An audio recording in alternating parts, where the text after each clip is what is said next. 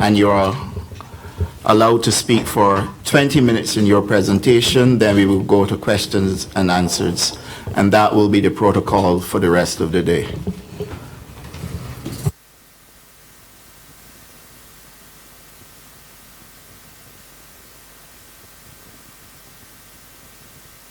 Yes. Thank you, Mr. Chairman. My name is Adonijah. I represent the Ichiruganim Council for the Advancement of Rastafari, ICAR. As then I would say, greetings in the holy name of His Imperial Majesty Haile Selassie and Empress Menen. It is indeed good and pleasant to have the opportunity to speak on the Medicinal Cannabis Industry Bill 2019. Rastafari is not often included at this level, so I give thanks.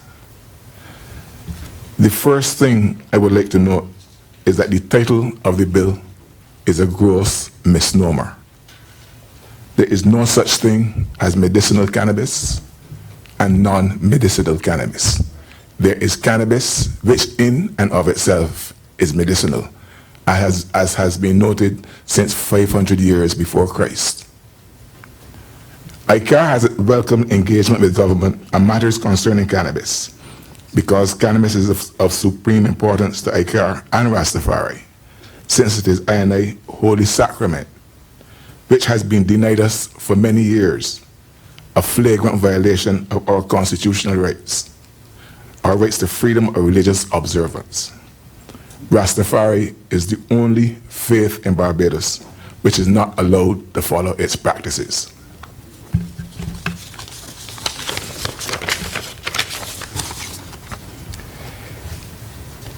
ICAR has had 3 meetings with government.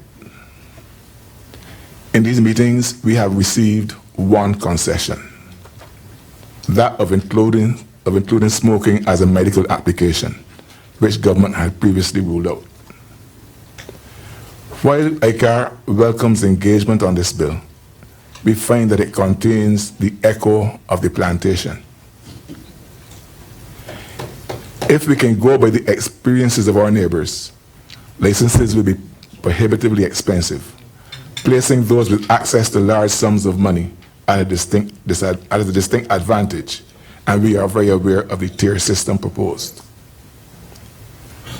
ICAR sees clearly that this government's interest is in monetizing cannabis. If the plan, as it seems it is to produce pills and capsules, among other things, that is fine for those that want that.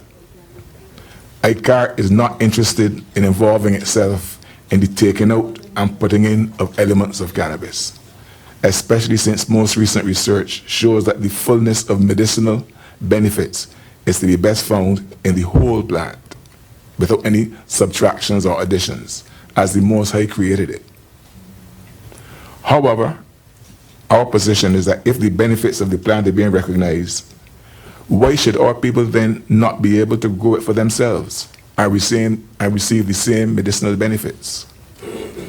You cannot sensibly pass a law allowing non-Barbadians to cultivate cannabis and continue to incarcerate and fine Barbadians for cultivating the same plant. Where are the justice and the logic in this? The truth of the matter is that what is being termed recreational, for which there is to be a very ill-advised referendum, is in fact self-medication.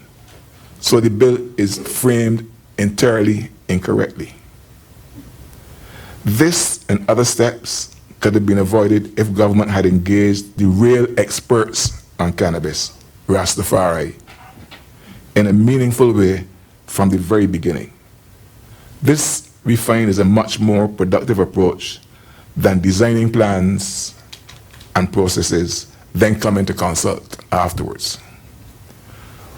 One of the most brilliant men to come out of Barbados, the late trade unionist John Cumberbatch, once told me that consultation occurred when 2 people spoke and one person told the other one what was going to happen. Rastafari and ICAR don't acknowledge that and accept that. And I prefer reasoning before we come to a conclusion. ICAR's view is that this bill and any others dealing with cannabis must be fixed firmly within the context of reparatory justice, as far as the Rastafari community is concerned. By this, I mean that government needs to acknowledge the injustices, atrocities, including death, that Rastafari has endured for the same cannabis plant that are now being seen as a huge financial opportunity. The leaders of Antigua, Dr. Gaston Brown, and St. Vincent, Ralph Gonsalves, have been commendable in issuing apologies to the Rastafari communities in their countries for the human rights violations which they have endured. We have had nothing of the kind in Barbados, although Minister of Culture and the Creative Economy John King has made a call for society to embrace those of INI faith. These two leaders, Messrs. Brown and Gonsalves, have demonstrated reparatory justice through ensuring that Rastafari farmers do not have to pay for a license to cultivate cannabis. They simply have to register. And that is the policy that ICAR is calling upon this government to adopt. We have suffered enough, and that must be addressed. Not only is this bill framed incorrectly, as stated earlier, but the whole move towards liberalization has been misconceived. The first issue to be addressed should have been the constitutional one, since the Constitution is above everything. So the issue of sacramental use should have been addressed first. ICAR is hearing now that sacramental use is to be addressed by a referendum, like recreational use. For ICAR, that is totally unacceptable, because no one has the right to vote on whether other people should be able to enjoy their constitutional rights. That is not something that they vote on. There's a reason why they're called rights. When ICAR met with the Attorney General, while he gave no assurances, he agreed with our view that it was untenable to have people vote on whether constitutional rights should be allowed. We note that in the first sitting of this committee, he stressed that his personal views were different from government's. And we've also noted very recently, Minister Trevor Prescott has taken a similar stance. That sounds all well and good, but it is time now that all of these personal views become national policy. The whole referendum question is another massive misstep that has been made by this government. The CARICOM Commission on Marijuana, which recommended legalization, made the express point that there should be no referendum on the recreational use of cannabis, knowing full well how difficult it is to turn back decades of propaganda and misinformation in a short time. Government, however, has promised a referendum. Why? Leadership is about leading, not about hiding behind an uninformed public. Leaders have to lead. There's, excuse me, there's one basic issue concerning cannabis which sits like the huge elephant in the room, and it is this. Why the need at all for punishment for this plant that has been around before the time, of Jesus the Christ, and has not been held responsible for the death of one person since the beginning of time? Young people and others are querying why the difference in treatment of alcohol users and cannabis users. With the world of information and research at their fingertips, they're increasingly seeing the massive hypocrisy at play. Alcohol is established as the most dangerous drug known to man, the cause of and major contributor to severe social dislocation. Still, we continue to lock up users of cannabis and give knighthoods to people that produce alcohol.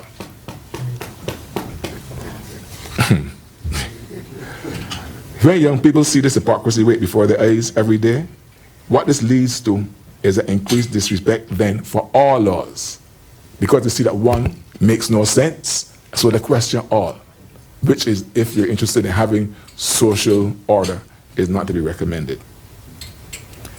We all know the history of how cannabis was first deemed illegal, a story of financial greed and racial profiling.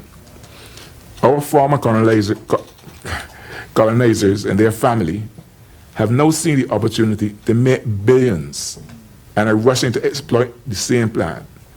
However, we, the former officially colonized people, seem to glory in continue to confine and fine our people for use of the same plant.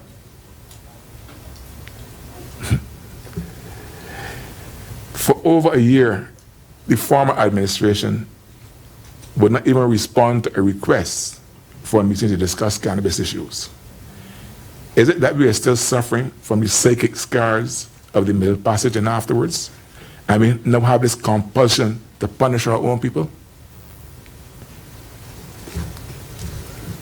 This seems particularly so in Barbados, as countries all around us are making some accommodation for liberalization, with sacramental use being observed, some measure of decriminalization, as well as cultivation. Nothing from this government, and this government with such a massive mandate.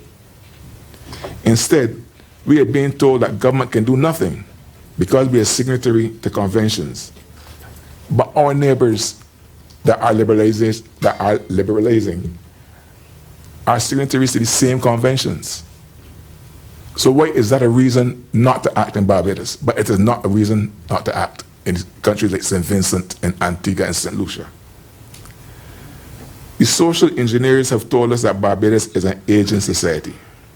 Have we considered what kind of future we have if with so many old people around, we continue to lock up most of our young men? What kind of society are we making through doing that? What sort of future we have when young people will be incarcerated and scarred for life for the use of a plant that has so many benefits? As we sit and reason here right now, somebody's getting locked up. Somebody is losing the freedom because of the use of a plant. Happens every day. Why are we so keen on locking up and criminalizing our people for something that the world is seeing the benefit of? There's a part in the Bible that speaks to framing mischief by a law. And that is exactly what we are doing here in Barbados. We are creating mischief and social dislocation and suffering for our people for using a plant that has been around from before Christ. What is the reason for it? Can anybody tell me what is the logic behind it? There's no logic behind it. This is not a topic that can be addressed with detachment at somebody's tea party. People's lives are being destroyed right as we speak over a plan which the head lawmaker himself, the Most High, has created and advised that the leaves of this tree are for the healing of the nations. ICAR is calling on government to institute meaningful engagement with the Rastafari community, stop the wrong-headed thinking, and stop making our people suffer for a natural plan. Enough is enough. Let the words of I mouth and the meditations of I heart be acceptable in thy sight, O Jah Rastafari. Thank you. I want to thank you for a very detailed and quite provocative presentation. We will now take questions from the committee before we take leave to the audience. Senator Greenwich. Adonijah, I could hear the passion in your voice as you spoke. Good St. Philip, man. One of the points you made is that your religion should not be determined by a referendum. You also spoke of the importance of using this plant as a sacrament as well as for religious observance. The question which and you also spoke about growing it for yourself. The question which I would want to pose to you is if you are comfortable with the restriction or any attempted restriction by government that this plant be used for medicinal purposes only, if you are comfortable, and why not? No, ICAR is definitely not comfortable with that.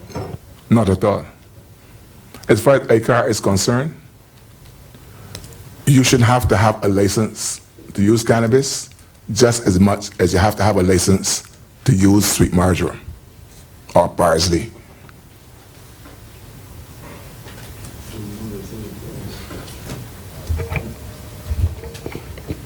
You have any follow-up questions, Senator Greenwich?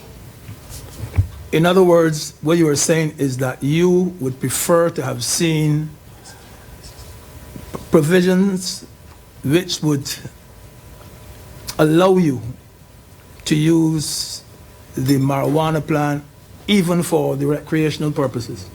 Yes, but again, that is another misnomer because there's no such thing as recreational cannabis. Could I say Sacramento? You can just say cannabis. You can just say cannabis. There's no such thing. What you prefer to say?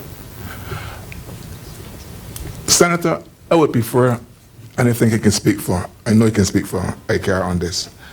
I would prefer to see a situation where cannabis was, as it always was in the beginning, a natural plant which could be used for its benefits.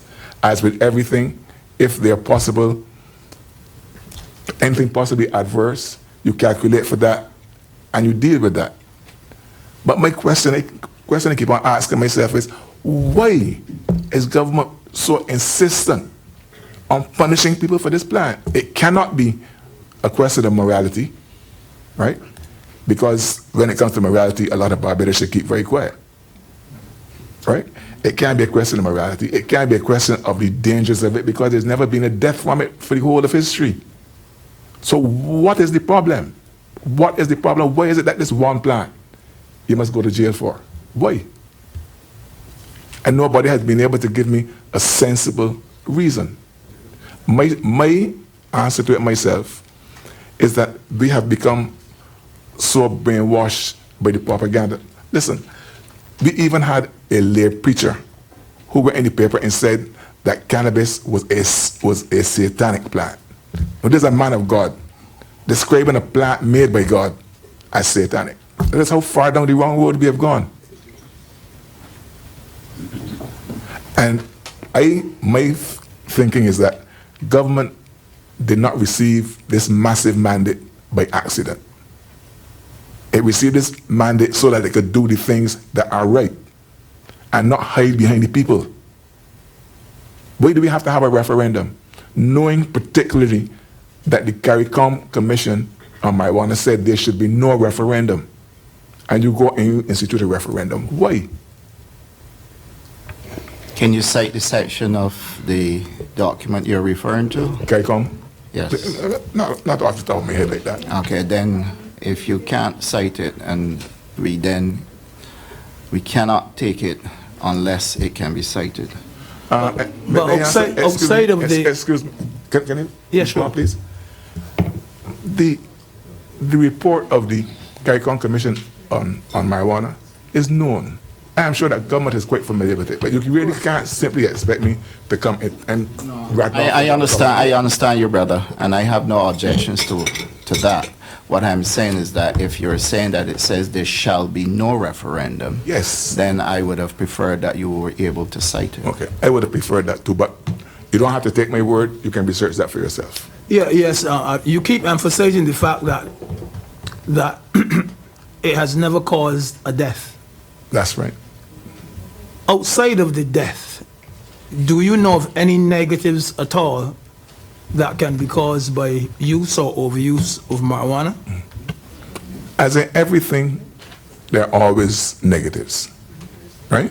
You can drink too much water and kill yourself, right? Some people got lactose intolerance, right? There's always something. Everything is not for everybody. Let me put it that way.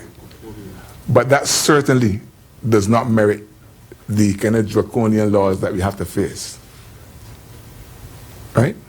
So what I say is that if we find that there are issues to be addressed out of its use. Let's say, for example, health issues. This is an example. You address that. You address that. Okay, I have a question from the leader of the opposition. Then we will go to Dr. Sonia Brown. No, The order that you were first? no. This mic is shared between the two No, of us. Dr. Me. To me to ask a question. Go ahead. Thank you, Mr. Chair. My first question, or question at this point, has to do with the use of marijuana for sacramental purposes and the objection expressed both by yourself and your group, your community, as well as Rasimba, I think, when he was here last, as to the notion of a referendum to be held in Barbados on the use by a religious community of a plant or substance therefrom as a sacrament. I need to understand, if you can illustrate to me, practices or methods around sacramental use. I'm a religious person. Myself, I'm in church. We observe communion. It's a sacrament. But churches do it differently. The way we do it at our church is done differently. I don't understand necessarily how in your community the sacrament is observed. I'm just asking for information because I respect the view that this is my religious practice and therefore it should not be open to the national opinions to whether or not I can take communion in church. I understand, but I just need to understand the methods, the practices associated with the use of a sacrament.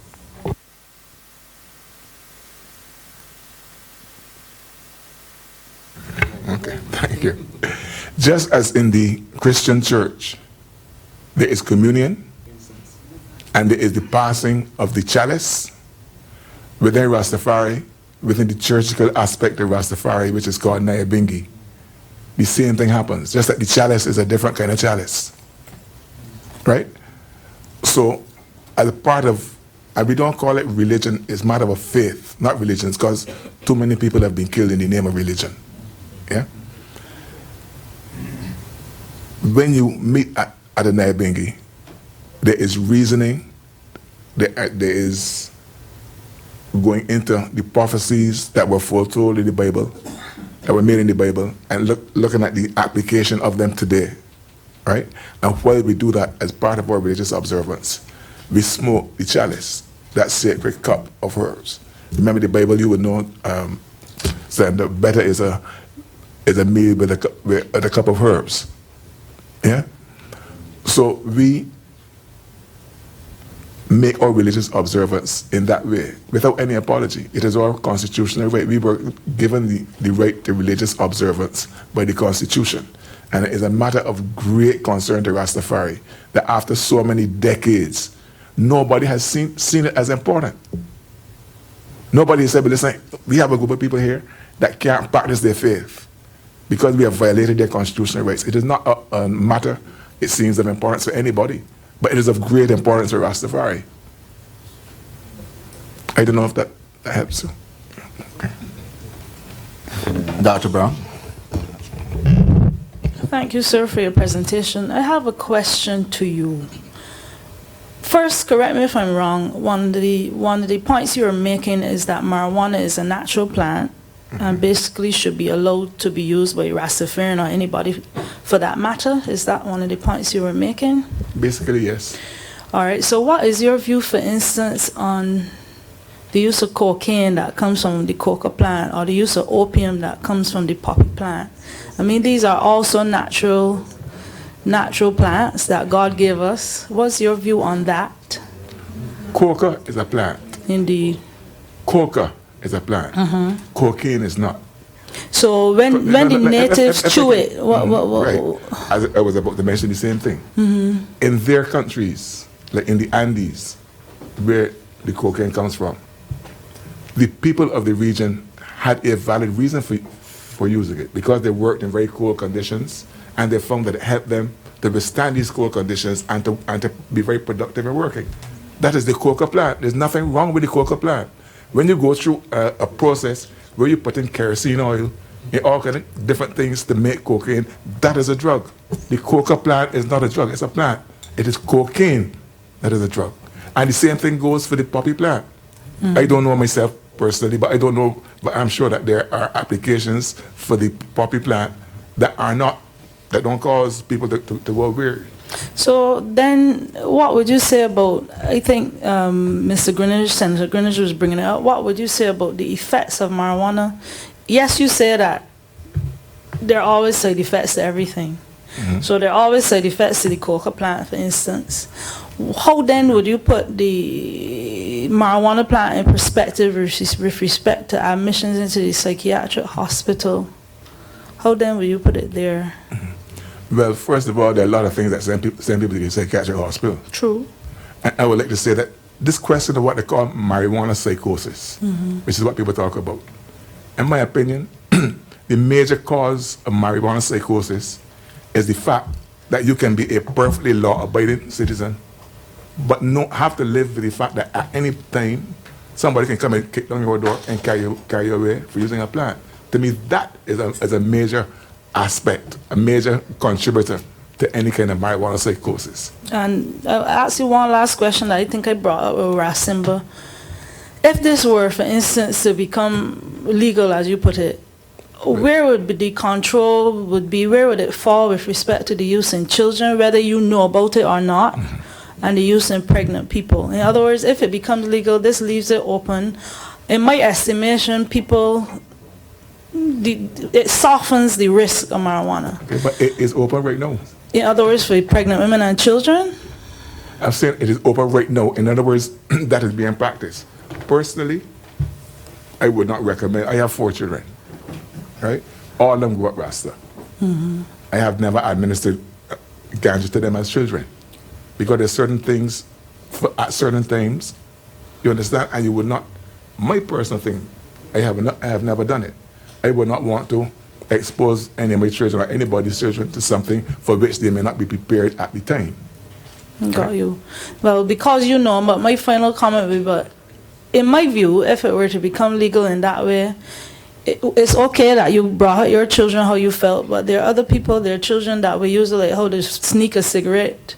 Yes. That is one of my fears if it had to come to that. But when anything is prohibited, it becomes very attractive, especially for young people. Thank you very much. Are there any further questions for Brother Adonijah? Minister Ford? Sorry, Senator Kelsey Franklin, then Minister Ford. Yes, thank you, sir. Adonijah, I grew up in a society where I was told marijuana is bad for you. They say it is mental and do all kinds of things. Since I've become an adult, I've heard that it has good qualities. Right? But you must understand that this is 60 years of my life, and only for the last like 3.5 that I've been hearing any good things about marijuana. So that said, mind you, I just actually went to a website in Israel, and this doctor researcher, he was telling us that there were about 500 strains of cannabis, and that there are certain different strains that can do all sorts of things, and he's actually advocating the use of it, but not all strains, right? So I am now confused. After I reach this age now, I'm getting confused as to how if this thing is good or bad, because I've been told, as I said, I've been told all my life, and how dare you do that? If you do that, I don't want to get locked up. So far, and thank God for the last 6 years, I ain't been up there, so I'm trying to stay away from that. But at the same time, if there are benefits, I would like to see those benefits accrue to people who need it.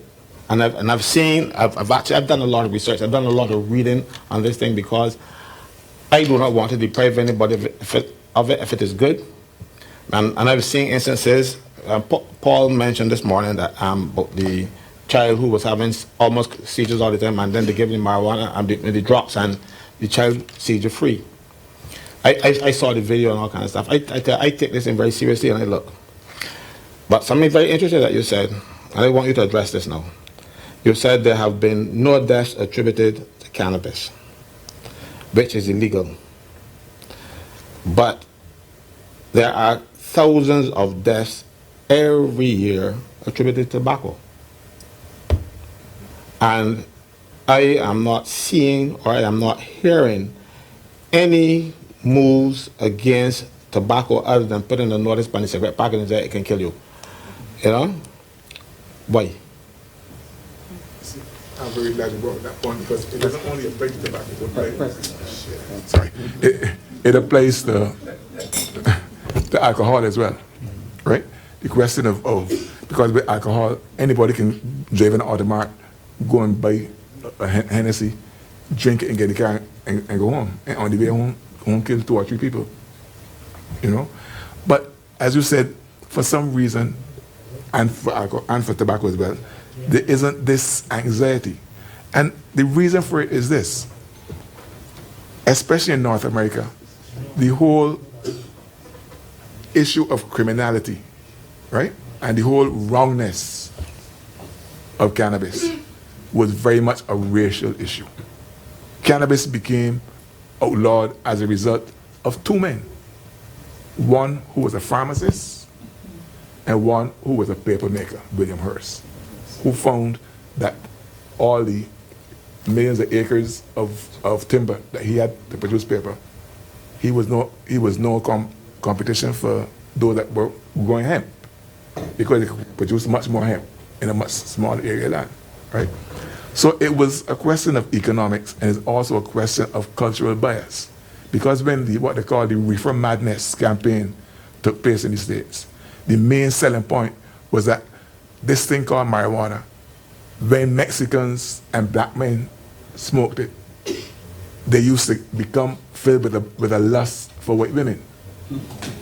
And you know that the white woman is the sacred flower, right? So you couldn't have anything. You couldn't have anything that threatened that, right? So it was always. So I'm saying this as an answer to your question. Why is all the weight being put on marijuana and not tobacco? Because there was not that racial element in it, right? And the racial element was very strong because it was only in 1937, coincidentally the same year that we had the riots here, that cannabis became illegal in the States. There's some students that come down every year from Bucknell University, and I talk to them about local culture and stuff.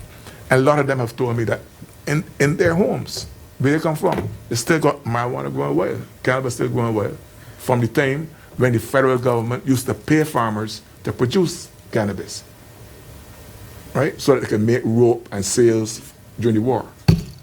Right? So it was always a racial element. And knowing America, anything that demonized black people gained a lot of traction. And that was the answer.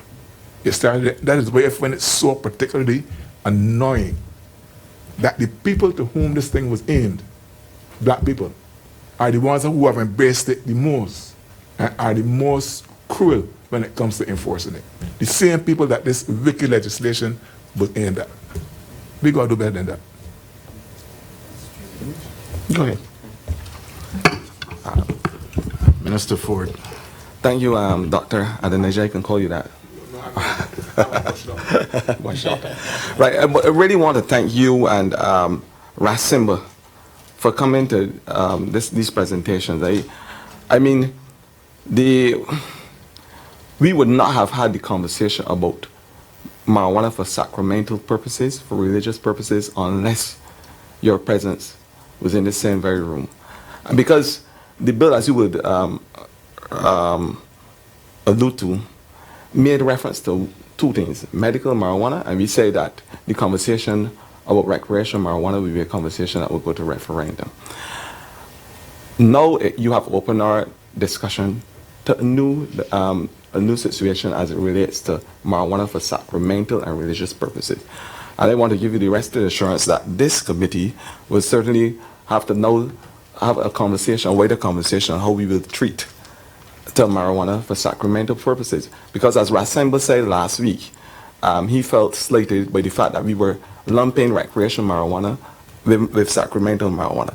So obviously this is something that we would have to say, have deeper conversations about, and I want to give you that assurance that marijuana for sacramental purposes, obviously based on what we have gathered so far from the Rastafarian Committee, is something that it has to be separated and dealt with separately, and we will want to give you that assurance. I want to also thank you for reiterating certainly what I said last week as it relates to marijuana and the proof that there, although there is research out there in America and other places that suggest that marijuana has increased the incidence of traffic accidents, and there was an increase in terms of what happened at the accident emergency department. If a person would take a wider inspection of that report, they would see that the forensic reconstructive experts also suggested that irrespective of the drug use, those accidents would have occurred because of the road network, the faulty brakes. It was a whole set of things.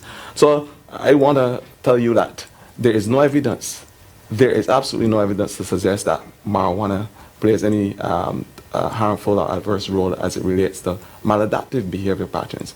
And I said last week as well that I agree with you that there is less inhibitions with marijuana use as it compares to alcohol. So I want to agree with you 100% as it relates to that. I hear a person's laugh, but as it relates to that, there's a need to have a wider conversation, and certainly your input and Rasimba is something that brings new light to this discussion. I think that have to be wider discussion as it relates to sacramental use, a wider understanding and a limpid understanding as to how marijuana is used in your community. As I said last week, you have the research because you would have the practical research in terms of its use to prevent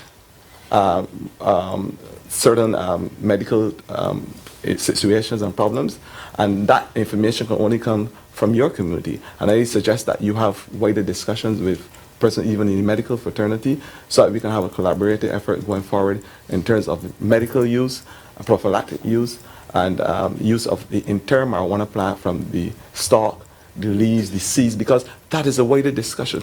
We can't only look at the purchase of marijuana from the leaves. That's the discussion we're having now. But there's a lot of usage of the marijuana seed. The stalk, when it's dried, the making of dyes, how it's used to make rope. Those are discussions we have, because if you're looking at the industry, you have to look at the full purchase of the industry from the plant. So I want to say that we certainly thank you because you have opened our eyes to the use of marijuana for sacramental purposes, and we respectfully would try to have wider conversations with your community, because we certainly understand the need to incorporate what y'all do and how y'all see it in the same way we will incorporate the Anglican faith or other faiths with incense or other religious practices. And I really want to appreciate the fact you have taken the time to come here. Thank you. Give thanks, brother. Minister Hinkson. I thought you had a response? No, I was just telling the brother, give thanks. Minister Hinkson. Okay. Thank you, Chair. If I may, I'll ask on two different areas. First, to follow up on Dr. Brown, the issue of children, Alan Niger, because I think you have implicitly recognized that we have a duty to protect our young people. You yourself said that, even though, of course, obviously your personal beliefs and etc., but you never impose them on your children.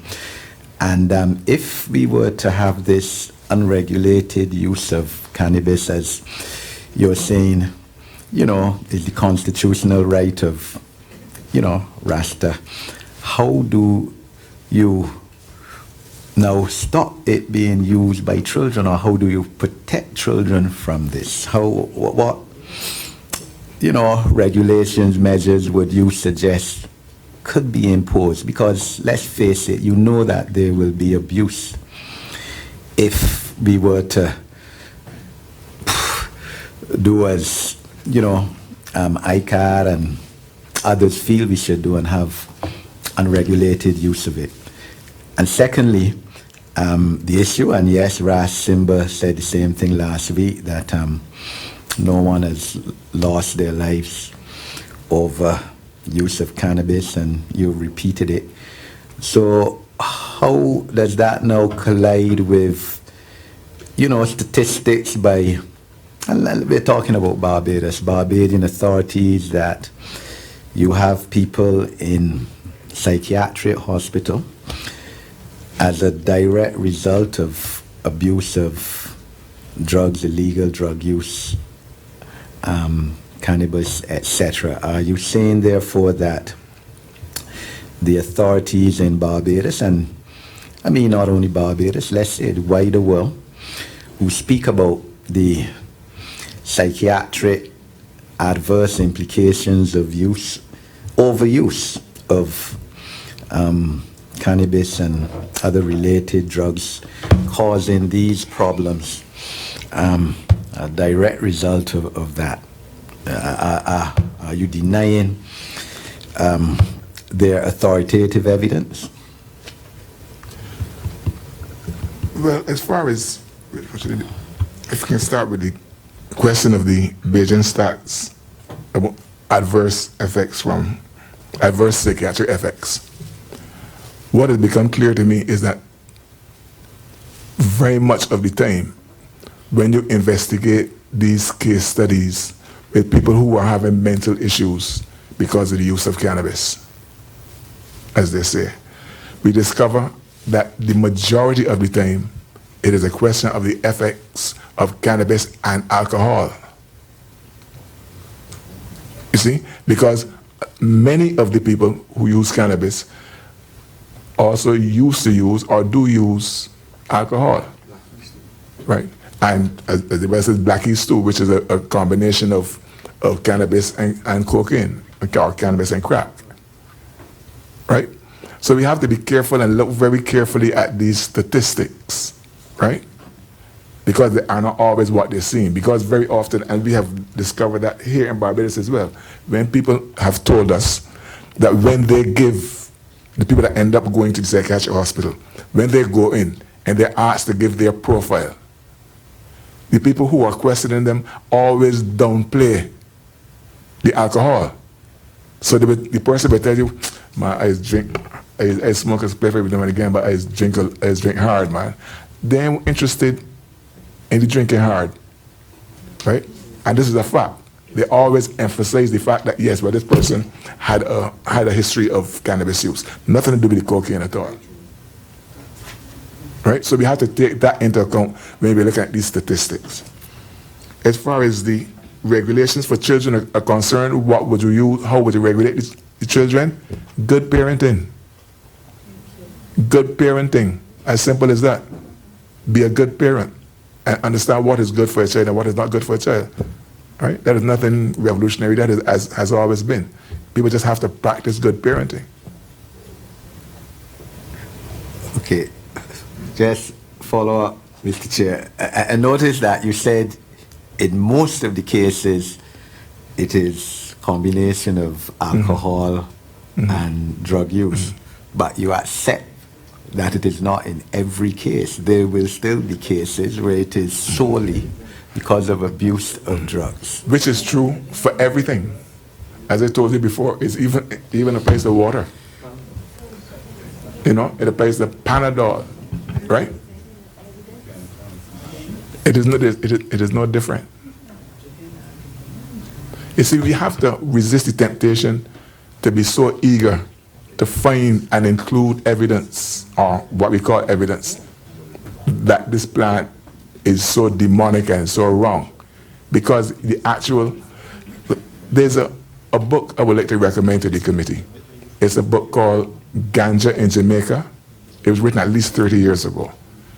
Ganja in Jamaica, and the authors are Vera Rubin and Lambros Comitas. If you get that book and you read that book, it is a study of communities in Jamaica, right? A lot of them are rural communities, like sugarcane workers and so, where the two authors lived for years in the area and did comprehensive reports. And what the discovery was is that it is just a natural part of life in the community. The fellas go out and work, they come home on evenings, they pay the dominoes and they smoke the spliff. No increase in violence, no increase in crime compared with other people, right? The comparable areas. But the whole point is that we have got to stop this American-inspired way of thinking that cannabis will turn people stupid and create monsters. They got so many monsters in Barbados today that ain't got nothing to do with cannabis. You know, we have got to stop that. Why I specifically mentioned that book is that it's a book rooted in the Caribbean experience, but we never tend to look at the Caribbean for our own experience. We look to North America. But that book, I wish you really would read it, Ganja in Jamaica, gives a clear story of how it is easily accepted in the community. A brother-in-law of mine used to live in Morocco, right? A very rural part of Morocco where there were a lot of shepherds and stuff. They call it keef. They call it Ganja keef over there. On evenings, the fellas come back down from the mountain with the sheep. They sit outside the house. Everybody lights up their keef. They talk and relax. Next morning, get up and carry the sheep and go on the mountain again.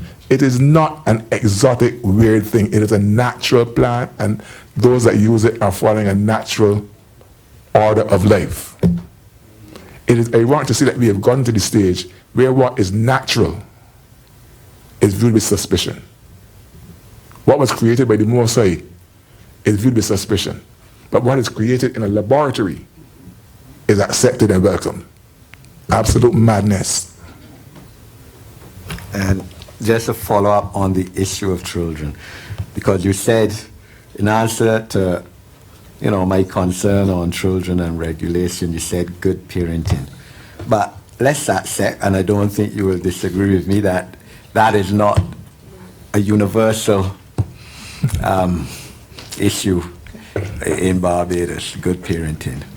And so therefore, don't you think that the state still has a role to play in intervening to protect children under the circumstances that exist? I think the state has a role to play in education, right? In educating the people about the truth, right? And not about propaganda. That's the role the state has to do. He had good breath along you, Colonel.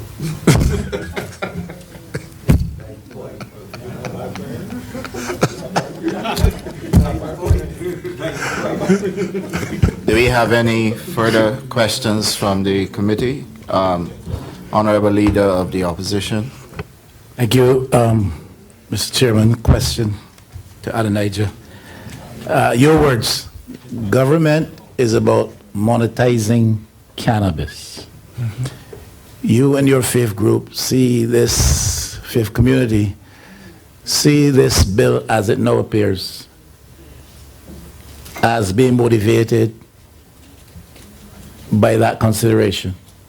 Definitely so. To make money. You do not see it, if I understand you correctly, you can clarify it for me.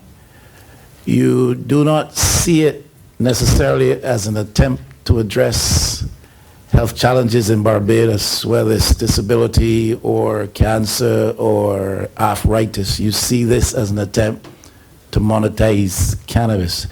You do not see it as an attempt to address the decline in our agricultural sector over the years and in a way that brings benefits to small-scale farmers across the land. You don't see these things in this bill. I'm not so sure that they see the benefits of small-scale farmers to start with. I just asked for clarity because I am entirely in agreement with you. I just wanted to clarify that that is what I was hearing you. That this is about money making at the macro level for an investment, foreign exchange dollars coming into Barbados, not necessarily to revive agriculture such that small people benefit, and it is only incidentally going to treat to the health challenges which some people have. As a matter of fact, when you speak of economics, one issue that apparently has not been focused on in Barbados is that if and when, because it is inevitable, cannabis becomes legal, one of the things that will happen is that the country will save millions of dollars in foreign exchange. Because all of the so-called drug deals that go on internationally take place in US currency. And there are millions of dollars leaving Barbados every year when it's not unaccounted for, but untraceable, that does not pass through the system, that comes because the trade is illegal. When it becomes legal, you cut that out.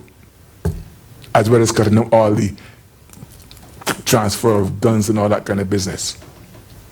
It is the only sensible thing to do, which is why the CARICOM Marijuana Commission did not equivocate. It out and out recommended legalization, not decriminalization. That is the finding of the report. That cannabis should be legal so that all of its possibilities can be explored. People can get back to living with some respect for their personal beliefs and their faith-based beliefs. We just simply need to stop the foolishness, right? And stop trying to convince people that something that was a wrong first. Listen, in 1980 or before, I was driving through St. George and smelled cannabis burning. But the only person that he saw was a man about 82, 83. So I stopped my car and asked him, boss, you burning something? He told me, listen, young man, I was growing this here for about 20 years now. He said, the wife don't smoke it because she don't like smoking, but she's drinking it for tea. That was going on naturally in Barbados. And for those who don't know, cannabis was heavily cultivated between Hinesbury Road and where St. Giles is, that area. Cannabis used to be under heavy cultivation there many years ago, as well as in St. Andrew. It is nothing new.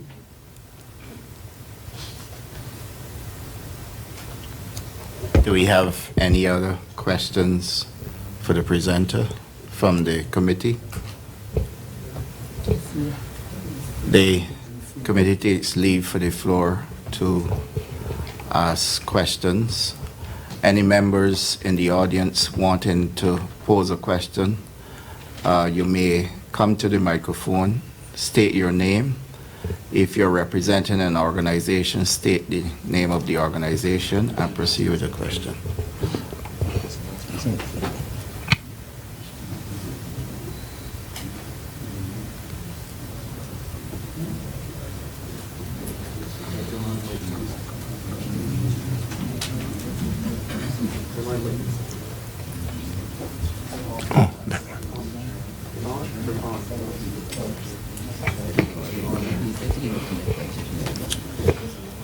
My name is Wallace Cyrus. I should be making a presentation later on, but just for clarification, I think you did say that there have been no deaths reported or attributed to marijuana consumption. Mm-hmm.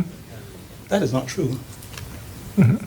I practice in Bermuda, Canada, United Kingdom, and the United States. In the last 10 years, we've added a new terminology to the psychiatric and psychology lexicon. DIP, drug-induced psychosis. I have worked with, I have counseled with, I have attended some of the funerals, I've dealt with some of the parents whose sons and daughters were victims of people who consume marijuana. Now, a statement you made, which is quite true, that people who consume marijuana tend to be rather sedate after the consumption, and so you seldom ever see them being charged with driving under the influence. And you seldom ever see them being involved in random acts of violence. Mm-hmm. However, we in the forensic community, we see them a lot for the simple reason that one of the most dangerous things about marijuana is that as a fat-soluble substance, it immediately is attracted to the brain tissue, which is a fatty tissue, and it induces very, very severe psychotic episodes of paranoia. And when such episodes occur, these persons then, that's why we see them in the forensic services, because they're known to produce, to cause people to become acutely violent resulting in charges such as death, murder in the first degree, people who are charged with attempted murder. Some of the most violent, horrendous crimes are committed. So when we make such statements to the community, we are not telling the truth. And in my presentation, I will present the evidence to support what I'm talking about. Marijuana is a very, very, very dangerous substance. It's a very dangerous substance. I had on my caseload, now in England, the black population is a very small percentage. Yet more than 50% of the people in psychiatric institutions are black people. More than 50% of the people involved in violent crimes are black people. And more than 50% of the people that we see on our slabs in the mortuary, in pathology, are black people. If there's one thing that I can say about marijuana, it's simply this. It's a form of genocide perpetrated by both black and white. I remember when I returned to England to practice in 2002, they were about to make some changes with regards to the legislation concerning marijuana. Mm-hmm. And I fired off a letter to Tony Blair, who was the Prime Minister, and he responded immediately. And when I made my submission, he said, where were you, Mr. Sarge? I told him, I was away, and I just got back. And he said, well, thank God, because the changes they were making were temporary for a 5-year period, and at the end of 5 years, it will be reviewed. And it was reviewed, and we reverted marijuana back to the original status, where it was a controlled substance, and we treated it as it should be treated. During those 5 years, I personally walked the streets of London at all hours of the day and night, and 3 hours in the morning, and I saw children, young people, some of them under the age of 10, smoking marijuana. And one of the things that we noted was that there were very severe increases in the dropout rates, the academic performances. We even lost people, academics who were adults, who had great potential, and suddenly because they were consuming marijuana, bingo, they became lost. So this idea and concept that marijuana is somehow some panacea and a savior is neither. And like I said in my presentation, I will present incontrovertible evidence to support that we need to be very careful what we do with marijuana. Thank you. May I respond? Yeah, Brother Adonijah. I'd be interested in knowing what part alcohol had to play in these studies that you are referring to, right?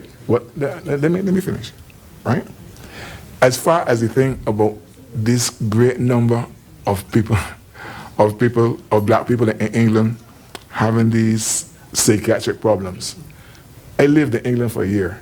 That was enough to teach me that most black people in England have psychiatric problems, right? But not most. Sorry, that's a misstatement. A lot of black people in England have psychiatric problems, but not because of marijuana, right? It is the psychosis of living in a society which does not welcome them, which does not embrace them, in which they're always marginalized. That is a large part of that psychosis you talk about, right? There was something.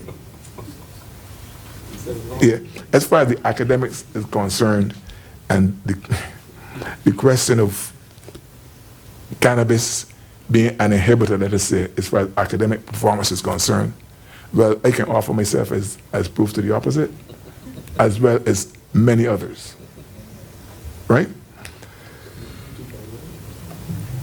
I don't think that you would call William Shakespeare, I don't think you would call Shakespeare a dropout or some person that was adversely affected. And yes, William Shakespeare did write a sonnet praising the use of cannabis, right? You wouldn't call Ian Botham, right? Morgan Freeman, so many other names, some of which I don't really want to call, right, who have contributed, Bob Marley, right? What has to happen is that we have, not even mention Obama, right? We have to avoid the scare stories and let us all sit down and examine what are the benefits. For Rastafari, we don't have to examine nothing, right? Because we have the history already and we know what the truth is as far as the use of the plant is concerned. But I am always very suspicious of these studies that are colored by other things. I would just close with a statement. There are a number of persons who have fallen out of airplanes at 5,000 feet or more. The parachutes failed, and they landed on Earth, and they survived the fall. I would like to know which one of us here today would want to get out of a plane at 5,000 feet or more and expect to live at the end of that episode. So you're comparing cannabis with death, man? I'm simply saying that there are exceptions to just everything you can think about. All I would simply say is, where we are concerned, I would prefer to err on the side of caution. That's all I'm saying. But when, Err on the side of caution. when erring on the side of caution becomes discrimination against people, right? It's not as simple as that. Talking about Well, it depends on how you define discrimination, and that's not my concern here today as to what's discriminatory or non-discriminatory. All I'm simply saying is that we err on the side of caution in protecting the society. And I will leave you with a final piece on this situation here. During the 1980s, Time magazine conducted a survey with regards to alcohol, because many communities, including the Barbados community, who support alcohol, they consider alcohol to be a net contributor to the economy. And the American economy was analyzed over a 10-year period. And at the end of the period, it was discovered that while alcohol contributed billions of dollars to the economy, the losses incurred to the community by the use of alcohol was in the trillions. So the myth that these things have positive meanings to the society is camouflaged by a lot of things. I mean, for instance, you talk about things where alcohol and other drugs were consumed with the marijuana. I don't think, I'm sure that if you had someone consuming alcohol with milk, that you would see the same results as you would see with somebody consuming alcohol and marijuana, for the simple reason that they are both in the same boat where there are very dangerous substances. And that's what we're talking about. So to try and cover it up by saying, well, he was involved with alcohol, so alcohol did what? All the alcohol is doing is just simply being a multiplier effect. That's all we've got happening, really. Sorry, brother, but you lost me there. You know, so it's, thank you very much. I want to thank you for your question and comment. Do we have any others in the audience?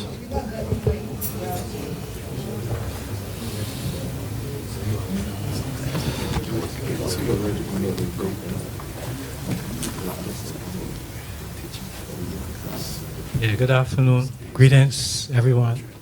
Ras Sairal from ICAR as well. I don't think I could have come here and listened for the whole set of presentations on this subject of cannabis without giving my little 2 cents worth, as you would say. I give thanks to Rasado for presenting on our behalf. And I would just like to say that this subject is not something that you can cover in one afternoon. My first public presentation on this subject was in 1986 in the Daily Nation. Just dating myself a bit, but I got a lot of licks for it, but I quoted from Ezekiel 34:29. In fact, there are many parts of the scriptures that refer to cannabis, but they don't use the word cannabis. For the Christians, we are Christians as well, but we are not Roman Catholic or anything. We are of Christ, Rastafari, Christ in his kingly character. But for the Christians in the room, and Barbados is one of the problems Barbados has with discussing a subject like this is that they're either Christians or Rasta. My first experience with cannabis was actually in Trinidad when I was studying there, and we were exposed to Muslim, Hindu, Shango, you name it, in Trinidad. While we were the Bajans down there now getting, seeing the peaceful meditation of the guys who were using the cannabis around carnival time, whereas the other guys were going downtown and getting drunk. We decided to listen to Panorama and Silban and whatnot before. But what I'm saying is that we have a lot more work to do in a place like Barbados pertaining to the education and miseducation of this subject matter. There are many specific books that we can use to refer to research the use of cannabis in the Caribbean as opposed to in the northern. Where the gentleman going? We still there? Yeah, because some of what he said that really brought me up here as well. There are certain books that are pro and certain that are against. The Emperor Wears No Clothes by Jack Herer. The Emperor Wears No Clothes by Jack, H-E-R-E-R. The text that Ado referred to by Comitas and Rubin, and they are like anthropologists. All of the queries, all of the concerns that we have as Barbadians, we need to do a bit research outside of Barbados, because the use of cannabis isn't just simply you just go and take a smoke. Right? That is what we're trying to talk about. But the thing is that, for example, there's a history book that is not too well known in Barbados. I can't remember the name of it, but a friend of mine always refers to this book talking about the cholera epidemic in Barbados in 1854, in which thousands of people died. But there was a little paragraph in the book showing that there was this lady from St. John in Barbados who used to bring the root of cannabis, the root of the plant. So we're not just talking about the buds, the leaves, or any flowers. We're talking also about the root of the plant, which in a mixture, and we have to be careful with the words, the English words that have different meanings and connotations. Now, the combination is the root, boiling the root of it with cayenne pepper and a bit of coconut oil was one of the cures for the cholera. And I hope we don't have to return to that, with Barbados being a very water scarce country, and what happens in the near, not too distant future if we continue to have drought. That we know these folk remedies. Right? This is not something that created in Canada now with vaping and this and all of that and different grades. This is a continuum of herb use, plant use, not drug use. Right? We got to be very careful how we slip in these words where we are talking about it. Okay? But I just said I would mention this to add to what Ado is saying. Now, the other thing I want to say too, because there's so much that can be said. In many of the books about the herb, you hear about polydrug use. And the polydrug users are mainly the people in North America, Canada, and England, and Europe. They do not respect the sacramental use of the herb. They do not pray when they light a spliff. In fact, the sacramental use of the herb is more with a chalum or a chalice. That's what you see in Trinidad. You see anything in Antigua again now, because the herb is becoming more plentiful. Even not see it here in Barbados because you get a little .com for $5. You can't even see what it is. That's drugs. When you have to wear something on a digital scale, that's when you're going into drugs. Okay? We never had that 40 years ago. And I've been using this herb from 1972. Okay? Still standing strong. See? I don't have any you call medicinal problems right now. Right? I can still see everybody in here, talk straight. Cappy, I know Cappy from school running 400. Yeah, man, bless up. Respect. You know? And we are still here, and we are here to share with you. Cappy didn't smoke. Cappy was strictly alcohol. Right? But the thing is, right, we give thanks for this gathering here. We give thanks that we have been invited to share. We can be seen as resource persons. We have been writing about this now for years, right? And we give thanks that the whole world is now going through a shift, a paradigm shift with respect to the use of the herb, right? We have doctors amongst us, lawyers amongst us, engineers. We have everybody, sociologists, everybody in the Rasta community that can act as resource persons and give thanks and praises, you know, give thanks. Rastafari.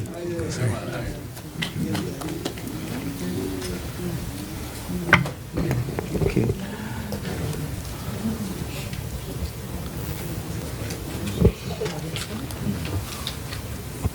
Good afternoon. Good afternoon.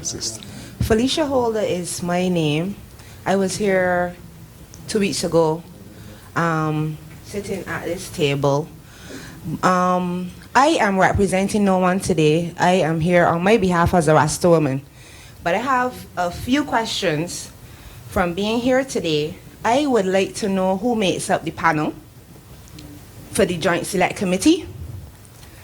I think I had read in the paper that it was 12 people, but today I'm not seeing some of those people here today.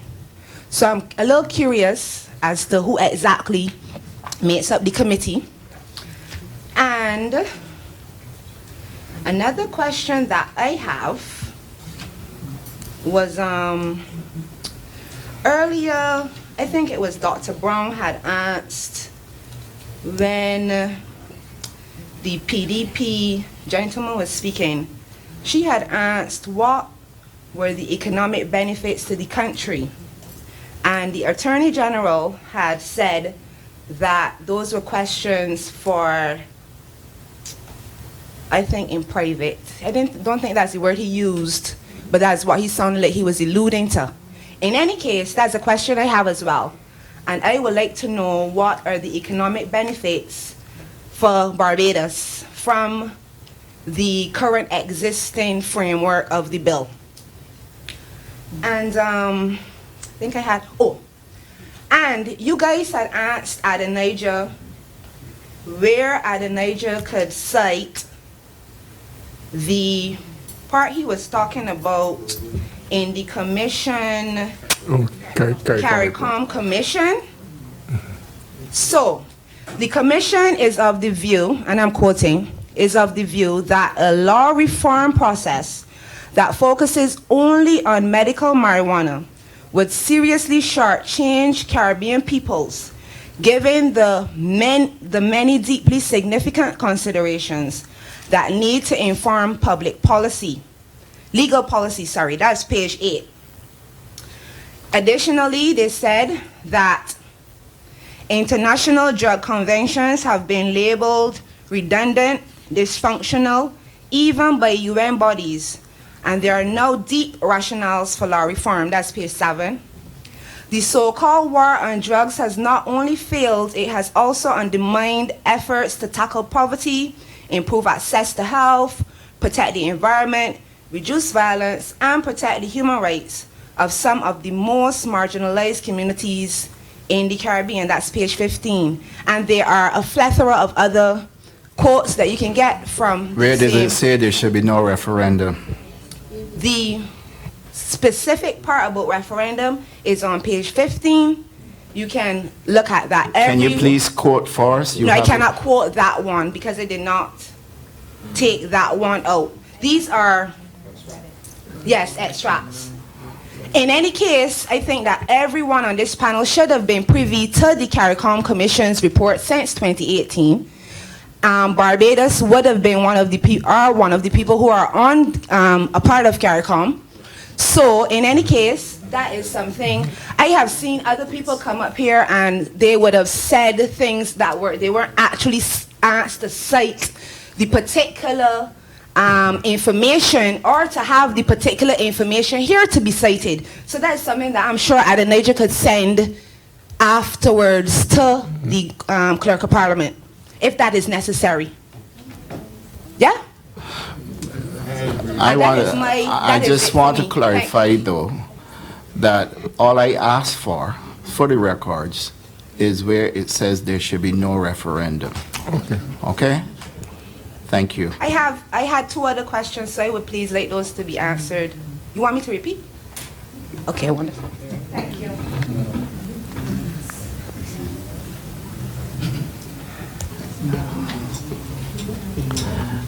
Brother Adonijah, you have any comments or responses? There's just one thing I'd like to remind people of, which is that Queen Victoria's personal physician wrote a book recommending the use of cannabis, right? So I would have thought that as good British citizens, that it should have been less of a problem for us to accept that. Yeah, because our head of state's lineage was well aware of it and welcomed it and wrote a book about it. I can't tell you the name of the book right now though, but I can also send that to you. Or the page, but I can send that to you. So if I may, Mr. Chairman, I just want to oh, sorry.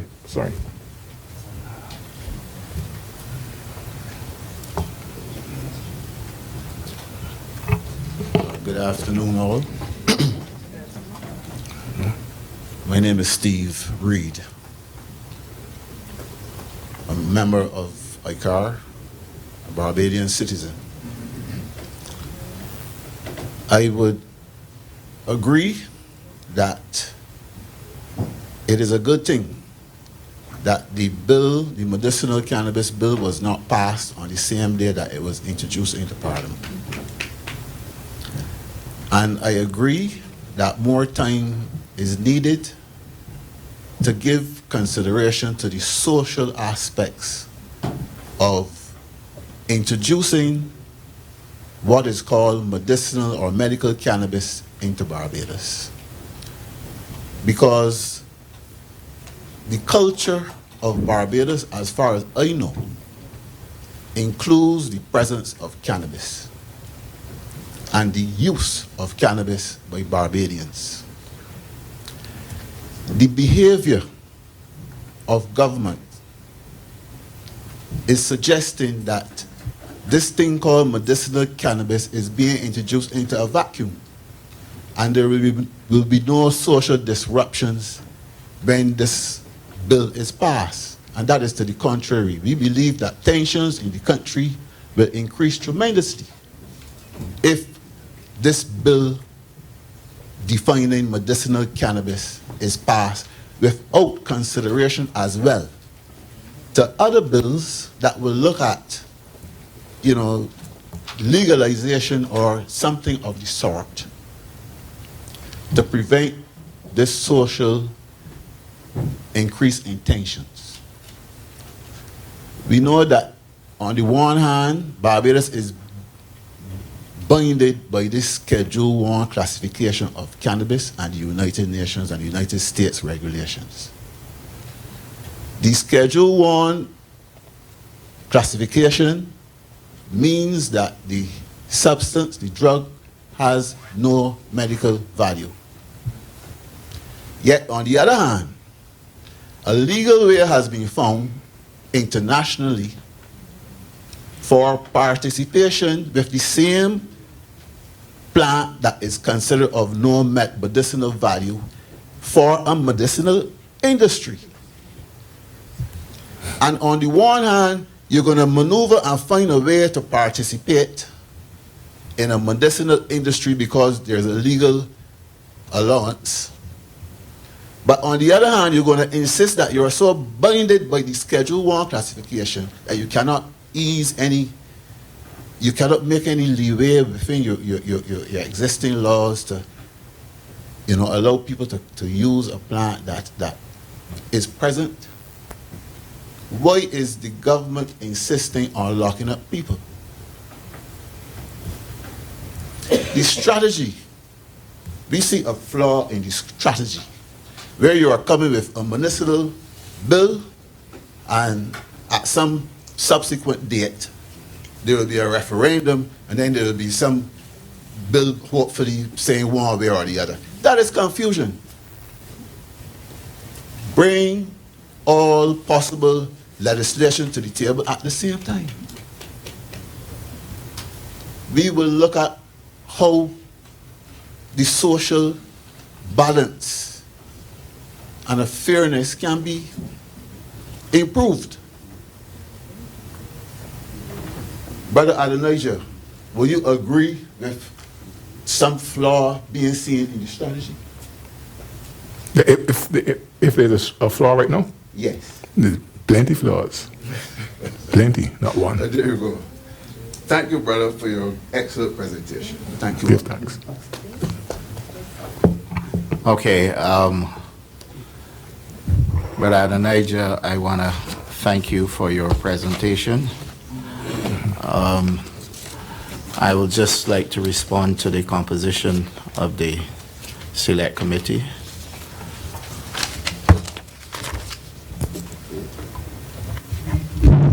Thank you, Mr. Chair. The members of this committee, the Honorable Dale Marshall, Attorney General and Minister of Legal Affairs, the Honorable Adrian Ford, Minister of Youth and Community Empowerment, the Honorable Indar Ware, Minister of Agriculture and Food Security, who is the chair of the committee, the Honorable Edmund J. Hinkson, Minister of Home Affairs, the Honorable Trevor Prescott, Minister of Environment and National Beautification. He's not here today.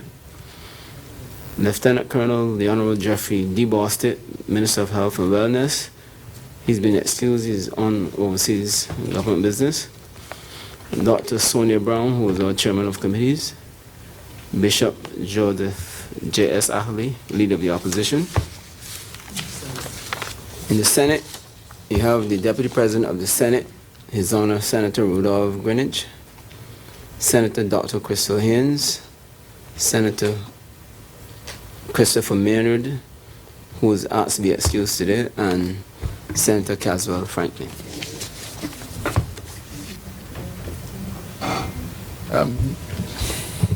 Attorney General. Mr. Chairman, just a few comments. The last speaker, I'm not sure why the issue of the membership of the committee was raised, but I'm happy, Mr. Clerk of Parliament, that you've been able to remind us of who the membership are, and I'd like to just point out to the last speaker that the absence of any members from today's proceedings is not to be taken as any failing on the part of the committee or any lack of interest on the members. The dates are set. This date was set when we last met.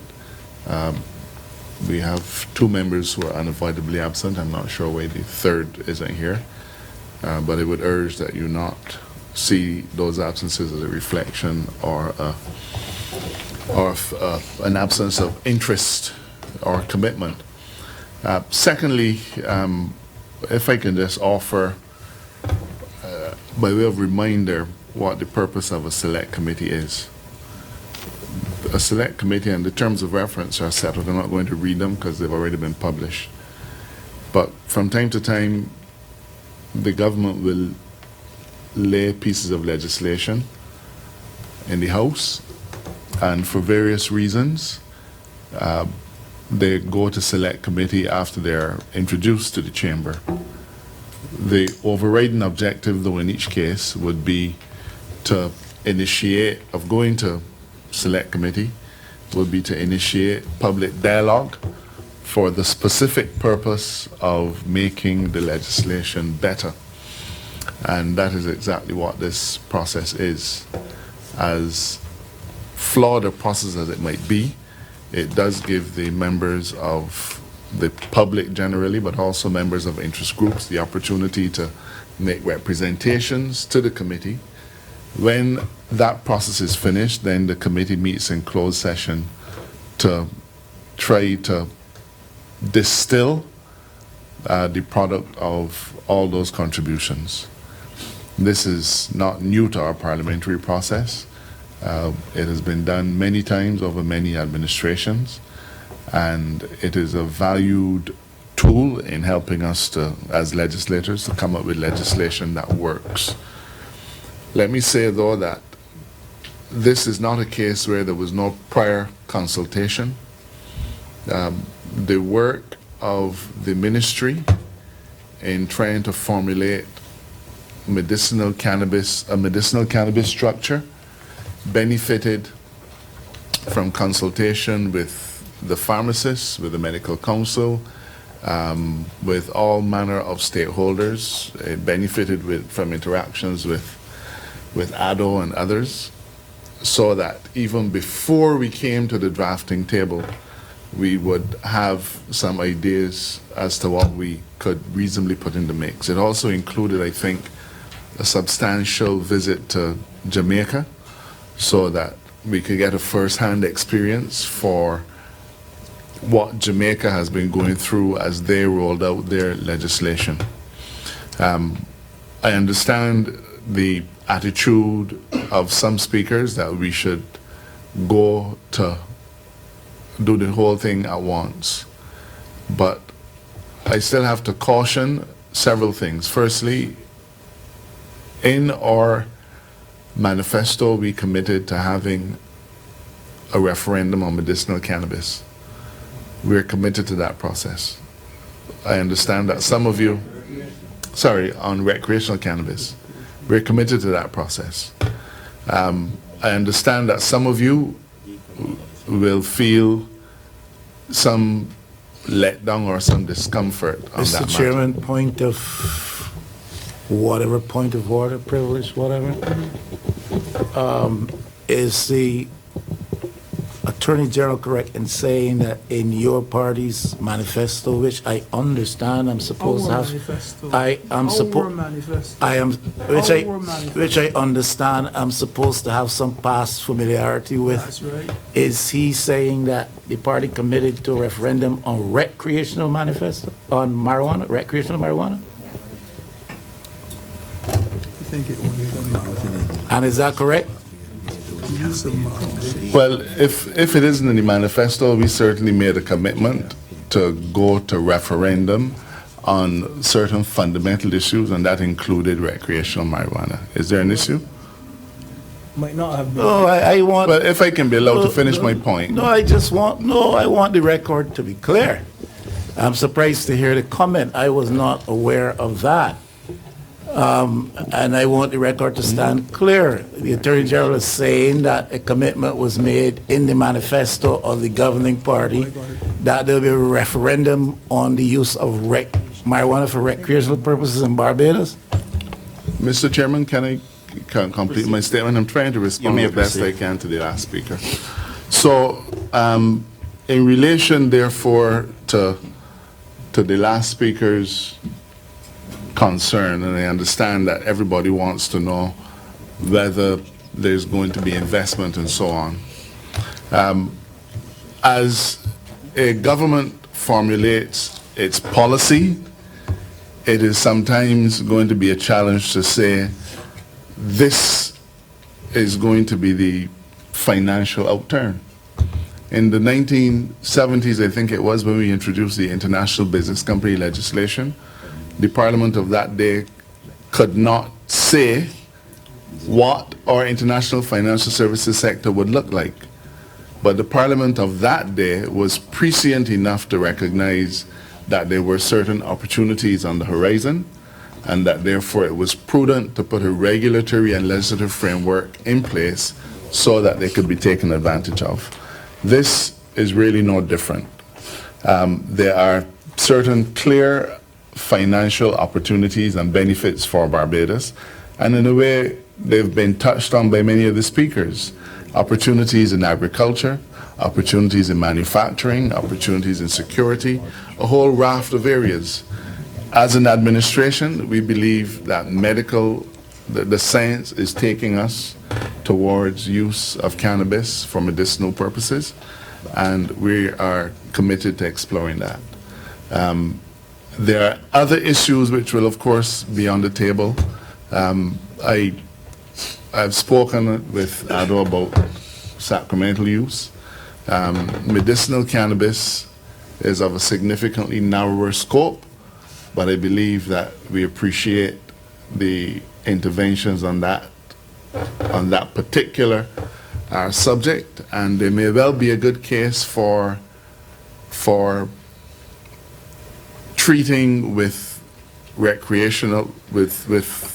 sacramental use in a way that is different. And I understand as a lawyer the strong constitutional arguments, and that's not just the Barbados Constitution. There are also international treaties which recognize the right to religious freedom and most things that carries with it.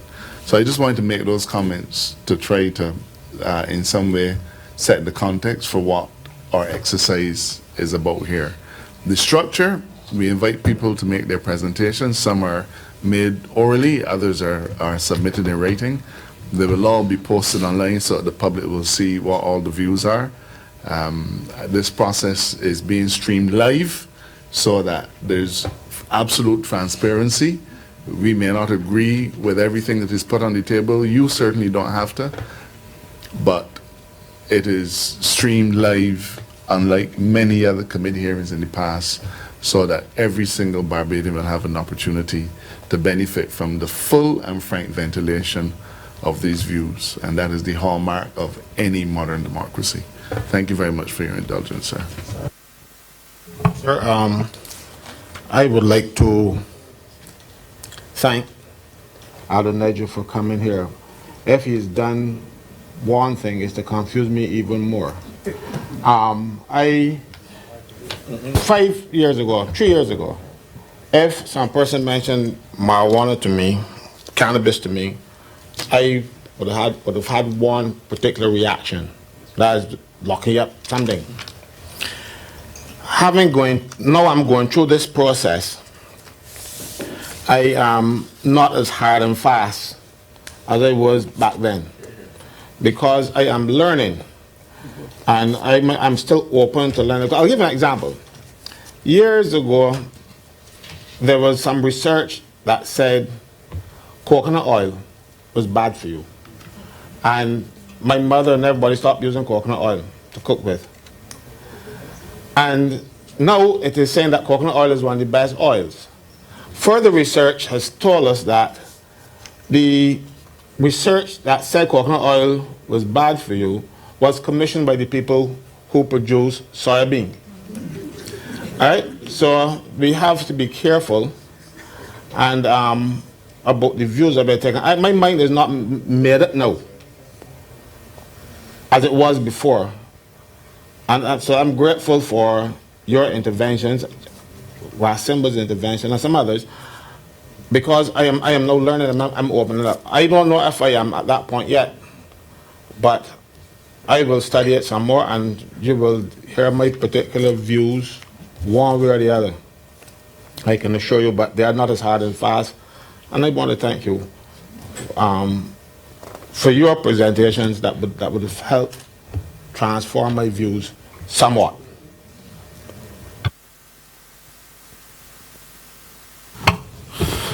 Brother Nigel, I want to thank you on behalf of the committee, and I also want to use this opportunity to thank ICAR for their continued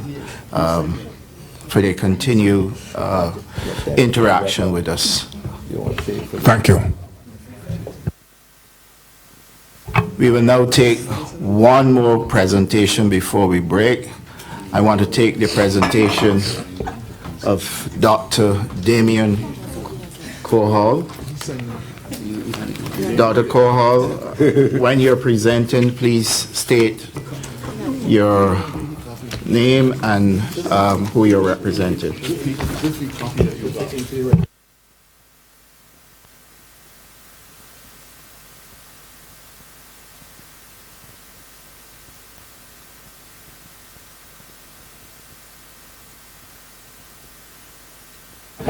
Dr. Kohal, you have the floor.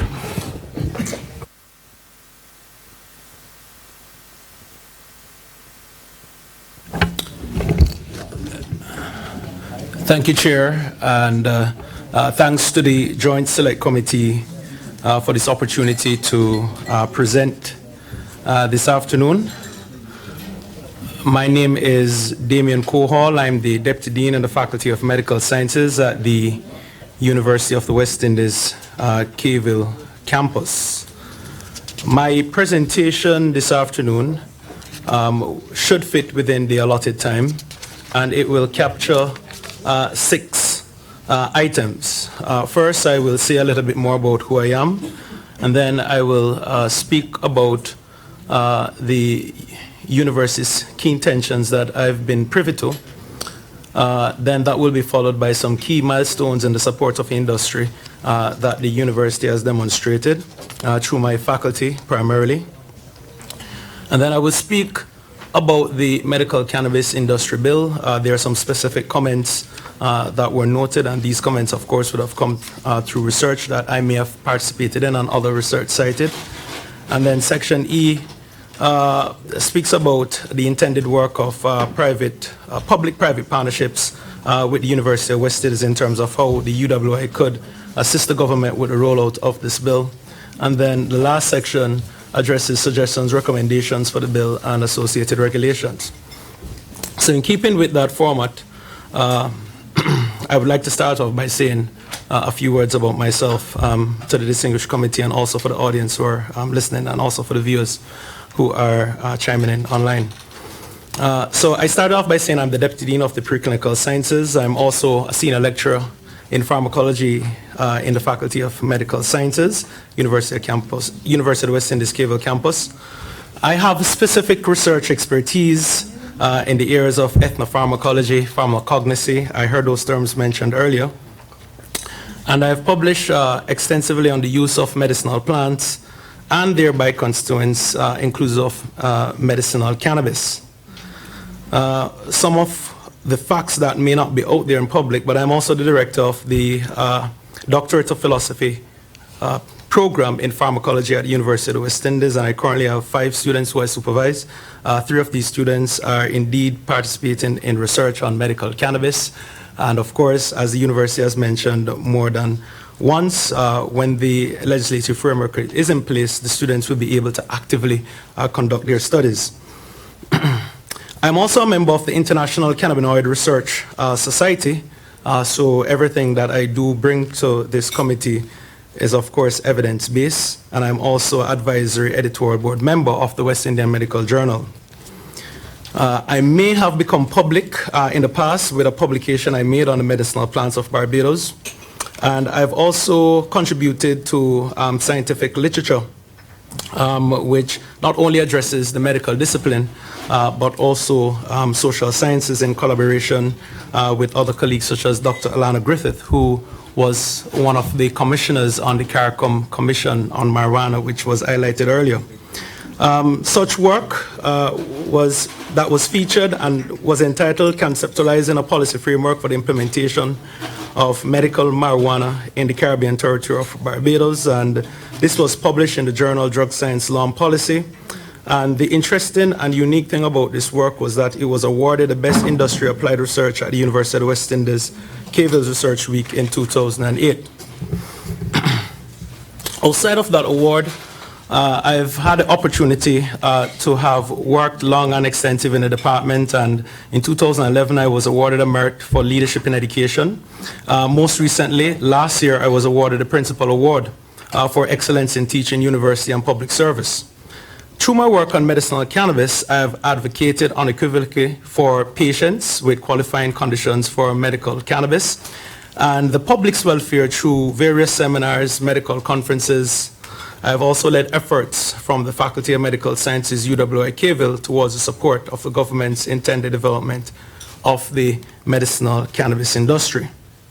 So with that said, it is very clear why I would have been, the center of a lot of discussions as it pertains to the university's involvement in the support and the development of the medicinal cannabis bill. Just to be very clear, Section B of my presentation highlights the university's key intentions. So the university supports that medicinal cannabis should be used or grown for scientific and medical purposes where the intended uses meets all regulatory requirements and approvals and where appropriate protections for health and safety are in place.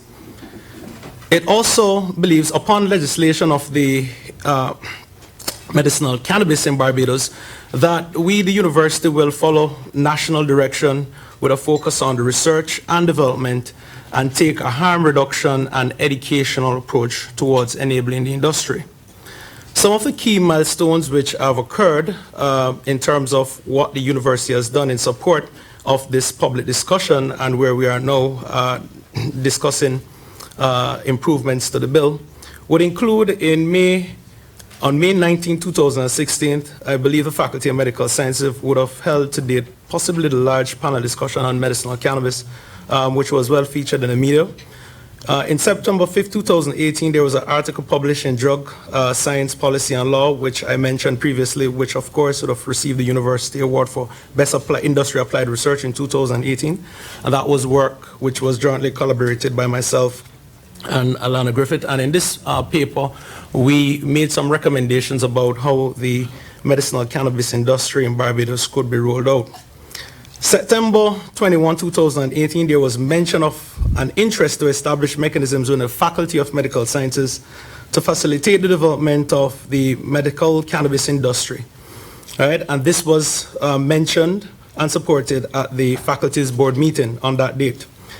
It is also to be noted that such matter was then mentioned at academic board at the university, and academic board is the highest decision body in each of the university's campuses.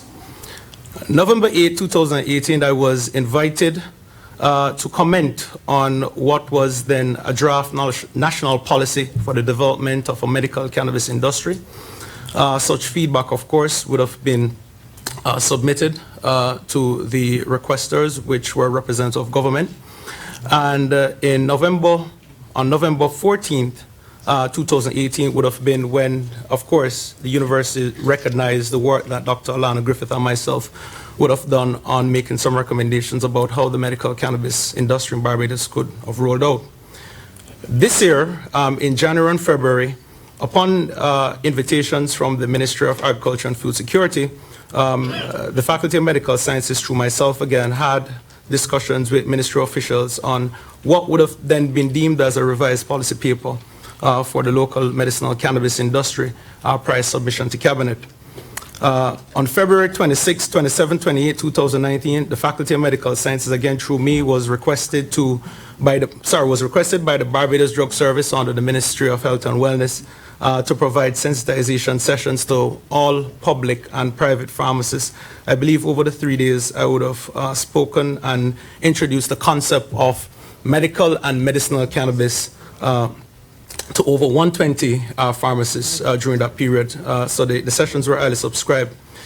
On May 21st to the 22nd, we would note that the UE hosted, in collaboration with the Ministry of Health and Wellness, a training workshop for doctors and pharmacists on prescribing medical cannabis.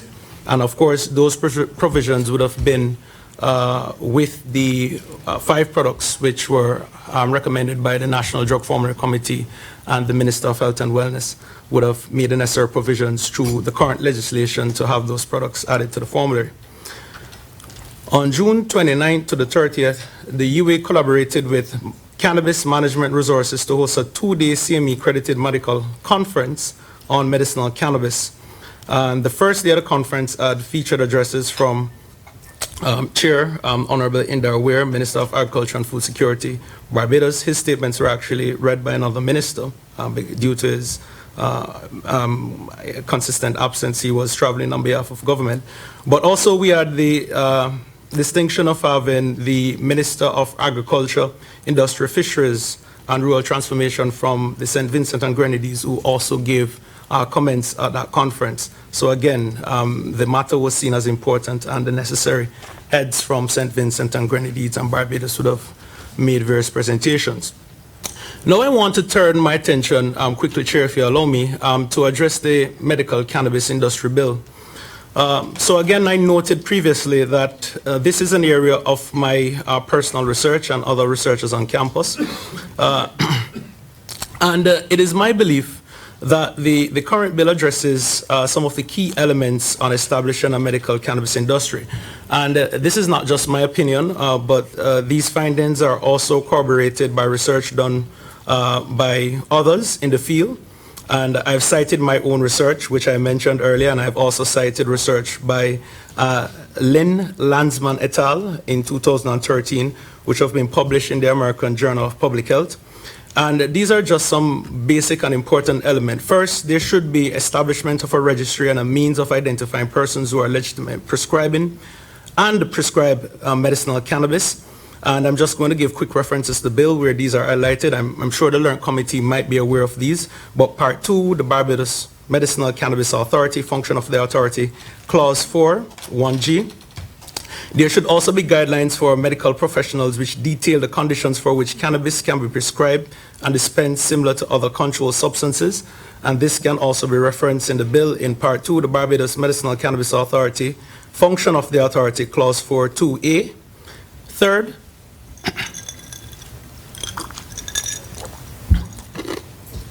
there should be regulations for cultivation, processing, possession, dispensing, and sale of medical cannabis.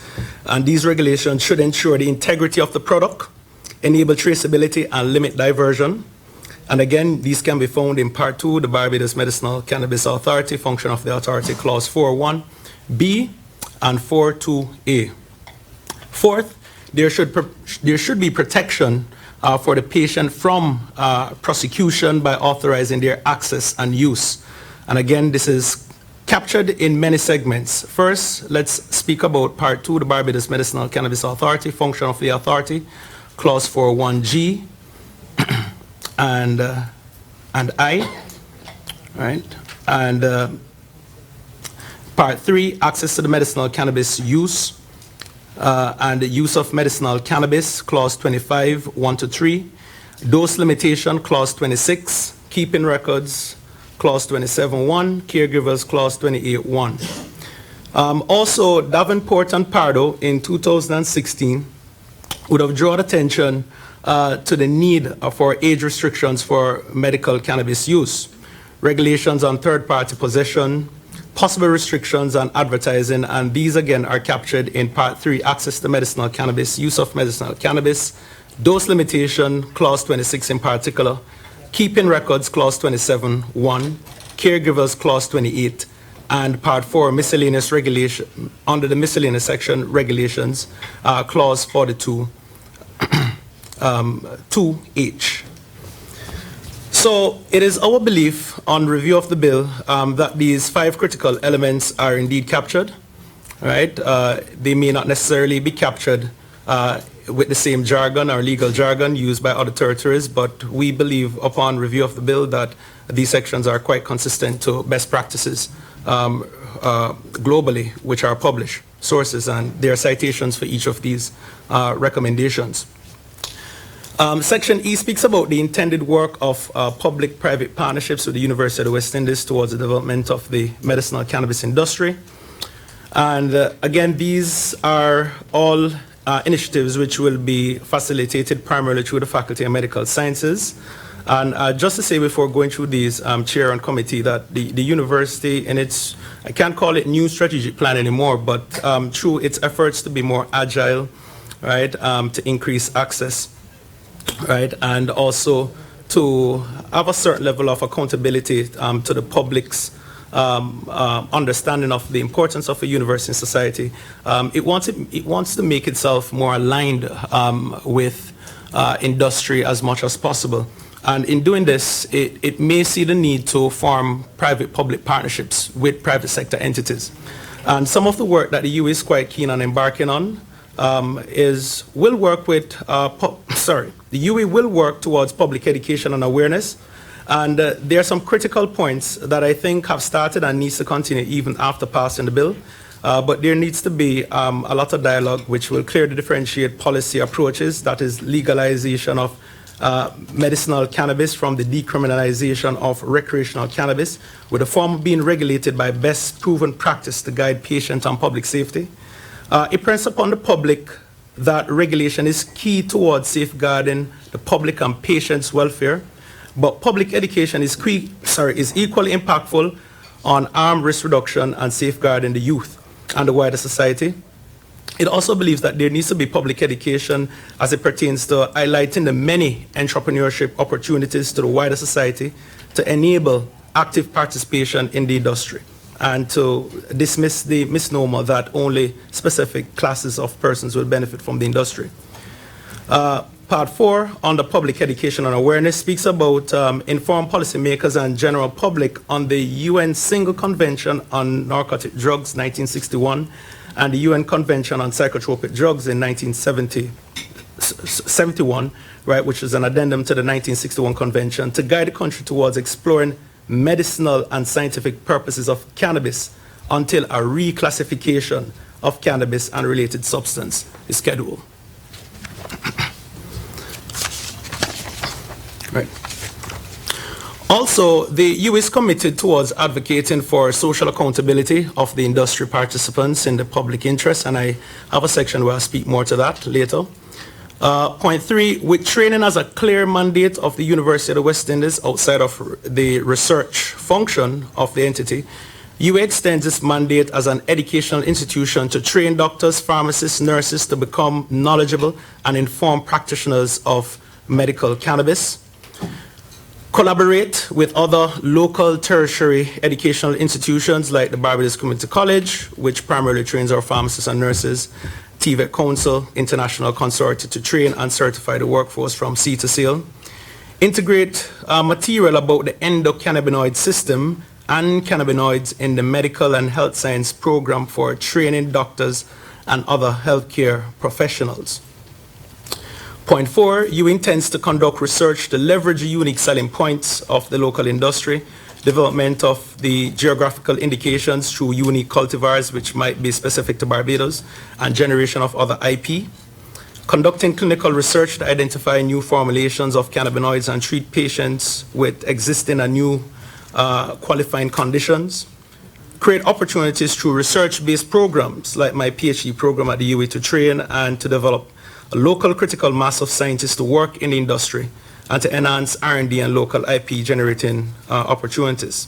And last but not least, EU intends to conduct quality assurance services to leverage the safety and efficacy of products for the sustainable growth of the local industry. This, Chair, is the last section of my report, and what it has essentially are some suggestions and recommendations for the bill and the associated regulations which have been mentioned in earlier presentations. One, we believe that in the execution of the actual policies and procedures which are mentioned in the bill, that there are opportunities for collaboration between the Ministries of Agriculture, Food Security, and Health and Wellness.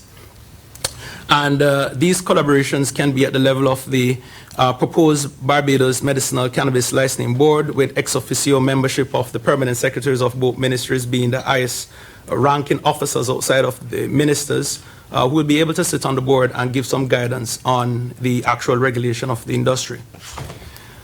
B, in operationalizing policies and procedures of the Barbados Medicinal Cannabis Authority, one of the things that other jurisdictions have done in establishing these industries, they have been very careful at leveraging current resources. In Barbados, based on some of our legislation which have been mentioned in this bill, we see opportunities where the proposed authority could work with other agencies which are established to assist in regulating the industry. The Barbados Drug Service might be a good example of that.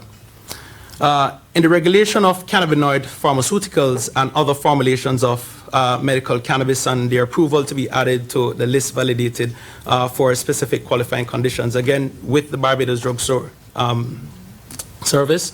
and also some collaborations which may include having dialogue with the Barbados National Drug Formulary. So there are opportunities for collaboration in regulation. Now, coming out of the last GSC sitting, again, because of my background in the Faculty of Medicine, I thought that I could share some clarity on the issue of recommendations versus prescriptions. And I cite two jurisdictions. There might be others that we could compare, but I think these two jurisdictions will, demystify some of the cloud that has been created through some of the previous submissions. Now, in the United States of America, it has been suggested that physicians in the USA may risk losing their DEA license to prescribe medicine if they break federal law. And hence, in states where medical cannabis is legal, physicians recommend cannabis as it's related to and its related medicinal products. Under the Controlled Substance Act, which is a federal law or federal act in the US, right, the Drug Enforcement Administration, DEA, issues registration numbers to qualifying doctors who become authorized to prescribe Schedule 2, 3, 4, 5 controlled substances. Cannabis is still recognized as a Schedule 1 drug in the USA, hence creates possible issues or problems for physicians who will choose to prescribe medicinal cannabis, hence recommend. Federal courts have found recommended the use of cannabis for medical purposes. Federal courts have found that recommending the use of medical cannabis for medical purposes is permitted, even if there is reasonable foreseeable that a recommendation would be used to obtain medical cannabis. So the federal courts have found favor in the use of term recommending and not prescribing, just based on the federal law. Right? In the Canadian context, again, there is some obscurity, but it slightly differs from the situation in the US. Because in the Canadian setting, they use prescription, which is more aligned with Health Canada approved drugs, right? Substances which have a drug identification number tend to be prescribed, right? Or even natural product numbers as recognized under their Health Canada regulations. However, in Canada, medical practitioners must have patients under their care and provide their patients with an authorization to use cannabis for medical purposes. They have an established form, which I've submitted as an appendix to my written report, which is a medical cannabis authorization form.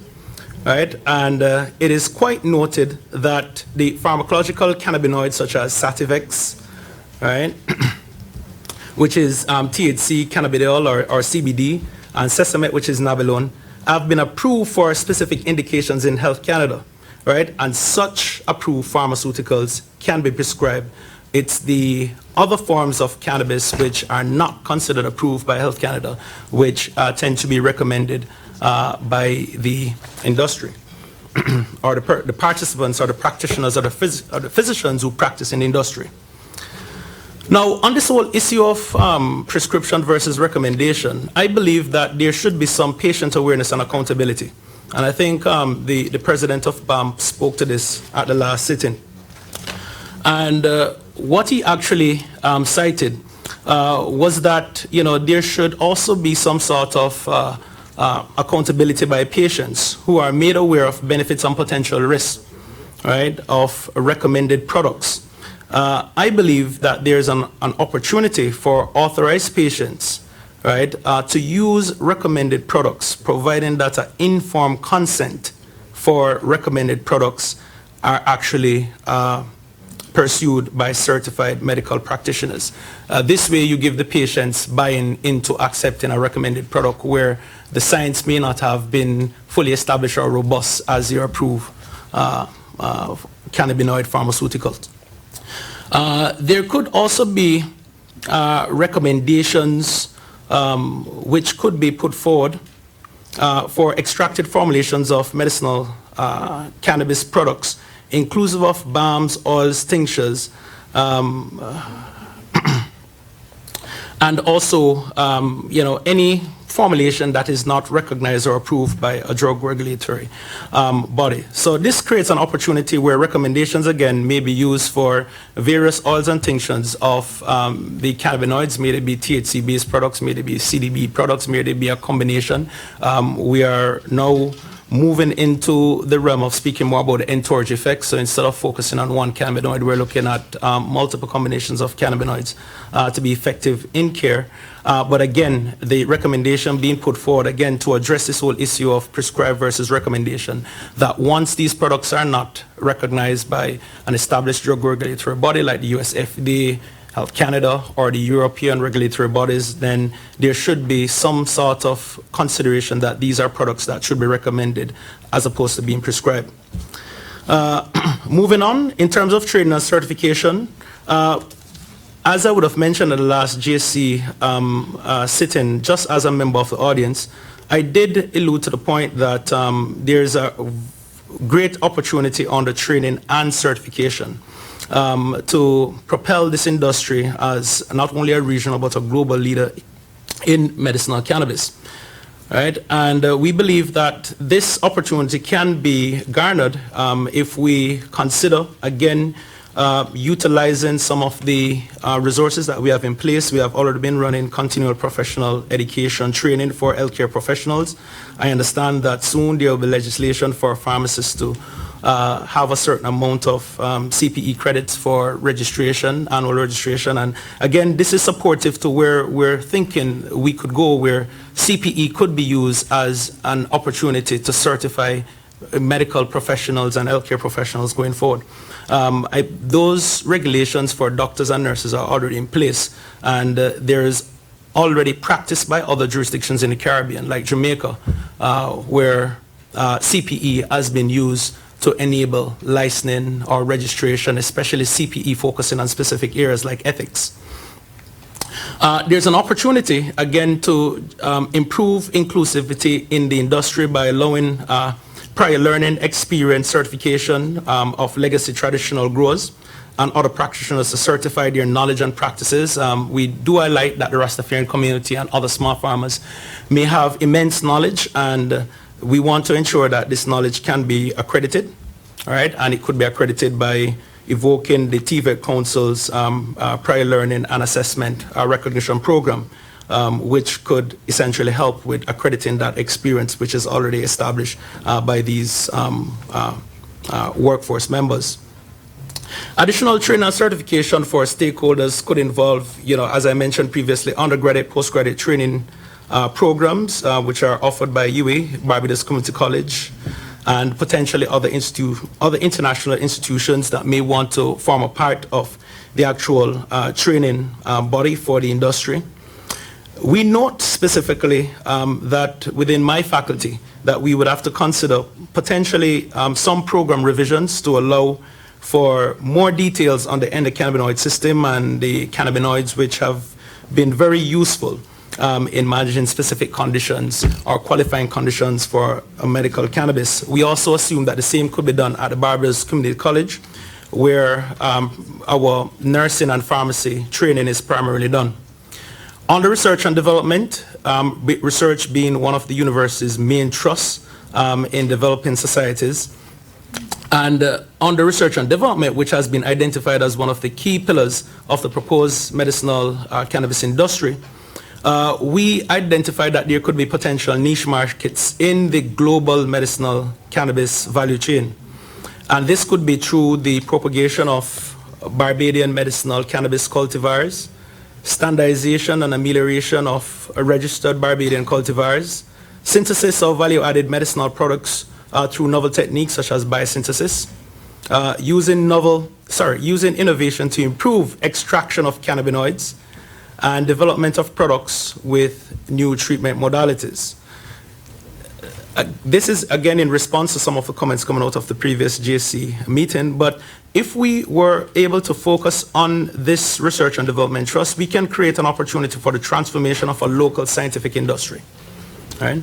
The potential development of scientific entrepreneurs. No longer will our students do degrees in biology and chemistry and leave you with thinking that they have to go to teach, but there will be a budding industry where they can go out and develop their entrepreneurship skills. They could seek using research to develop intellectual property, which could be through patents, and I spoke about geographical indications. The proposed Barbados Medicinal Cannabis Licensing Authority, through its goodwill, could establish grants to facilitate research and development in the industry, so that we can have that continuous thread of research and an opportunity for scientific entrepreneurs to access some sort of funding to be able to build on their research ideas, which of course will fall within the actual mandate of the research and development as proposed for the industry in Barbados. Last and not least, in terms of recommendations and suggestions going forward, Chair, is to speak about social accountability in the industry. All right? And, there must be established opportunities enabled by the Barbados Medicinal Cannabis Licensing Authority and participants to promote and facilitate social accountability in the industry. And I have some examples how this could be achieved. Public education on benefits and safety issues on medicinal cannabis. So the idea should not be to deceive by letting the public think that cannabis in all means and forms are safe, like how we think about other natural products as only being safe and don't have adverse effects, right? We know that even approved drugs do have side effects, all right? So there needs to be very clear public education on benefits and safety issues of formulations of the drug, right? And some of these I've highlighted so that, again, for the public's knowledge and also for the knowledge of the distinguished committee and audience, when we speak about the negative or the harmful effects of cannabis, we sometimes focus on the effects of one of the primary psychoactive cannabinoid, which is THC, right? Delta-9 tetrahydrocannabinol. And I just want to list for the public's interest the short-term adverse effects for persons who abuse formulations or any form of cannabis which has high THC levels. Short-term adverse effects, perceptual alterations, hallucinations. Reference was made to this earlier about working class Central Americans who were fantasizing about the colonizers in the past, and that was probably part of the whole discussion about prohibition in the 1920s, 30s in the US.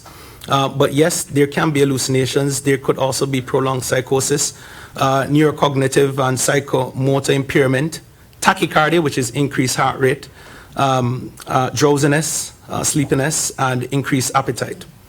Long-term effects may include increased risk of developing psychotic disorders, impaired brain development and functioning, increased risk of cardiovascular disease.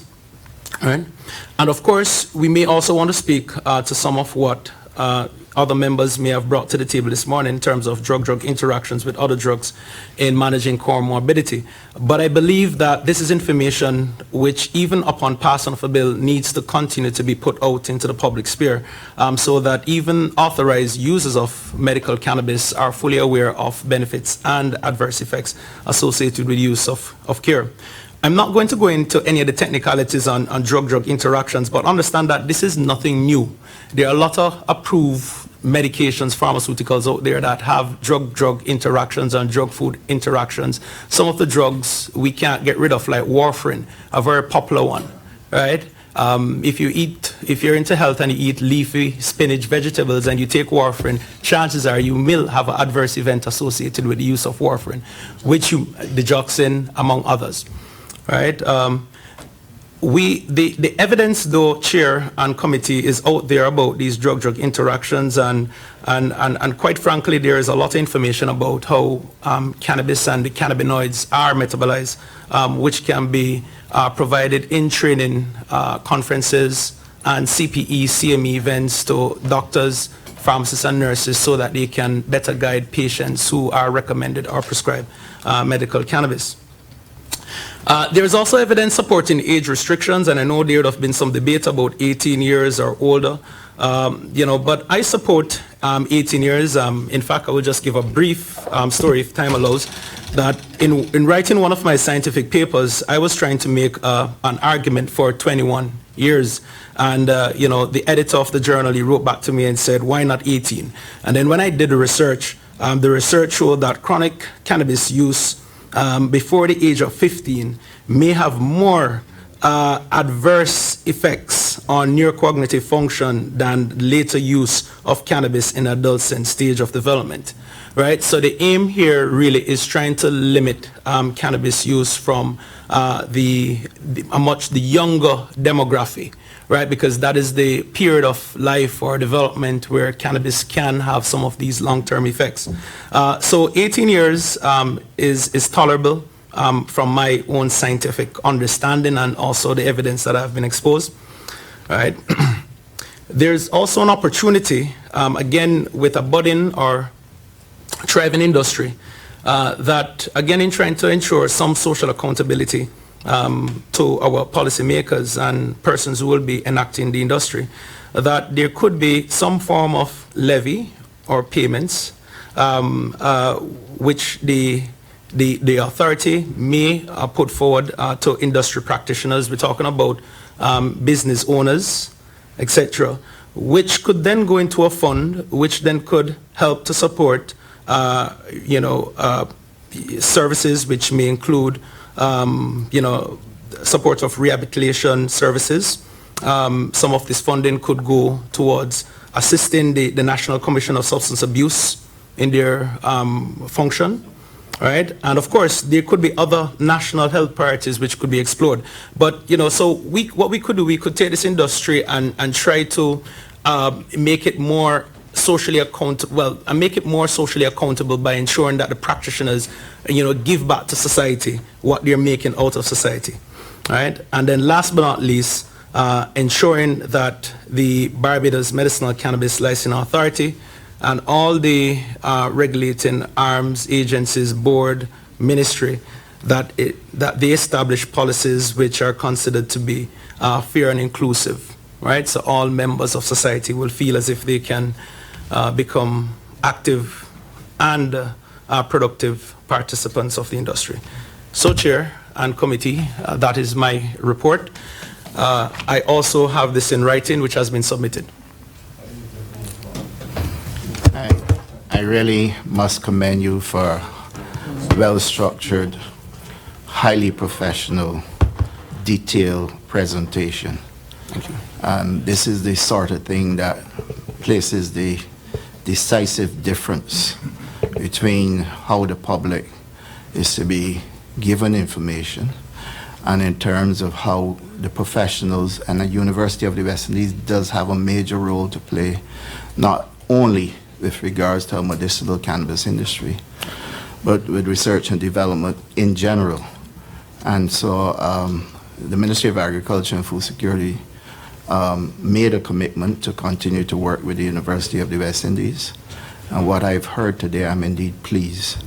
I will open the matter for discussion at the committee level. Senator Castle Franklin has his light on, so we will go to Senator Franklin, and then Senator Rudolph Greenwich. Sir,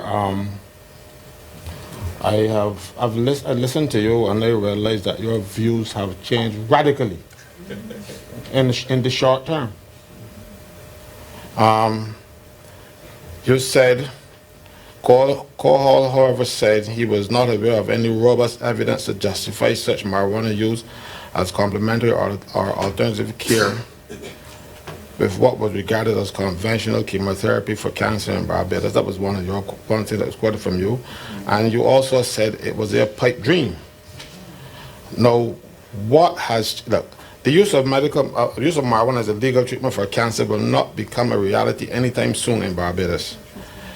It's a big word. Ethnopharmacologist and lecturer in pharmacology at KFL campus, University of West Indies, Dr. Damian Hall, who was asked to comment on the Barbados context, given a Facebook post, however, he says,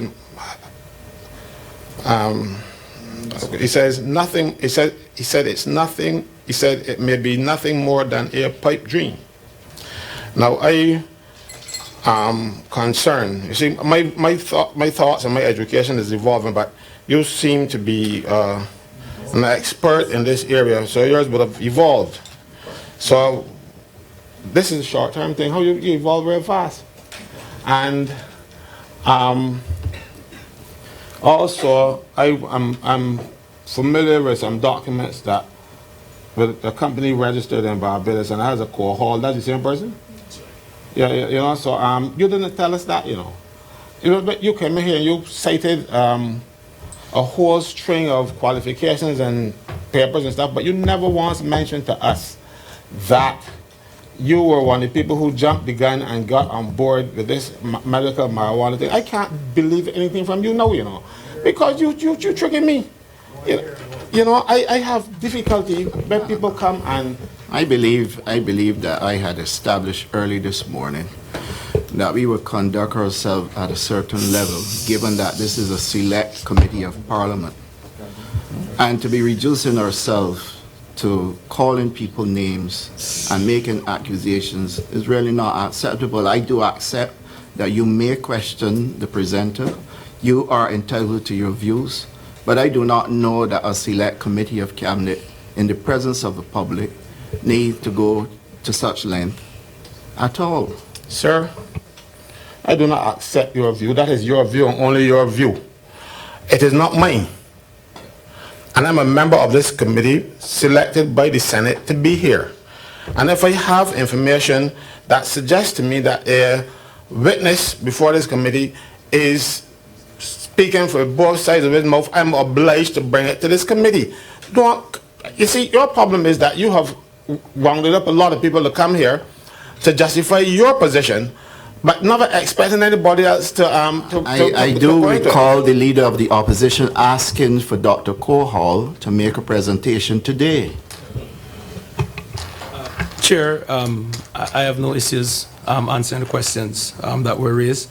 So the first of which was comments I would have made in an article which was published in, I believe it was 2014, could have been as early as that. And the specific question that I was asked, because I remember the day I was in office and I got a phone call, and you know journalists, they like to ask you quick questions over the phone. I spoke about the process of approving compounds to become approved pharmaceuticals, right? You know, within my discipline, we speak about drug development as a pipeline. Also, when you said it was a pipe dream that was using it. There you go, to form pharmaceuticals, right? I see. So that's one, and again, also I was quizzed on the actual use of, you know, natural products as an alternative to conventional medicine, especially for conditions like cancer. And while I've spent 20 years studying medicinal plants and looking at compounds arising from them, if the compounds arising out of medical plants have not gone through the drug development pipeline, I will not recommend, right, to anyone that they can use herbal remedies as an alternative to conventional medication, especially for conditions like cancer. So that takes care of your first comment. As it pertains to my apparent role as a director of research of BIM Medical Cannabis, that's essentially what I do. I'm academic, I do research. My function as director of research has no difference or is in no different capacity than my function in the Faculty of Medical Sciences as a researcher. I did mention the fact that I have a PhD pharmacology program. I have 5 students who are doing well within their respective areas. I have 2 PhD candidates. I have 3 MPhil students. I have a cadre of undergrad students who I advise about research. And I was seen as the authority in research in Barbados and would have been sought for my input into advising the company's trust into research. But what I can share with you is that, again, because my actual position that I hold on to is my role in the University of West Indies, that research agenda will not by any means differ from what I'm currently doing in my PhD program. There you go. Thank you. Thank you, sir. Let's go to Senator Greenwich. Yes, thank you. Now, I want to thank you, sir, and by extension, thank the University of the West Indies for its decision to train those intended practitioners and so on at the University of the West Indies. I think it's a very good suggestion. I also want to thank you for your advice that there should be some collaboration with the Barbados Drug Service. And during your presentation too, to thank you as well for really suggesting that we use the term recommending even more so than the term prescribing. As I listened to you, I did not detect any poignant criticism of the bill. And the question which I would want to ask is whether the bill as it stands now, by and large, is the bill as it stands now supported by yourself and the University of the West Indies? So let me start by starting at the back end of your question. My goodly principal will tell me that, when I speak without her input or without her approval, I cannot declare or make public declarations about the university's wholesale support of anything, but she has entrusted in me the responsibility to have reviewed various drafts of the policy document, to have shared my medical expertise, to assist in the development of the actual document which is being reviewed in this setting. I've made other announcements to even colleagues in my inner circle. That is essentially that you're not representing the university. I'm representing the university, right? But the question that I was asked, as it pertains to the university, making a statement to say the university supports the medical cannabis bill, I was just putting a preface to say that the principal of my institution would normally caution, right, members of the university campus going out and speaking without having our consultation of the matter. I went further to say that she has entrusted, right, me in the past to comment on various iterations of the draft policy I'm not talking and about the bill. Past, I'm talking about today.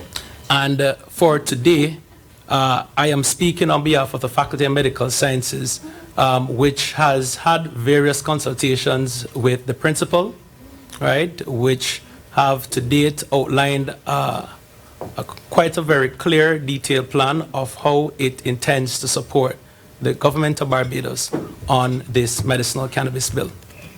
Right. I will hold you to that, sir. Thank you. Thank you. And just as a follow-up on the same point, do you anticipate that this cannabis bill will be an economic disaster? And do you foresee any leakage of foreign exchange? So again, using my academic way of attempting to answer these questions, I'll first off like to say that I'm a pharmacologist, not an economist. All right. However, I may have participated in studies, again, using my knowledge on, cannabis, the business of cannabis, medical cannabis, to assist in the generation of works that are out there. So I listened quite attentively earlier when the discussion about the economic assessment of this industry may not have done. And one of the things at the university that we have not done quite well, we don't put out our work to the public in society so that it becomes fully consumed. But at the Salisis conference in 2009, well, this year's Salisis conference, myself, Jeremy Stevens, who's an economist, right, and Dr. Alana Griffith again presented a paper looking at the economic value of a medical cannabis industry. And I don't want to be held to this. Again, I'm going to go behind my pharmacology door to say that we estimate potentially over a period of time, I'm not going to go on record to say 10 years, but potentially the cannabis industry could potentially contribute to 20% of GDP with direct and indirect activity. And you don't foresee any leakage of foreign exchange either? Well, again, going based on what has been put out by the government of Barbados, it is understood that this industry will be initially a local-based industry, and if it's locally derived, right, I guess we have to ensure that all the policies and regulations which will be established to roll out the industry will ensure that it remains a local-based industry. So we expect foreign currency investment to come, but it will be kept in Barbados with that proposed plan going forward. Thank you. Do we have any other questions for the presenter? Minister Ford and then Dr. Brown. Dr. Go ahead. Right. I want to thank you for your erudite presentation and recognizing, of course, that the university is really the epicenter for research and the compilation of data as it relates to marijuana and cannabis. My question to you, right, because it was alluded from a member of the audience, I should think his name is Dr. Cyrus, that in his research and his studies that he brought evidence to suggest that marijuana, the adverse effects that marijuana causes psychosis.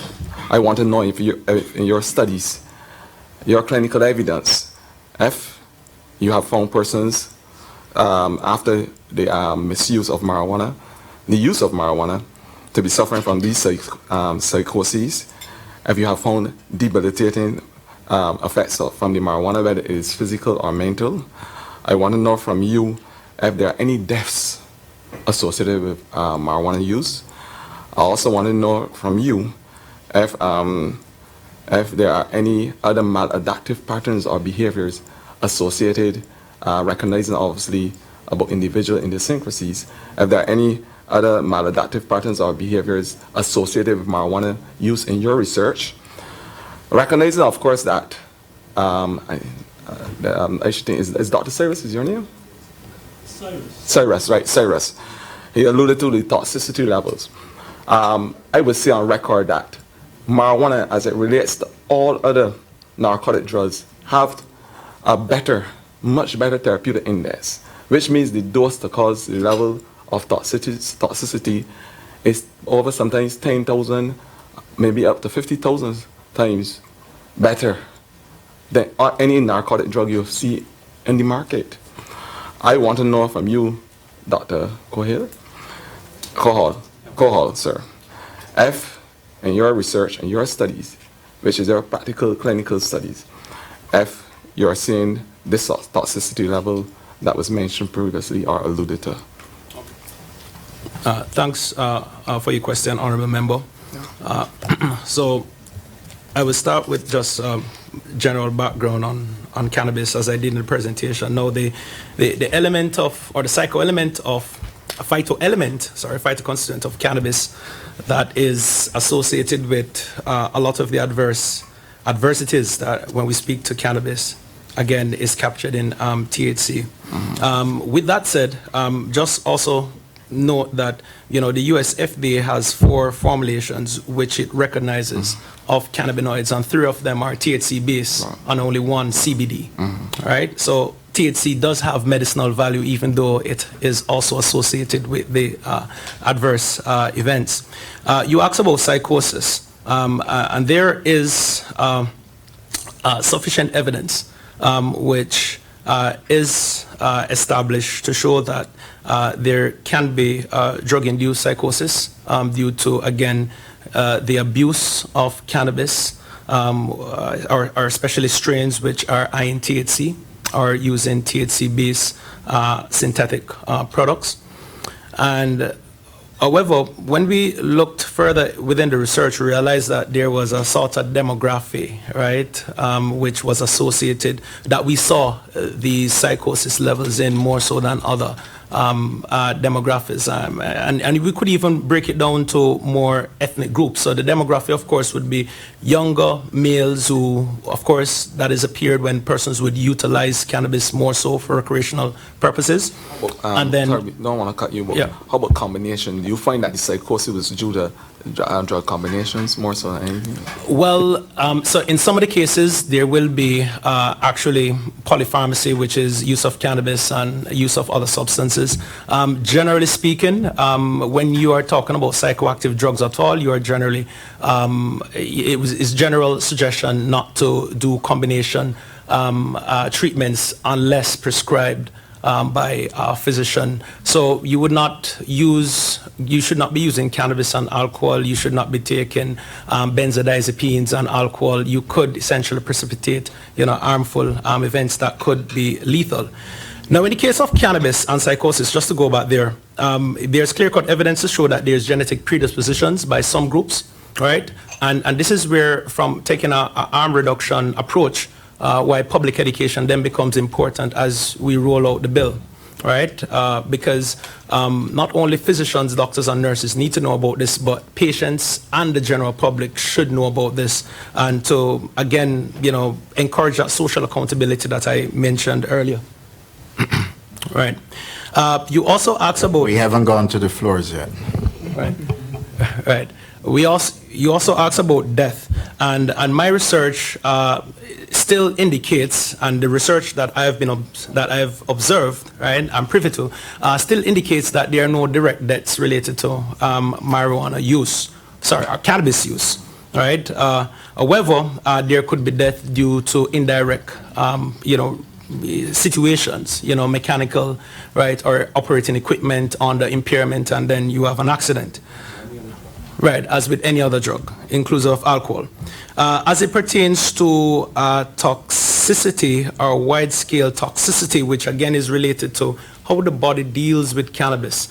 Now, and I don't like to do this in trying to defend the case for cannabinoids, but if you were to compare alcohol and cannabinoids, what we know about the metabolism, we are clear on the metabolism of both, but I can say to you that alcohol is metabolized by what we call zero-order kinetics, which means that at the point where someone becomes inebriated, that's also the same point where they can't metabolize any more alcohol. So drinking more alcohol then can lead to further impairment, right? As it pertains to cannabis and cannabinoids, what we know is that it is metabolized by first-order kinetics, right? By CYP, by the cytochrome P450 system, right? Phase 1 type reactions.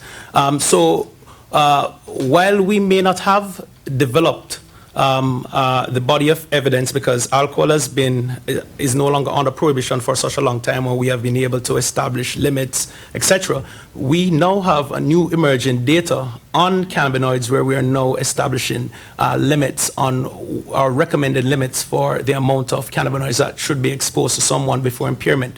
So generally speaking, if you use more than 10 milligrams of THC, right, synthetic or even extracted, even though the synthetic is more potent, there's a potential chance of impairment, right? And some of these details have been established in some organizations that have, workplace policies on which then will consider the whole issue of impairment on the job very important, especially if it is a job where has specific safety requirements, like law enforcement, pilot, flying aviation, or operation mechanical equipment that could potentially lead to accidents. Mm-hmm. So you're basically saying is related to the function of the liver, basically as any other drug. That's right. Yeah. Yeah. So 450 oxidase system that works. So that's right. So there's better. It's like any other drug. Like any other substance, pharmacology doesn't only look at drugs, but all substances, and there's a very clear-cut process when you take a substance orally. What happens if you administer it via parenteral route? What happens if you take it by inhalation? What happens? Yeah. Mm-hmm. All right. Thanks. Right. Honorable Leader of the Opposition. Sorry. Honorable Leader of the Opposition. Dr. Brown is asking for the floor. I would always give it to her, Mr. Chair. Mm-hmm. All right. Thanks. Is it professor or doctor?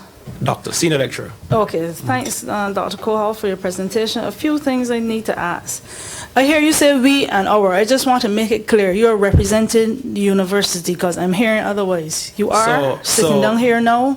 So, all right, so let me answer your question in a very clear-cut way. I'm from the Faculty of Medical Sciences. I know. The Faculty of Medical Sciences would have been consulted on the bill, so I can only speak on behalf of the Faculty of Medical Sciences. When you ask me if I speak on behalf of the university, I'm not speaking for the law faculty, I'm not speaking for the Faculty of Science and Technology, I'm speaking for the Faculty of Medical Sciences who have been asked because of their background, their medical expertise to comment, right, on medical aspects of this bill going forward.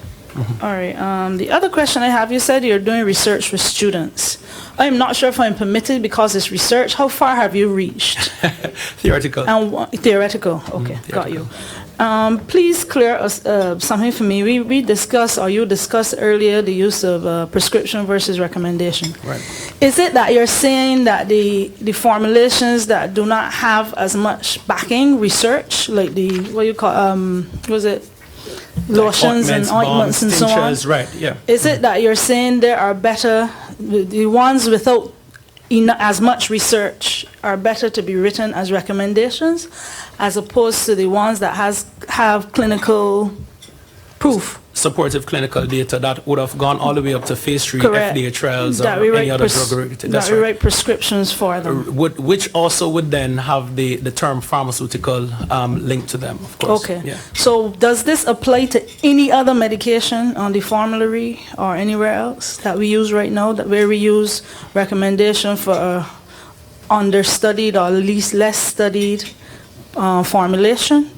Well, there are substances on the formulary which are controlled substances, yes, and there are clear-cut guidelines in terms of how these products should be dispensed. And I think the Barbados Drug Service have done a fantastic job at regulating these. And I mean, I spoke about collaborating in terms of enforcing policy and regulating industry. And I think one of the things that this bill should facilitate is a sort of collaboration with the drug service in looking at the current categories under which drugs are listed in the formulary to see where recommended or a list of recommended products should also be could be considered, right? But I think it's an initiative that the proposed licensing authority should, of course, explore with the drug service. There are some opportunities in most territories or jurisdictions that have medical cannabis laws. There is a restricted list of products for specific indications, and I would like to see this for Barbados as well. Right, so you're saying that you would like to see the list of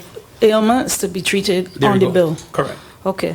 The other thing... Sorry, no. Not on the bill. You said on the bill. No, that won't be on the bill because that will be a dynamic process. Okay, right. So in other words, we will start with a list of medications, whether on the bill or not. They will be listed somewhere. That's right. Okay, you mentioned overuse, side effects, and so on. How does this mesh with recommendations versus prescription? So repeat the question again. All right, we were talking about the side effects if you overuse of drugs and everything. How does this mesh with recommendation versus prescription, of course? So there will be opportunities, and I mean, quite a number of my colleagues here and outside who are pharmacists, we have had this discussion many times. When you look at the Health Canada and the regulations in other territories which have established cannabis-based products, even though they are not recognized as pharmaceuticals or drug regulatory board approved, they have very clear-cut requirements that have to be met in terms of identifying the quantities of cannabinoids, right? So dosage still becomes important. Any registered physician should be able to, or a pharmacist should be able to look at the dose and in understanding the pharmacokinetics of the various components, be it THC or CBD, should be able to provide some recommendations to the patient about dosing frequency, right, and amounts. But dosing frequency and amounts does not equate to prescription? I'm a little lost. I just want to be clear. Yeah. So in my written submission, and you will see, I actually included as an appendix the medical authorization form that is used by Health Canada, which again, asks some specific questions. And unlike most drugs, like I brought up the example of warfarin earlier, in other jurisdictions, some amount of the getting the dose right was, upon recommendation, had to do with a lot of monitoring initially between the physician and the patient. So it required that very close relationship, observing if there are any of the deleterious effects that I mentioned, which were related to THC or even CBD, and then advising the patient further about changing that dose. And I have colleagues who prescribe medical cannabis in other jurisdictions like Cayman, and they will tell you that that interaction with your patient is not like buying Panadol, where it's one dose fit all, right? It's something that you have to monitor, you have to observe, and you go back and you make other recommendations about dose in keeping with the care that you're trying to provide to your patient. Okay. Consent, which I thought was a very valuable point you made with respect to having consent from the patient. You're not a lawyer, but you still answered the economic question, so I'm putting this to you. How far do you think written consent would take you? I'm putting it this way. I have a patient that has terminal cancer, for instance. And we've reached a level of desperation. No. And the patient has tried everything, at least hopefully that will go that way. The patient has tried everything and now has come to a physician. I will use Crystal, not me. For prescription or recommendation of cannabis. How far would that consent go? Can you foresee, for instance, the patient coming back if something goes awry with a summons from a lawyer taking you to court? How far do you think the consent will go? So the consent process is quite consistent across medical practice and also in research. And as you can imagine, there are a lot more, it could be said that there are a lot more risks associated with research than clinical practice, right? And the purpose of the consent process, or the more informed consent process, has worked for research, right? Has worked for research. And because I'm making the alignment or the association that we research, you have far more risks to be exposed to persons who participate in research than you would want to observe within a clinical practice setting. That informed consent process should also nullify concerns by the physician if there's going to be a summon by a lawyer, right, requesting them to come to court to deal with another issue. That informed consent process that I mentioned also could also be beneficial in the face of malpractice insurance, right? I could imagine, I'm not an insurance broker, but I could imagine that an insurance company would be keen to know that you're a physician who has been certified to use to prescribe or recommend medical cannabis, knowing that there's an informed consent process in place to essentially prevent themselves from assuming any liabilities associated with patients suing you, right, because you recommended or prescribed, well, recommended versus prescribed a medical cannabis product. And you brought it up. Do you think that the doctors, well, I'm going to put it both ways, the doctors will be represented, you might not be able to answer, represented adequately by insurance, one, and would the use of medicinal marijuana be recognized as a drug that you basically are covered for by insurance? Because I really have no idea of the cost. Right. I hear it's high. Do you anticipate that the insurance companies will come on board? So I could write medicinal marijuana on an insurance form, send it in, and expect the patient to get their monies back? Because I'm reading elsewhere and they don't cover. Right. So there are two approaches, and in Barbados we have universal health care. So there is a notion out there that health is free. In most jurisdictions, as you pointed out, persons who actually are prescribed or recommended medical cannabis, they end up paying for the medicine because it's a desired drug. It's a desired form of medicine, right? My belief, again, because it's a desired form of medication, because it could be argued that there are other classes of drugs that could be prescribed as well, that patients or consumers need to bear some of that responsibility, and that responsibility may be through paying for it, right? Or agreeing by informed consent that they will nullify the physician of any concerns about litigation that may be associated with the use of the product. Again, as you rightfully say, I'm not an insurance broker, nor I'm a medic per se, so I will not be prescribing or recommending anything.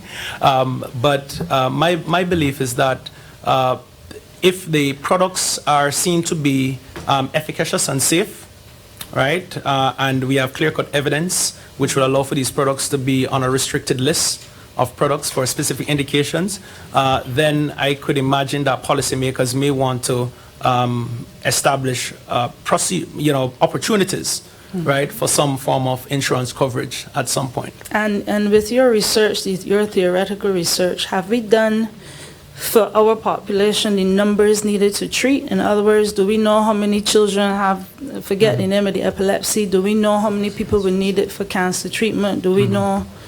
Yeah. Well, I know we would know multiple sclerosis. Have we done the numbers? The numbers will be difficult.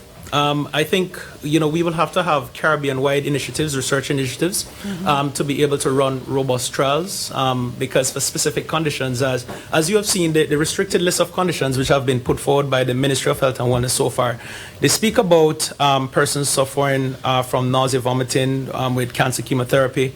So again, you will need sufficient numbers of persons to further justify any other formulations of cannabis or cannabinoids which could be considered as an alternative to the current drug formulary approved products.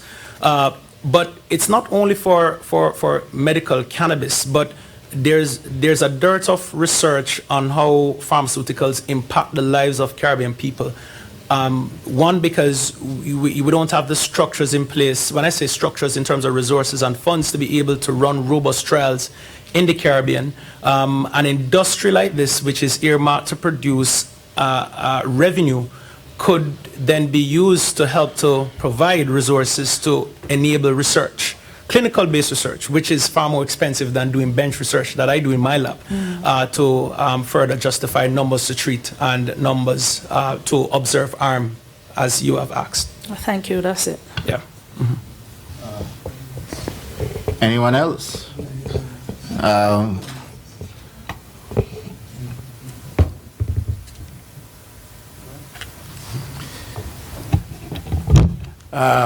Thank you, Mr. Chairman. Dr. Brown zeroed in on a couple of the things I really wanted to raise. I'll start where she ended, perhaps. And Doctor, you tell us that you haven't run numbers with specific reference to the issues that Dr. Brown raised. You haven't run the numbers, but you have told us in no uncertain terms that in 10 years' time, Barbados will be making billions of dollars.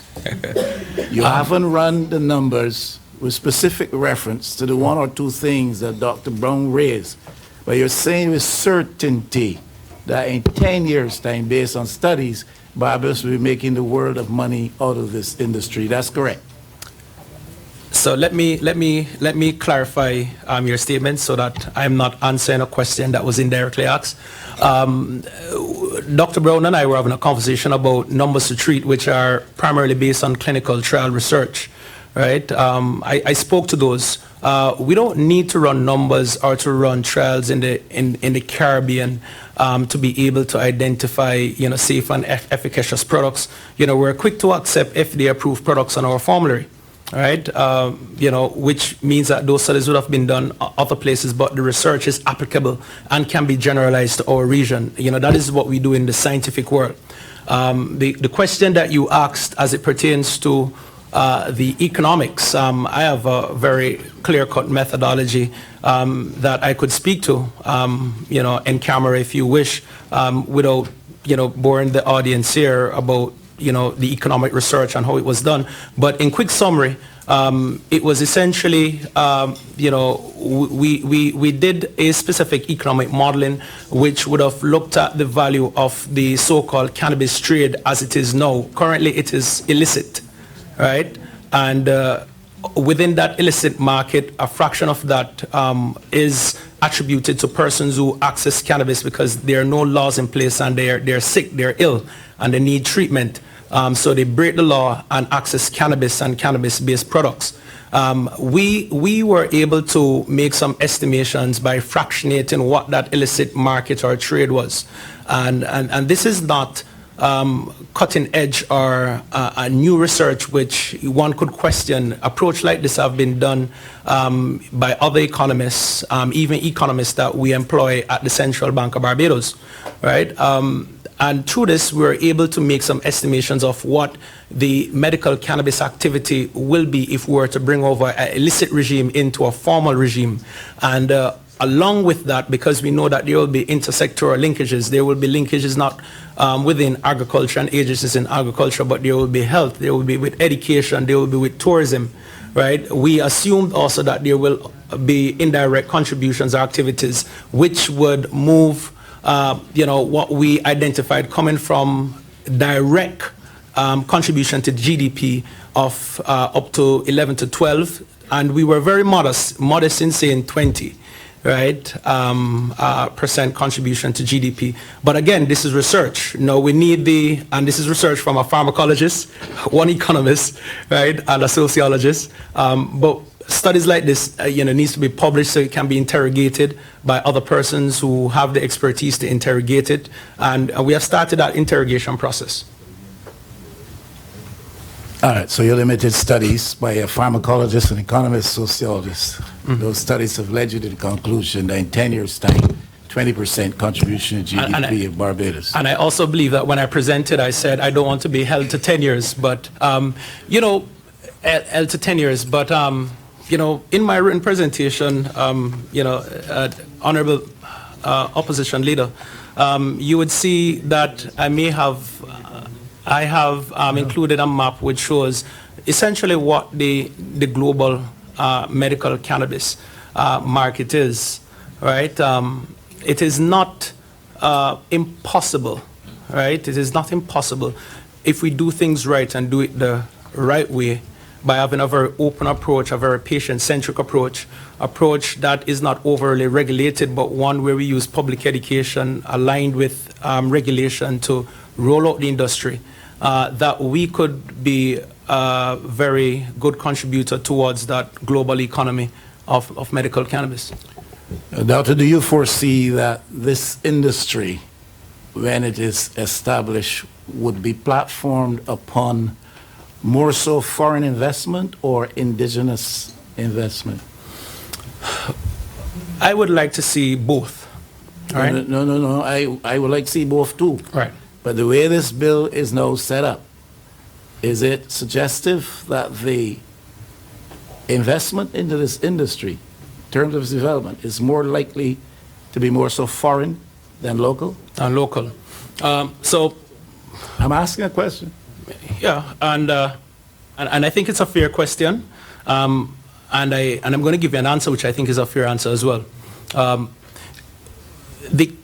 And I will start this, and it might sound like a lot of fluff, but I'll get to the salient points. The Caribbean doesn't have an established pharmaceutical industry. We don't have an established scientific industry. We have had one or two industries that came into the Caribbean, and again, because of how the parent companies would have been established outside of the Caribbean would have come in, but without the necessary inputs or support from government through incentives, etc., their longevity and viability wasn't long established.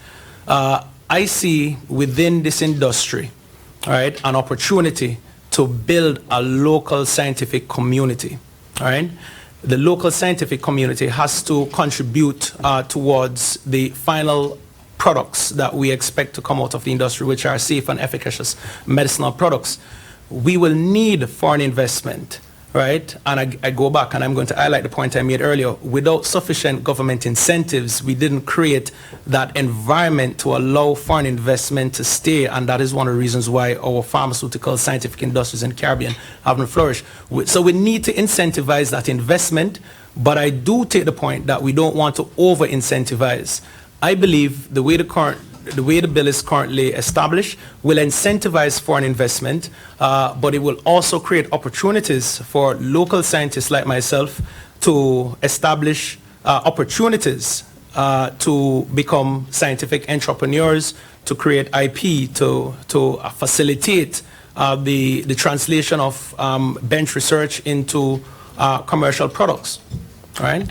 there's nothing in the bill that I saw which would have outlined that local participants will be excluded from any I'm part not of the value talking, chain. Doctor, about exclusion of local participants or participation. I'm simply trying to draw from you and to suggest myself that it is likely if this industry is to be properly developed and platformed, we will need significant foreign investment because the local capacity is not there. Right.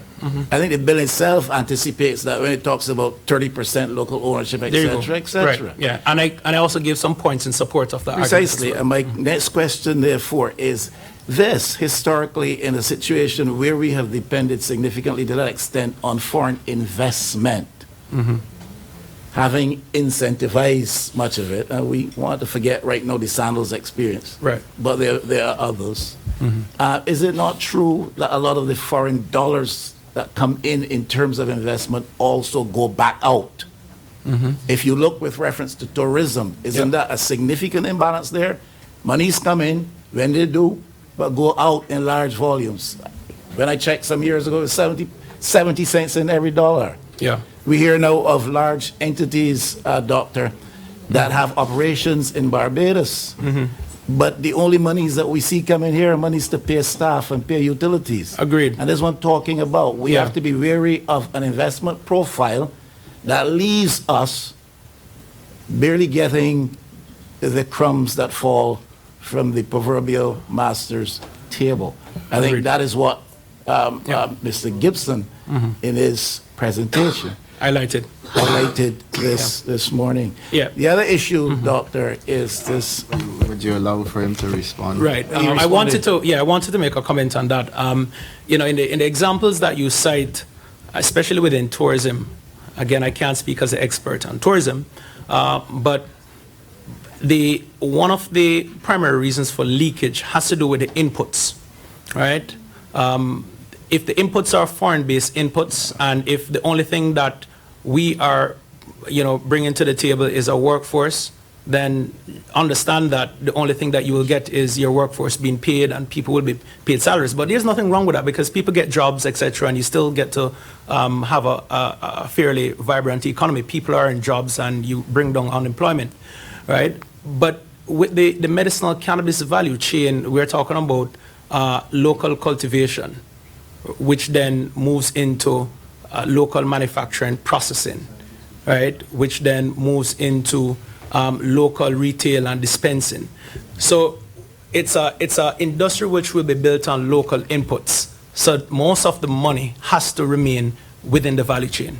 Wow. If our value chain was that we wanted to import raw material from Jamaica because Jamaica does cultivation or Guyana because they have lands, right? Then money will have to leave, because the input, the value chain was started elsewhere. But if we can maintain that full value chain here in Barbados as much as possible, then we expect to retain the money in Barbados. And we can move on because there's Yeah. some who would suggest that there'll be large inputs from outside in at the level of cultivation, Doctor, and that which is cultivated will be exported to places like Canada where there's a big demand for the product.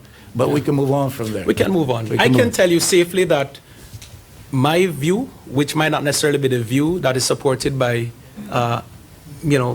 policymakers or anyone else, is that Barbados trusts or Barbados wealth that may be derived out of medical cannabis, if there is wealth, is not going to be through cultivation. It will be on other important aspects of the value chain, which will be driven by science, by research and development. Where cultivation is concerned, Barbados will stand to benefit if it is able to develop local strains which can perform much better than some of the other strains elsewhere. But I don't think anything has been said nor touted as we're moving back to that sort of plantation approach like sugarcane, where we'll be, planting and just reaping and exporting. No, in fact, the minister has said the exact opposite. Right, exactly.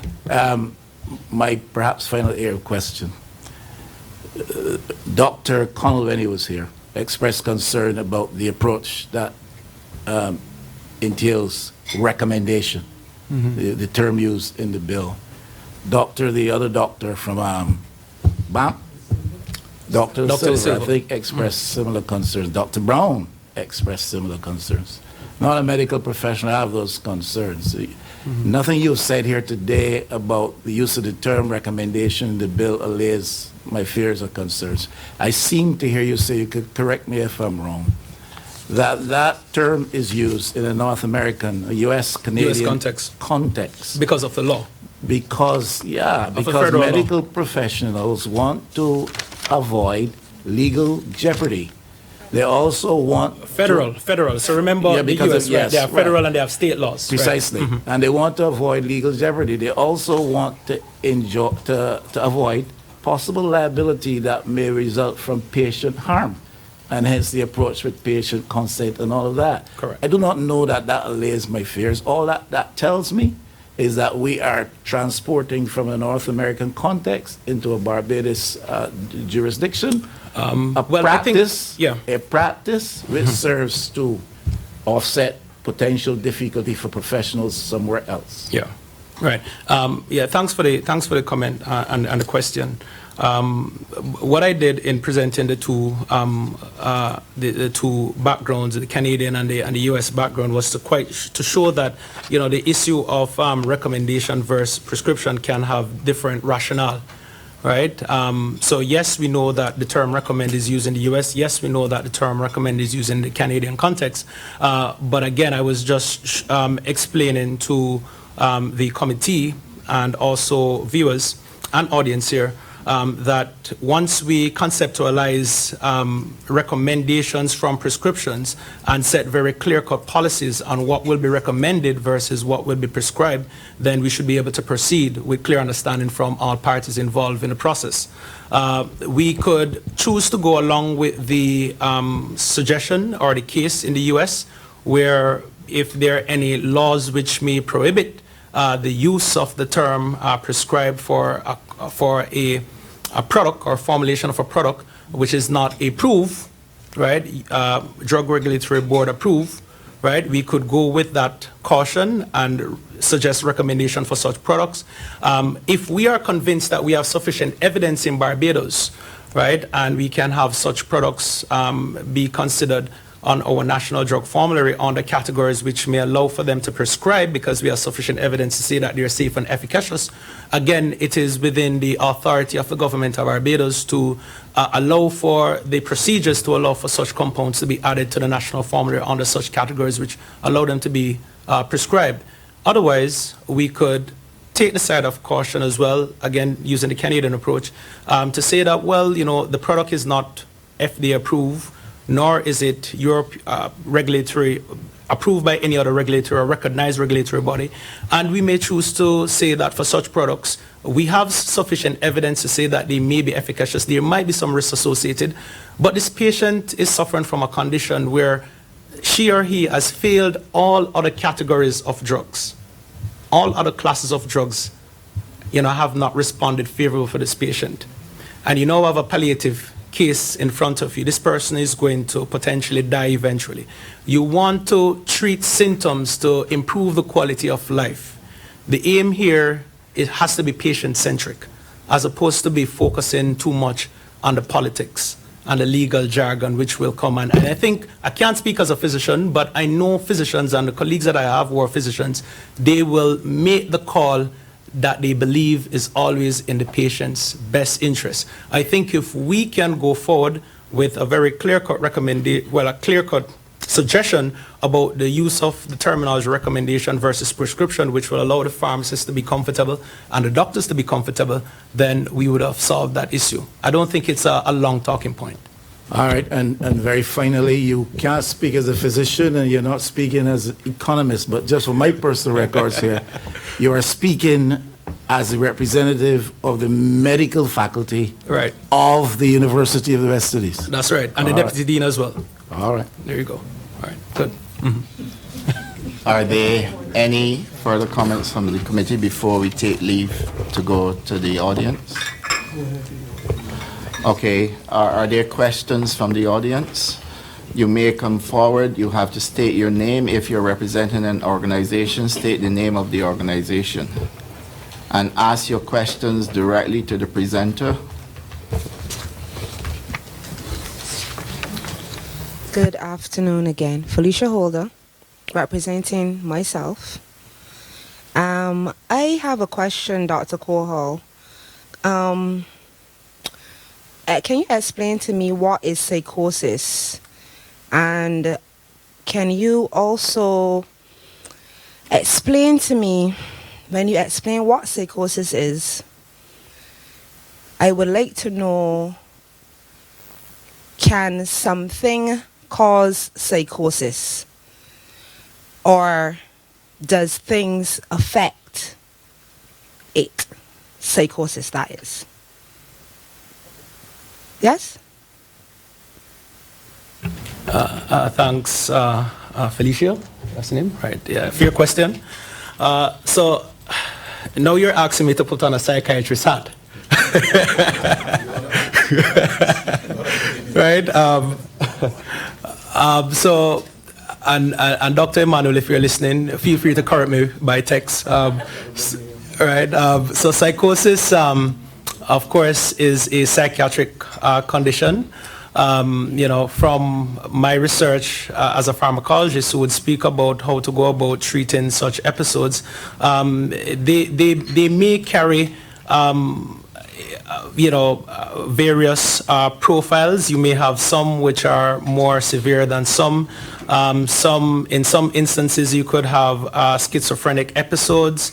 Right. There are also other forms of it which might be related to schizophrenic episodes but might be characterized differently. Again, I'm going to defer to the psychiatrist who would be able to clarify specific details. However, this has to do with an imbalance of activity in the central nervous system where you have more excitatory responses by neurotransmitters as opposed to the inhibitory neurons and the firing of the inhibitory neurons. So when persons are diagnosed with such conditions, they would go on anti-psychotic agents, which are essentially serotonin and dopamine inhibitors. Right? Just to give you some insight into that, so dopamine is a very key neurotransmitter centrally. It has different functions. Sometimes it has excitatory functions. Sometimes it has inhibitory functions within the central nervous system. The aim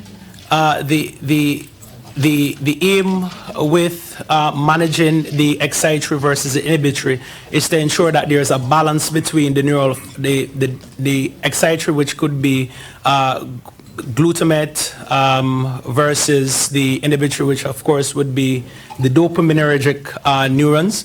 And what you're trying to achieve there is a balance of both. I think in persons who suffer from psychosis, it is where dopamine is actually identified as the agent which could lead to excitatory effects.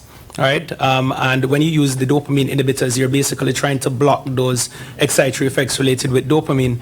There are others. The spectrum of disease, like most conditions, are never normally categorized just based on biological activity, but there could be other factors which could impact someone who will become schizophrenic or develop psychosis, right? There may be social factors, there may be other important environment and factors which might contribute to the development of such condition, but again, I stand to be corrected by the psychiatrist. And how does cannabis relate to this? Well, cannabis affect our neurotransmitters and their firing, and they're firing from their specific neurons, especially THC-based, again, compound, synthetic or naturally derived. And some research have identified that with the use of cannabis, you can instigate dopamine or increase dopamine levels in some parts of the brain, which then could contribute to that, hyperactivity or excitatory effect that I mentioned earlier. I asked the question because I Google, so I know what psychosis is. Okay. And I understand that what you just said, you went all around the world, but basically you're saying what I understand. Okay, good. Nothing. Well, good. Google agrees with me. Nothing. Marijuana does not cause psychosis in much the same way as how you were saying environmental factors, social factors, and all these other factors hereditary as well. that can contribute to a person's mental state, and also they could have some kind of predisposition to what's happening in the brain. Yes? Good. I think I have been to several conventions and many forums, and I always hear the term psychosis thrown around. And I am asking the question because I think that it's important for persons to understand, like what Kohal was saying, in terms of education, these things need to be a little bit more put out there so that every normal Barbadian can have a grasp of what is being said. He calls so many words, I would have to go Google half of them, But sometimes we can say things so simply, without trying to say it, so confusing, especially when they have lay people like myself listening. So in other words, you're saying that there's not one particular thing that causes psychosis, aka marijuana, but there are a number of factors which contribute to psychosis. Yes? Okay, thank you.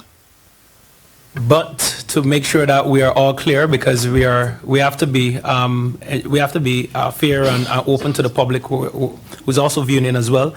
There is such a thing called drug-induced psychosis, which tend to affect persons who have hereditary predisposition towards psychosis. Okay, right? So since he said that, I have one more thing to say. May I? Okay. You would have said that UE is embarking now on development and research, yes?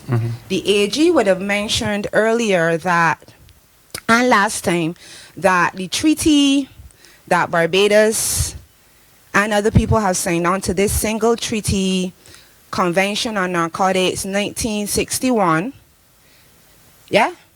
Right. He would have said that the provisions in this treaty treat to research and development and medicinal, right? Correct me if I'm wrong. Yeah? Okay, good. So why is it that in Barbados, for all of this time, if we are signed on to that treaty, we have not embarked on research and development? But that's not really a question, that's rhetorical. So since we have not embarked on research and development for all of this time, when we had the sanctioning of this treaty, which we are citing right now to say, well, we can do it now, we weren't doing it before, yeah? But Jamaica, Mona, has been researching marijuana for a very long time. I think in about 2016 or so, they brought out this inhaler with herb treatment inside of this inhaler. And I think that they were able to do that because they would have embarked on research and development for a long time. Now, I heard you speak about, looking to Canada and America for, like, approved research and these things. And you were saying that, like, with this bill coming on board, there will be room for scientists such as yourself to, embark in a more wholesome way in terms of looking at what cannabis could do or not do. Granted that cannabis have over 100 and something compounds, and you all only research about 3 so far, or 7. All right, so what I'm asking is this. Don't you think that had Barbados use the treaty, like what we're doing right now, that says that we can use research and development and this medicinal, even if not the medicinal part, but use the research and development. Had we gone about research and development ever since, don't you think that we would have been in a more, in a better position to be able to do all of these things that we're saying now, and we wouldn't be like 20 years behind? First question. Then I got one more. And also, I'm hearing you say again, as I was saying about Canada and America, don't you think as a scientist again that we can benefit from anecdotal research right here in Barbados? Because we speak about what America has done, what Canada has done, and they are doing it in terms of their populations, in terms of the case studies they are having in their place of living. When we try to apply that here, who says that that is going to fit to our metabolism, to our demographic, to our, you know, the way how we live, to the sunshine that we use or we get? So why don't we have our own anecdotal research? Don't you think that we could benefit from our own anecdotal research in Barbados? I mean, even if not Barbados alone, but the Caribbean? 2 questions. Yeah, thank you very much again, Felicia. And I will start with the second one first. Yes, even if we were to, you know, pick apart, you know, medicinal plants and put cannabis aside, there is a lot of value in anecdotal findings of persons who practice the use of natural products, especially what we consider herbal remedies. That was one of the things that brought me towards publishing my book in 2014, which is called Medicinal Plants of Barbados, where I have listed roughly 65 entries of various plants used in Barbados for medicinal purposes. Now, as a pharmacognosist and also ethnopharmacologist, one of the things I do when I'm about to embark upon research which looks at validating plants for medicinal purposes is that I generally start in the community to get ideas from persons who actually use plants, right, or use natural products in their most primitive form. If it's just, you know, picking a wild plant or a medicinal wild plant and drying it and using 3 leaves and infusing it, I collect that information because that information is valuable, right? And I've made, you know, several outreach to the indigenous communities or persons within the communities that still use indigenous practices to capture that information. I have a project in college lands in St. John, which essentially is embarking upon that, where we're looking at the exploration of value-added products from medicinal plants in St. John. So yes, that approach is very useful, and I have used it personally. The question you asked about Mona, now remember that the University of the West Indies, while we have 3 landed campuses, we have the first campus started in Jamaica, right, in 1948. It started primarily as a medical school, right, and it didn't only have a medical program, but they started to branch out in research. So because of Mona's earlier start, Mona would have the ability to acquire the resources to investigate medical phenomena far more than some of the other campuses which came on stream. Know that the full Faculty of Medical Sciences in Barbados started only in 2008. And without making this sound cliche, but I came in 2008. 10 years after, we have a preclinical program with basic medical scientists, myself and other colleagues who came in 2008. We had to put systems in place. We had to build our labs. You know, we had to develop our programs. And I'm happy to report in 2019 that we have a PhD pharmacology program with 5 students. So we are now fit for business and can do research so that we can develop products like Mona and some of the other campuses that had an earlier start. Thank you. Question from the Attorney General. Thank you very much, Mr. Kohal. I'm just wondering if you look at the licensing regime that is proposed in this bill, which would be found around clause 31,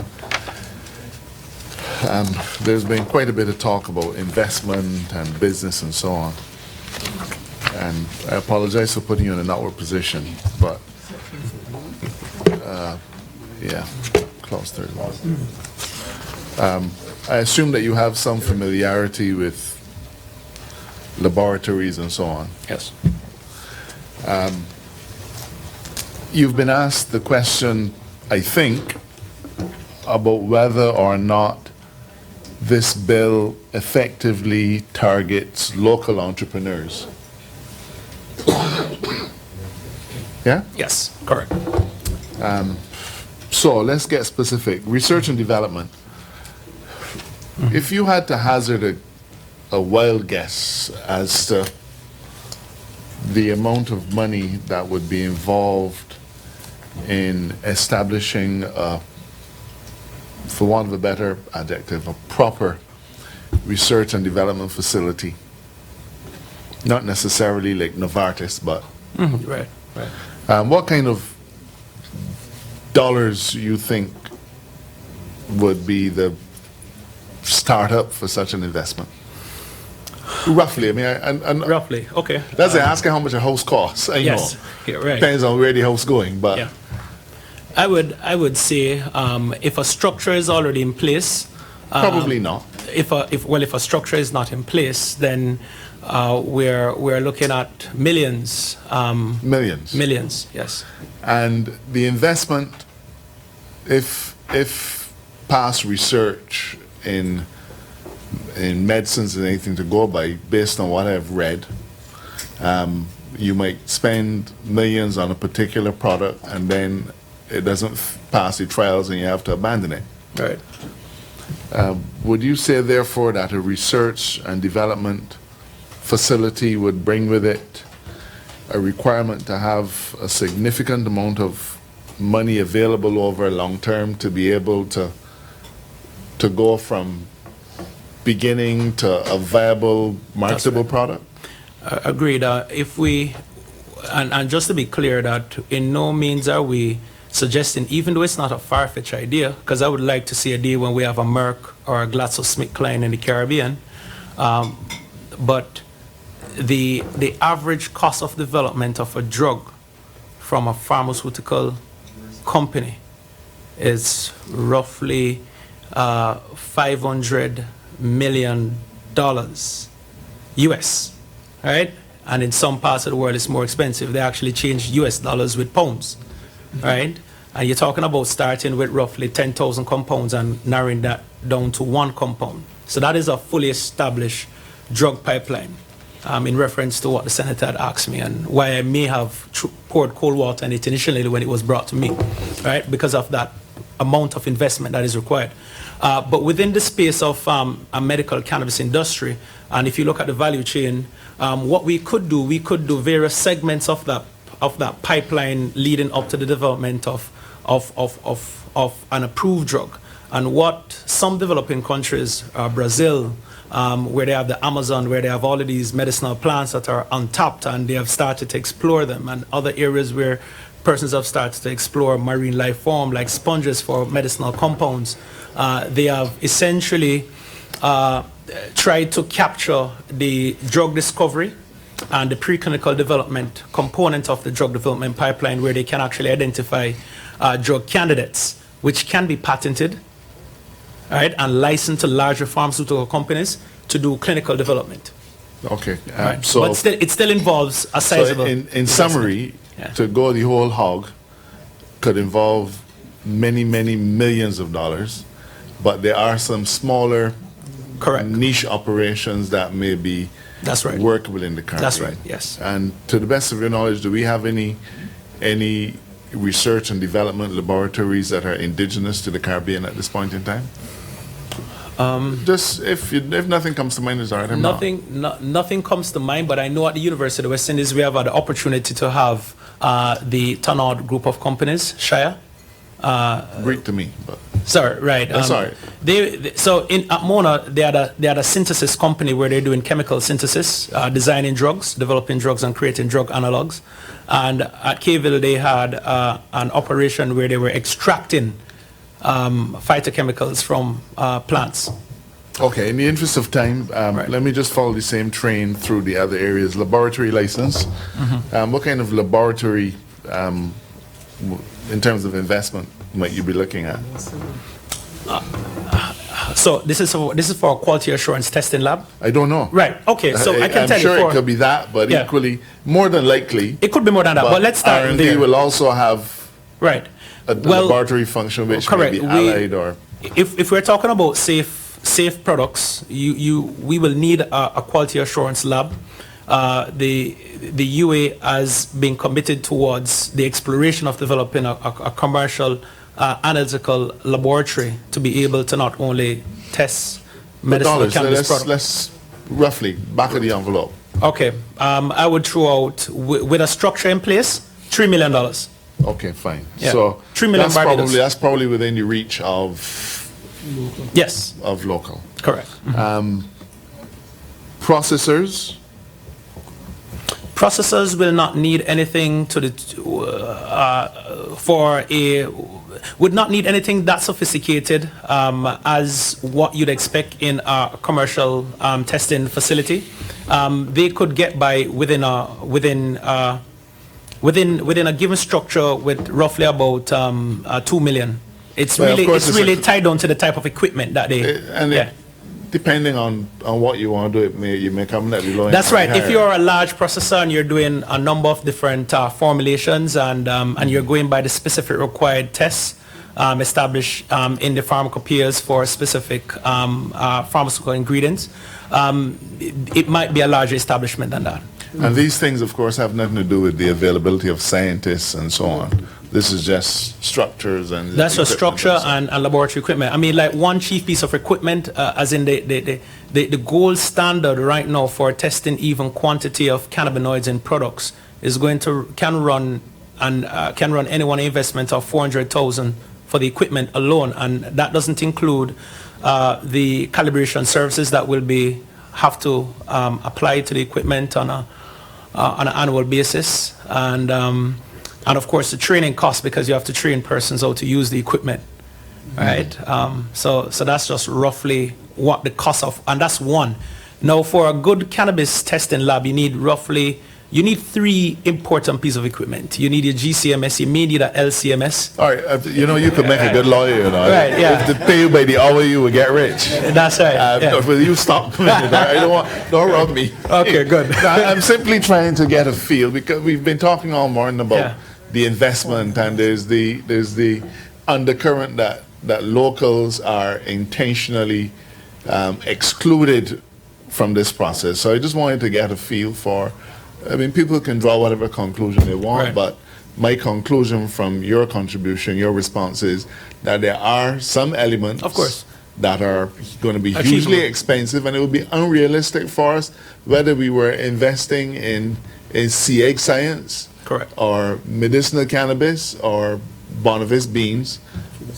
As long as you're doing R&D, that's right. There's a cost. You tend to come with deep pockets. Correct. But I also take away that there are some opportunities within that are certainly more within the reach of, and we haven't even begun to talk about the cultivators. Agreed. And thank you very much, sir. Dr. Brown, you had a question?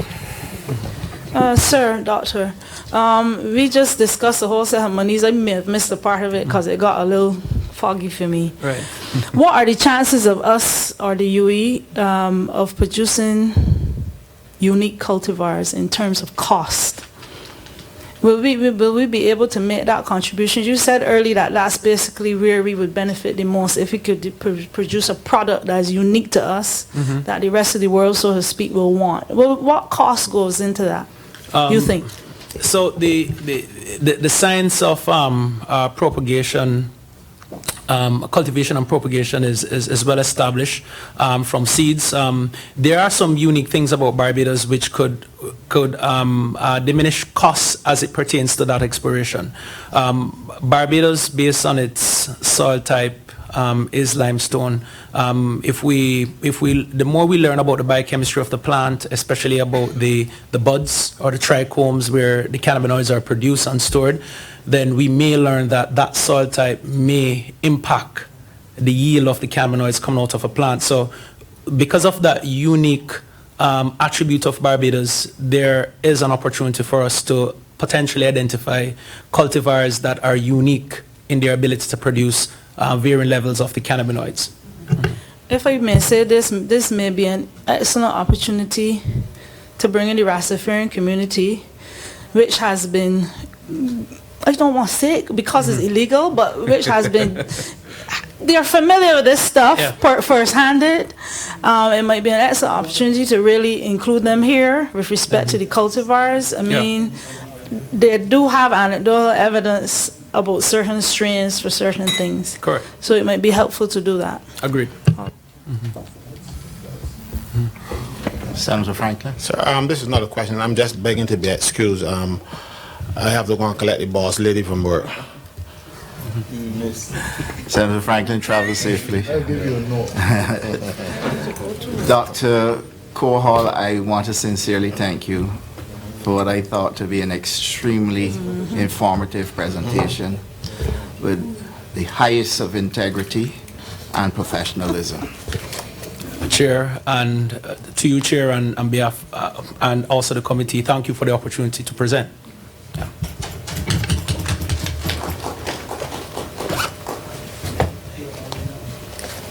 I now invite Ms. Marina Gooden, President of the Barbados Pharmaceutical Society, to take the chair. I don't want to miss this, but I don't want to. Chairman, members of the Select Committee, general audience, I take it a privilege to be able to present to you today on behalf of the pharmacists in Barbados. Much of what I might present might have already been presented, but it would not have been presented from pharmacists.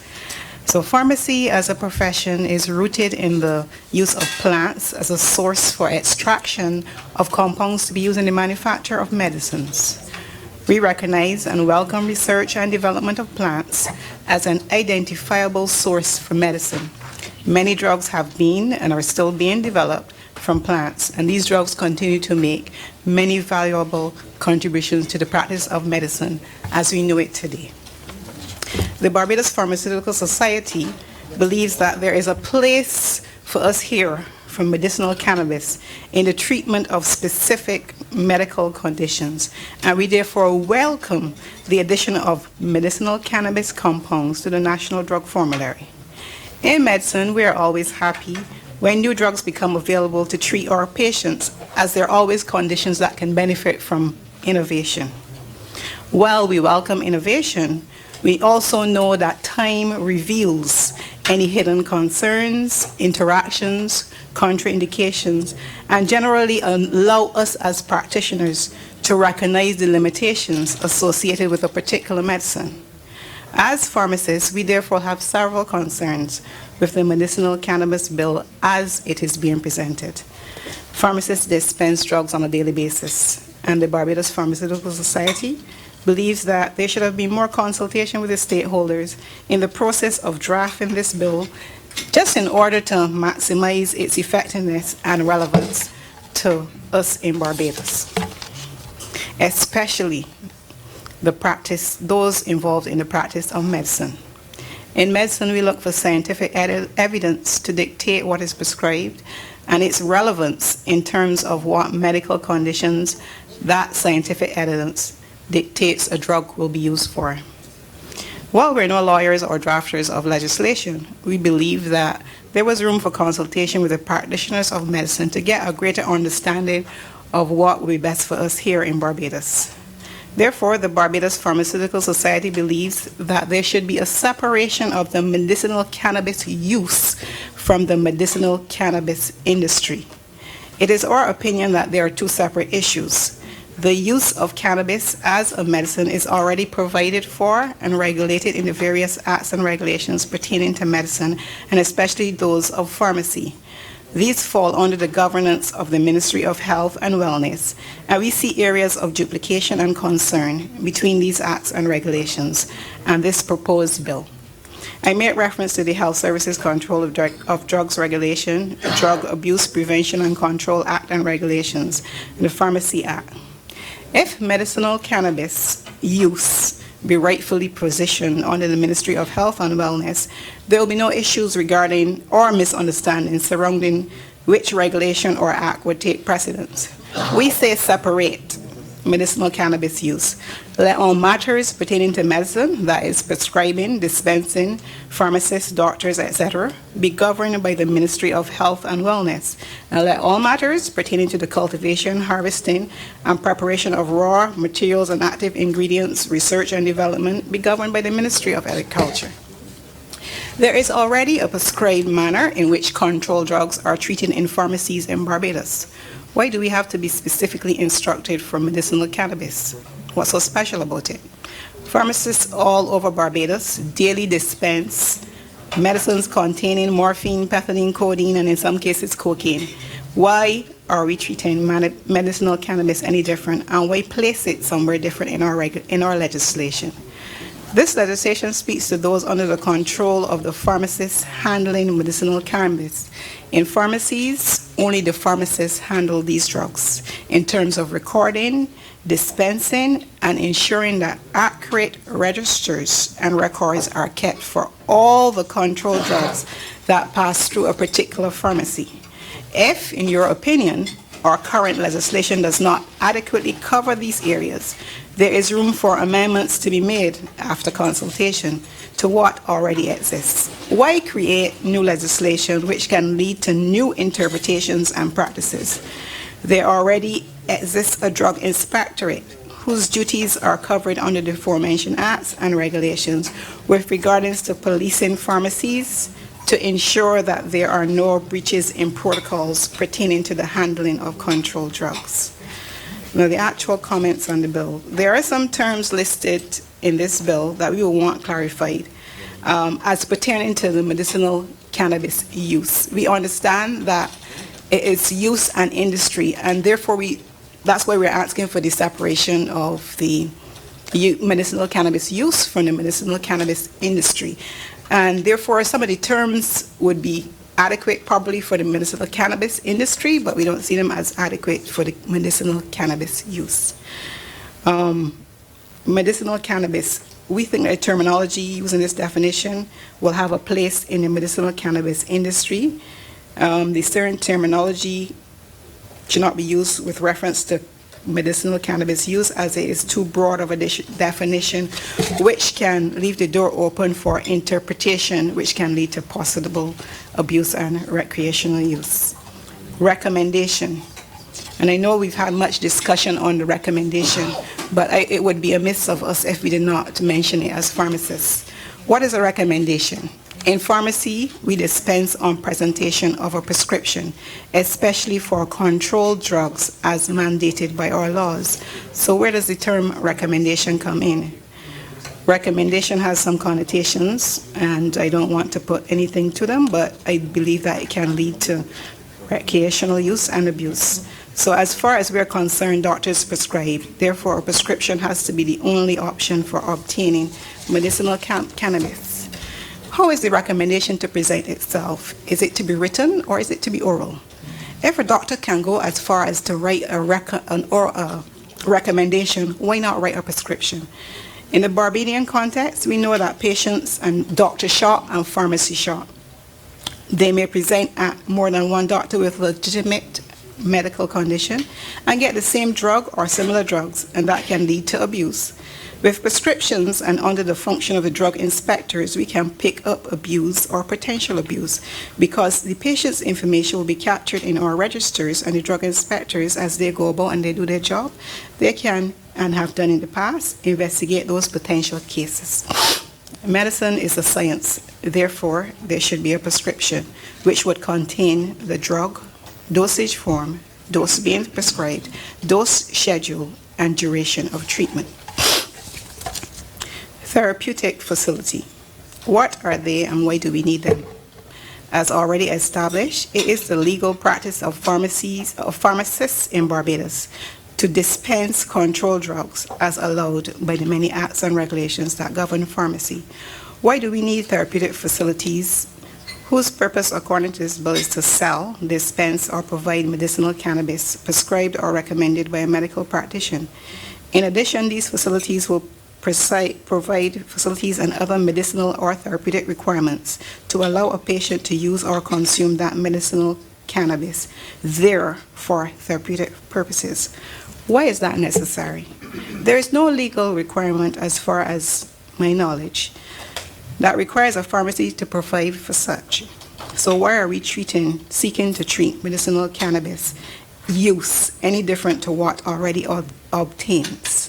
As was mentioned earlier, this is another reason why medicinal cannabis use should be separate from the medicinal cannabis industry. We already know how to treat medicinal cannabis, and we already have laws pertaining to the use of controlled drugs. On an aside, when I first became a pharmacist, I dispensed medicinal cannabis in the form of a drop called Canasol, which a couple years later, went out of circulation because, as you know, medicine is always evolving, and when new drugs come on the market, or when drugs come on the market, sometimes you realize they're not as effective, or they look at the side effect profile and they're taken off market or whatever. In our Barbadian landscape, that medicine is no longer available and hasn't been available for years.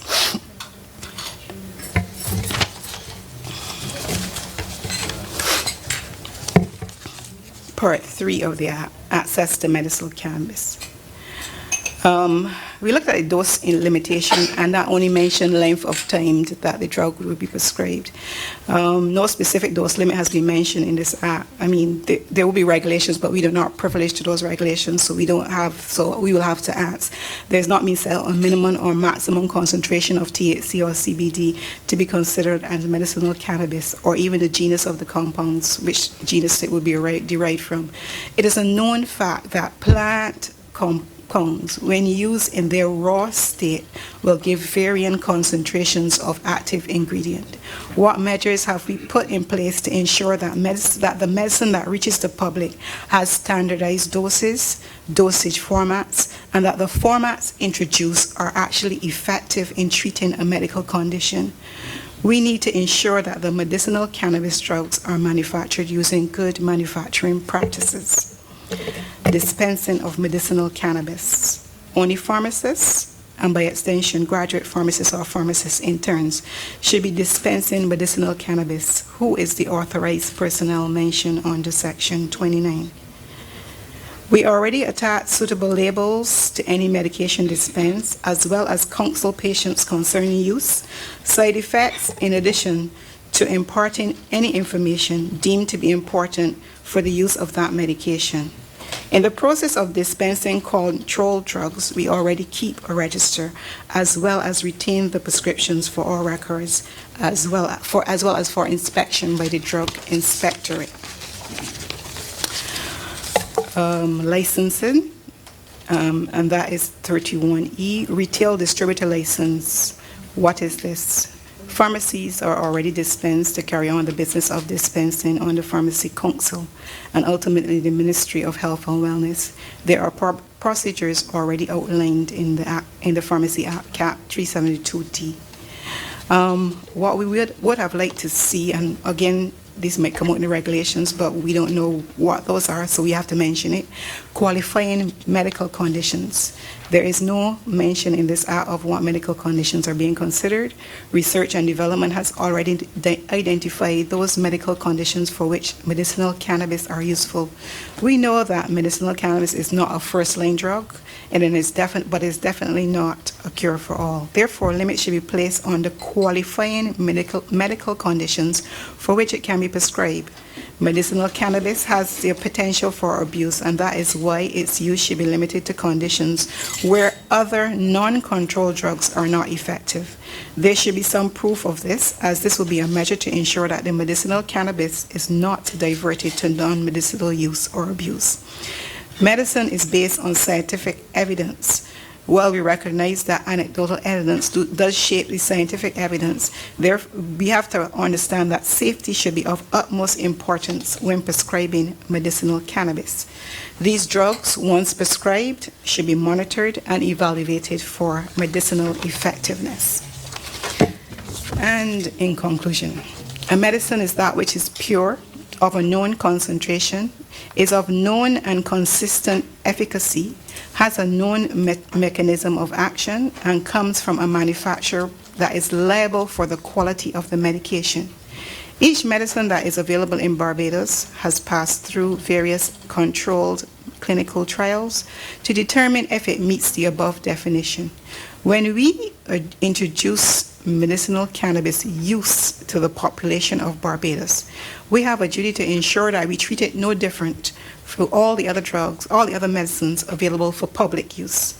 We should only accept those drugs that have been studied, are available in dosage formats that can be titrated according to patient needs, with known amounts of THC and CBD in the dosage format, are formulated using scientific methods that ensure quality control, and those drugs with known outcomes. The Ministry of Health is the authority for medicines in Barbados. They have the expertise, manpower, and the resources to oversee the use of medicinal cannabis in Barbados. It has at its disposal the Pharmacy Council, the Barbados Drug Service, and the Drug Inspectorate, who already deal with matters pertaining to regulation and licensing of pharmacies to dispense controlled drugs in Barbados. Should any matter arise pertaining to the questions of efficacy or safety of a medicinal cannabis drug, the Ministry of Health already has procedures in place to deal with that. Drugs are sent to be tested to ensure that they perform as expected. This has resulted in drugs being recalled due to failed testing. We therefore believe that with the introduction of medicinal cannabis use to Barbados, the utmost care and attention should be paid to every aspect of this introduction. It is beneficial for medicinal cannabis use to be put under the control of the Ministry of Health and Wellness, whose mandate is seen after the health of the nation of Barbados. They already oversee all matters pertaining to our health and has the expertise to ensure that controlled drugs are introduced to the public in a manner that ensures safe and efficacious use. It is their duty to police any inefficiencies pertaining to medicinal cannabis and indeed all controlled drugs, as laid out in the Drug Abuse Prevention and Control Act and regulations.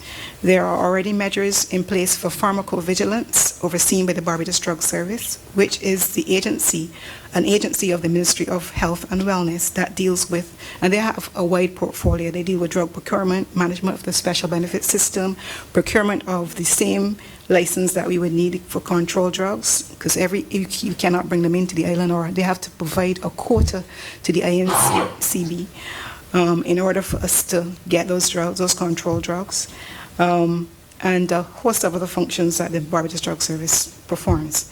The Ministry of Health and Wellness, therefore, is well placed to ensure the safe and efficacious use of medicinal cannabis in Barbados. We say all of this to reiterate our point that all matters pertaining to medicine, that is prescribing, dispensing, pharmacists, prescriptions, doctors, should fall under the Ministry of Health and Wellness to facilitate the introduction of the medicinal cannabis industry to Barbados. Let all matters pertaining to cultivation, harvesting, and preparation of raw materials, research and development, etc., come under the Ministry of Agriculture. We believe that this will be the best way to introduce the medicinal cannabis use, by separation. It is nothing to be rushed, and all caution should be taken lest we place the health of the nation at unnecessary risk. Thank you. I want to thank you for your presentation. I am disappointed that you didn't follow my presentation when I made it clear that the Ministry of Health will be taking full responsibility for the management of the dispensing and controlling of products that are supposed to be dispensed to patients, and that there is legislation that has already been triggered through the minister to get it added to the drug formulary. All that was taken care of. So I appreciate the fact that you have brought clarity, and I also appreciate the fact that you have made it clear to all those who are listening where the Ministry of Health will be and should be involved. In terms of the Ministry of Agriculture, the point has already been made from the time we discussed this bill, that the Ministry of Agriculture will be fully responsible for getting the products to the stage of processing, so that at the level of a final dosage, final medication, that is the Ministry of Health. So thank you for clarifying and making it clear to all concerned that that is how the industry basically is regulated. Then why do we have the duplication of terms, and why is there so much information in this about the medicinal cannabis use?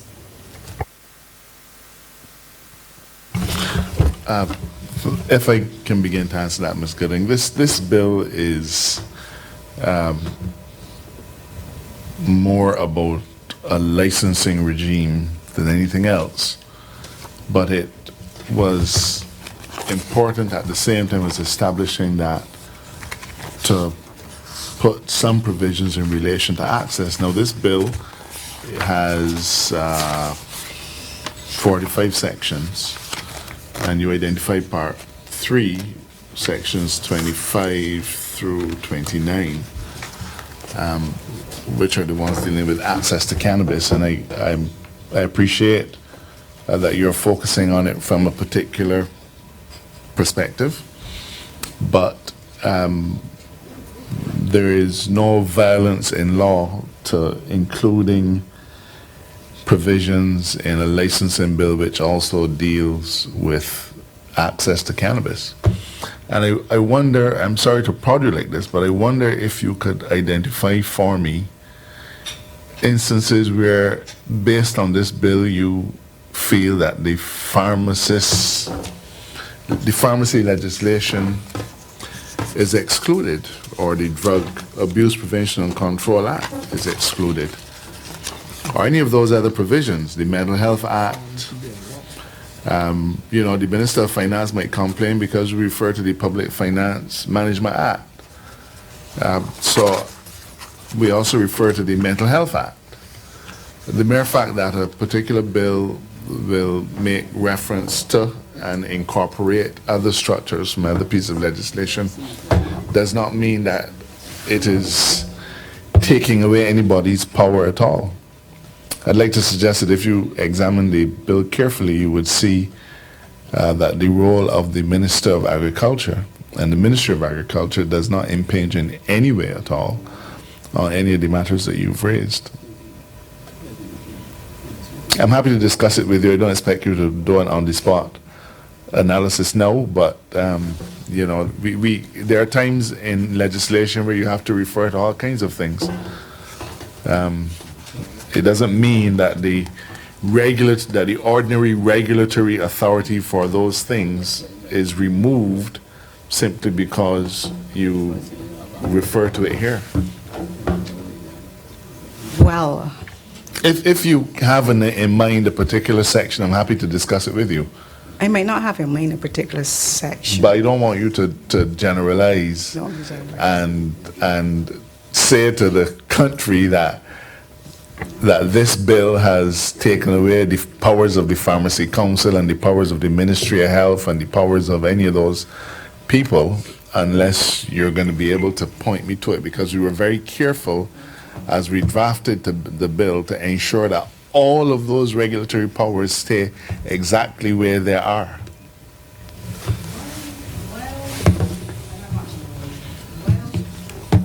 The microphone's not on here. Well, the bill might, as you say, in law, you borrow from other people. What I see here as an introduction of terms that we might not be comfortable with as pharmacists. Okay, we're here to make the bill better, so let's drill down. So, and I did mention those terms. No, well, if you don't mind. Right. The recommendation, I said that as pharmacists we deal with prescriptions. Our laws speak to patients or customers presenting with prescriptions. But here we have a recommendation being set out in your that is really contrary or contradicting everything that we do on a daily basis. But it is a new concept that is being introduced for particular purposes. You may disagree with that. I do. And you're entitled to, but and nothing that's here is written in stone, but certainly advice that we received as we were looking to roll out this system, and it was discussed at length with we had many meetings with INDAR, it was the Pharmacy Council or the formulary. Who's in charge of the formulary? We had many meetings with the Ministry of Health and their officers. In fact, it is as a result of our meetings that they made the changes to the drug formulary. So you've had all that consultation. And the use of recommendation was to fit a particular circumstance. I rarely sit on, as I'm a member of the Barbados Drug Formulary, and I know that our chairman, and I can't speak to the formulary because I'm not authorized to speak on their behalf. I know that the chairman would have been meeting with you, but I also know that when we recommended, because we can only recommend that medicinal cannabis products be put on formulary, we did state the certain conditions, and I don't remember a recommendation being discussed. Okay, so if we put recommendation to the left. Forget it. No, I'm not committing to that. I'm saying let's put it aside and let's look at what else you think represents an insolvable and intractable problem for Therapeutic you. facility.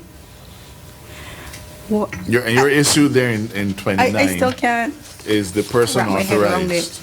it. There are a few more things, but the therapeutic facility, because, okay, if my customers come in and for some reason or the other, they want to use their medicine because they forgot to take a pill or whatever, I always have a glass of water on hand that I can give them water to take their medicine or whatever, or if a child needs medicine immediately, that happens. But I don't understand what is the meaning of all the things listed on the therapeutic facility as a definition. I see it as not a place for medicine per se, and I know it says under the supervision of a pharmacist. However, what kind of facility is it?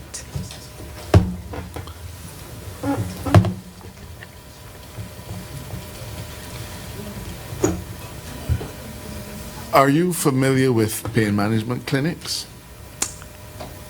I do know that there is. I've actually recently been speaking to a doctor.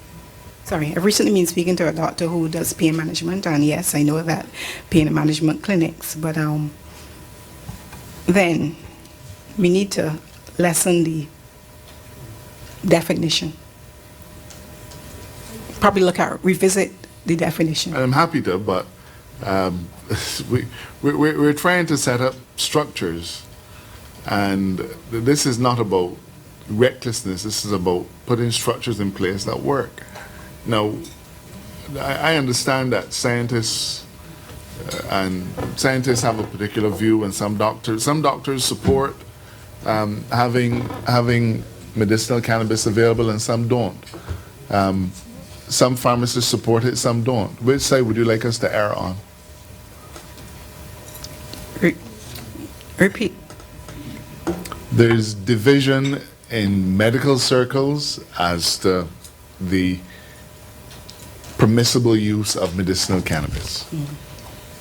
I've spoken to doctors who've said that they believe that as part of palliative care, if he feels that a patient needs to smoke medicinal cannabis, that he ought to be able to allow him to do so.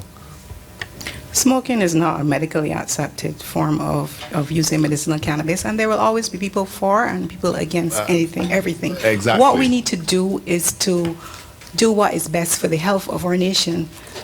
For the health of our patients. Nation. Evidence is, anecdotal evidence is just that until it is proven. As a pharmacist, I am into science. Therefore, I can only come from a scientific perspective.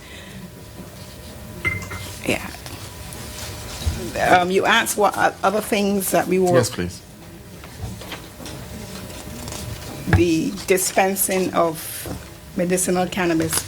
Who would be the authorized personnel mentioned on the section 21? 29. Sorry. And your recommendation is that it should be a pharmacist? We're here to make the bill better, not to dance. It is a controlled So your drug. recommendation would be that it should not be a person authorized, No, that it should be a the pharmacist. Fine. Yeah.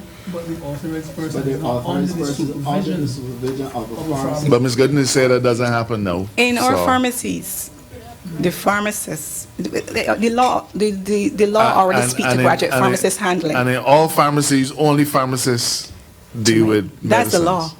That's the law. The law speaks to it, and to include the graduate pharmacists, it actually says graduate pharmacists or pharmacist interns. Yeah, it's just pharmacists.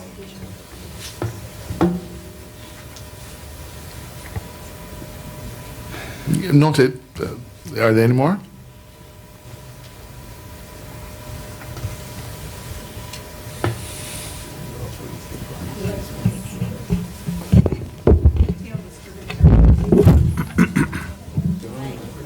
Retail distributor license. Pharmacies as an entity have to be registered to dispense. That means they go through the process of being inspected. There's lots of different specifications. You have to have your cupboard for your narcotics and controlled drugs. You have to have your library with certain recommended tests. You have to have a certain separation from the actual public where they can't gain access to you, and you don't pass inspection until you get those things right. Well, or the narcotic register, etc. And these are things that we do every day. So I don't understand why someone would need a retail distributor license. That's why this dialogue is so important, Ms. Gooding. A retail distributor license is not pharmacist at all. If you look at 31(1)(e), you will see retail distributor license, which shall be issued to allow for the operation of a therapeutic facility for dispensing of medicinal cannabis to patients. Well, that is a retail distributor license is a license issued in respect of a facility, not a license to a pharmacist. Well, And let me make it clear. Let me just say so there's no doubt. Nowhere in this bill is a pharmacist or a doctor required to get any form of license other than that which they currently have. So if you are a pharmacist, you could dispense from this to snow cones. If you are a doctor, you can prescribe from this to snow cones. None of that is being changed. Absolutely none of it. So there's no requirement for a pharmacist to get any license under the Medicinal Cannabis Bill, nor for a doctor to get any special license under the Medicinal Cannabis Bill. In fact, it is the doctors who we understand are insisting that doctors receive special training in order to be able to dispense cannabis. And even that had nothing to do with us. That came from the Ministry of Health. Okay. My issue with that is the more people are exposed or handle a controlled drug, the more potential you have for abuse. If you limit the amount of people that will handle the drug from the time it is received into the facility to the time that the patient or the customer gets it, the less potential you have for abuse and for diversion. Okay? Does that happen with opioids now? Well, I can't say any instances, but what I'm saying to you is that in Barbados, we have had issues with abuse. And I understand, but I'm asking you a simple question. You're a pharmacist. Can all pharmacists dispense opioids or only some pharmacists? No, all. Okay.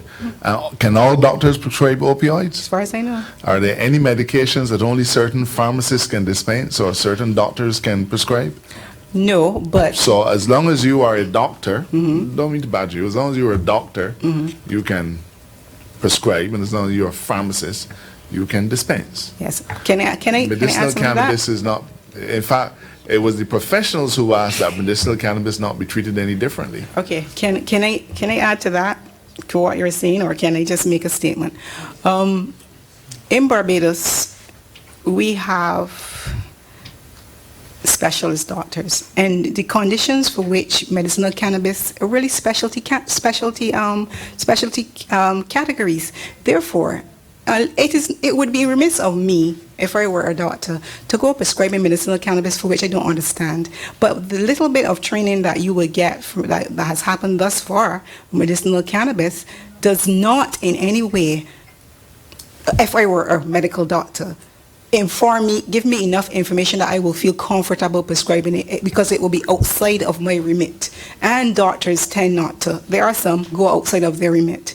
I can't speak to doctors, but I'm just looking on from what I see. But you're not recommending any specialist, I'm leaving you to doctors altogether. But as far as pharmacists are concerned, you're not recommending any special regime for pharmacists? No, because we are licensed to already dispense the controlled drugs. We do it, well, some of us not on a daily basis, but we do it without even thinking there is a procedure that you go and follow. The first thing you do, well, for me, is that you look to make sure that what, especially when you're dispensing, that what you're actually picking up is what you have actually have. Then you look at the count that what you're supposed to have, so there is controls. When a drug comes in, it has to be entered into your register, who it comes from, invoice number, and as well as added, when it is added, your final count. Every time you dispense, you sign. And every time you dispense, you sign. You subtract and you just sign. When the drug inspector comes around, your records are there for you to see. And my problem with a therapeutic facility would be that they might not be inspected like how pharmacies would be inspected, if you understand what I mean. Therefore, again, diversion or abuse. All right, not one. Challenge you further. Honorable Opposition Leader. Thank you, Mr. Chairman. Ms. Gideon, thank you for your presentation. Good evening to you.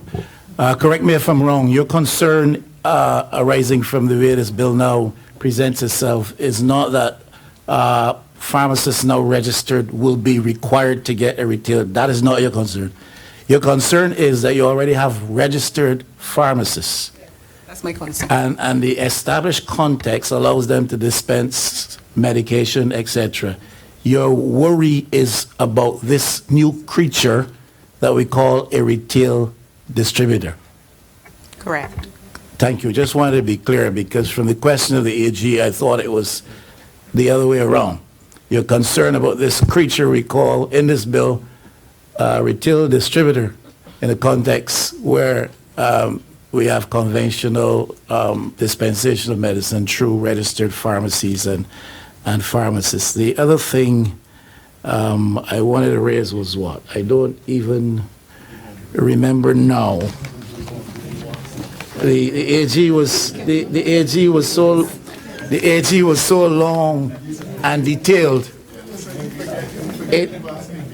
The AG was so long and detailed in his questions. It was a rather simple matter.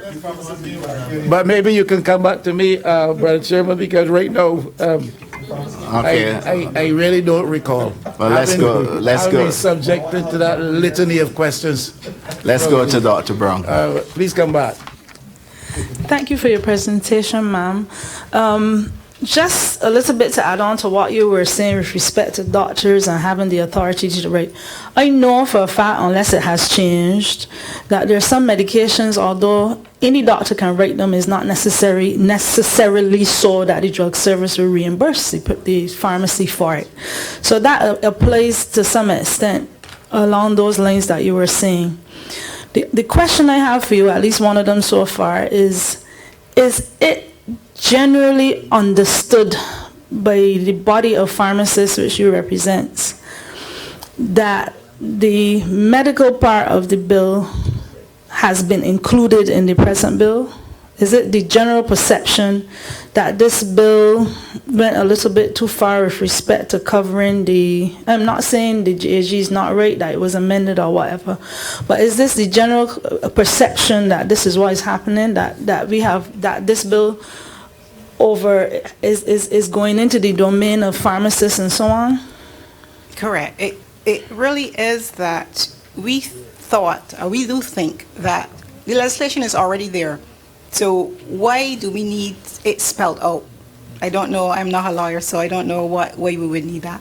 But what I'm saying is, then you are introducing practices, you're introducing something which could lead to interpretation. As we know, law is due to interpretation and practices when we already have a prescribed way already set out, which we follow on a daily basis, et cetera, et cetera. Thank you. I have found the same disease among other members of the pharmacy council as well as the drug service. And I think it's not noteworthy because generally this is a bill the public is perusing.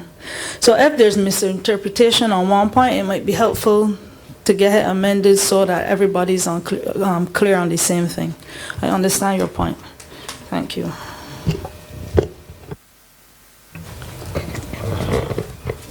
Senator Greenwich. Yeah, I was just wondering where the restriction on the pharmacists actually exists. Section 29 says that a pharmacist, anyone, or authorized personnel under the supervision of a pharmacist in a pharmacy, that person may dispense medicinal cannabis to a patient. And then subsection 2, says, a pharmacist shall only dispense or supply medicinal cannabis on the submission by a patient or caregiver of some valid form of identification. And so the pharmacist is allowed to do and then when you come to the actual definition of who or what a pharmacist is, and that is what makes it so clear, and that's why you can't see any restriction at all on the pharmacist. Pharmacist and pharmacy. And pharmacy. The pharmacist has the meaning assigned to it by Section 2 of the Pharmacy Act. So it's the same pharmacist in the Pharmacy Act who can do all these things under this very, very piece of legislation. I don't see where the restriction is at all. I think want me to... Let's go back to the Honorable Leader of the Opposition. Thank you so much for your accommodation, Mr. Chair. And the reason why I can remember, it wasn't a question, it was really a comment. Because Ms. Gooden raised the matter earlier of the dichotomy in the objectives of the bill and the way it is structured, and suggested that there are certain stipulations in this bill that should rightly fall under the purview of the Minister of Health. And you responded by indicating that it is your intention, and it may well be in the realm of your intention, that matters of a medical, scientific nature come under the purview of the authority of the Ministry of Health. But the bill does not in any way suggest that. Minister is defined clearly and simply as the minister responsible for agriculture and food security. And if it is your intention, the intention of the government to put aspects of this under the umbrella of Ministry of Health, the bill should speak to a clear definition of minister. And when you look to sections 9 and 10, it refers to minister, and if we follow the definition, and I'm reading the final bill, I'm reading from the final bill, unless there's another one tomorrow. I'm reading from the final bill. It refers again in 10 and 9 to the minister, but minister is defined simply as the minister. I would suggest, if it's your intention so to do, which I believe it is because you've attested to that, that the definition should speak to that issue and allay any concerns. Yes, sir. All right, Minister Ford. I think the little issue here and the misunderstanding is that, as Rena was saying earlier, there's established rules and regulations that dictate the way how a pharmacist, as she said, should operate in terms of prescribing a narcotic or drug under the Drug Service Act of Drug Abuse Act. A pharmacist, you see, the problem is that a pharmacist or unauthorized person, that's what the issue is. The only person that can dispense a drug is a pharmacist. I, for instance, as a pharmacist working, cannot authorize somebody to dispense a drug. The pharmacist has to dispense the drug. That is the law. So is this person, we can't give authority to a person to dispense. The dispensing must be done by the pharmacist. So that is where I think the issue is when they say authorized person by a pharmacist. The pharmacist is the dispenser, and that's it. And that is long and short of it. I think that's where the issue comes. Yeah, so it's just if a pharmacist, and under the laws of pharmacy, there is a prescribed way of dispensing that is already existing. So we don't need to go into all these details and saying that the pharmacist should do this and keep this information. I think that all that is done under the Act. So the Act speaks to all these things already. So this whole section really could be deleted, to be honest, true. Yeah, that section in terms of pharmacy. Okay, I want to thank you, Ms. Gooden, for your erudite presentation on behalf of the Barbados Pharmaceutical Society. If there are any questions from the audience, the committee now takes leave for the audience to ask a question.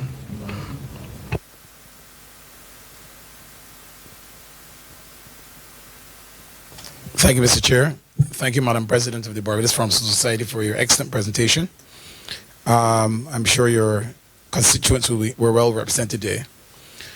I wanted to find out from you, or from the committee, who actually gets or receives in their hand since it was expressed that pharmacists and doctors do not have to be licensed to dispense and so on. Then the question is asked, who then gets in their hands a retail license? What, in terms of the bill, who receives, and from the authority, a retail license?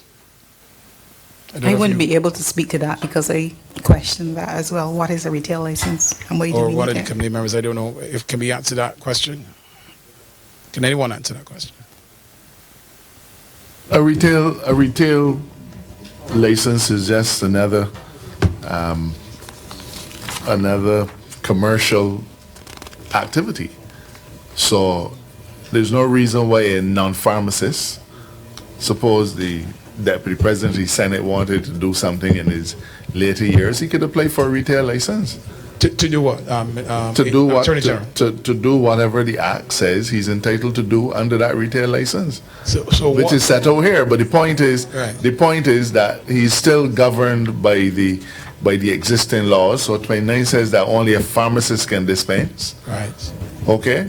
A doctor has to prescribe. I mean, I'm not sure I see that there's a difficulty. Well, so my question then. Well, I mean, there are people who own pharmacies but are not pharmacists. But the question then is, and I'll ask Mrs. Gooding this again. She may or may not know the answer. But then, if we know that a doctor prescribes the product, and that a pharmacist under the law is dispensing a product, in my mind, there seems to be no need for a retail distributor. It's not that a retail license, because then only a pharmacist would be retailing the medical cannabis based on the prescription by the physician. So it seems that that term can be eliminated. Sorry, I think we're getting a bit late in the day. Mr. Gibson, if you would look at the tiers of licenses, you would see what specific license is referred to as a retail distributor license, which shall be issued to allow for the operation of a therapeutic facility for dispensing of medicinal cannabis to patients, and therapeutic facility is defined. So I understand you don't agree with it. No, but don't ask what is already here, please. No, but I'm saying, but it's already here, sir. It is to be found at 31(1)(e) and also in the definition section. That's where it is to be found. Yeah, you were recommending that all day it has been recommended that the term therapeutic facility be eliminated from the bill. There's a suggestion, and then I'm seeing now. But it is here. It is still here. It hasn't been delayed because we're hopefully, it will not be after today. And that is your wish, but yeah. And please so don't ask what is already here. We feel the same way about the retail license definition as well. That should be considered. On behalf of the chair, I'm sure that the reiteration of your objection already set out and spelled out this morning is noted. In terms of retail we don't need to licenses, I just sir, only you said that, really don't yes. need to repeat it. I only said it we, once. we understood Retail it the license. first 8 times. I'd like to especially add when, something to especially this when leader the discussion, opposition please. ask if he heard you say it. I'd like to add something to this discussion. Yes, ma'am. If, in order to operate as a pharmacist, you need to have a pharmacy registered, then you really don't need the therapeutic retail license. Because just hear me out. If I'm following your logical steps, you are saying under the supervision of a pharmacist, that means the pharmacist has to be on the compound. A pharmacist can only be on a compound and operating as a pharmacist if the pharmacy is already licensed. Therefore, you don't need that retail license.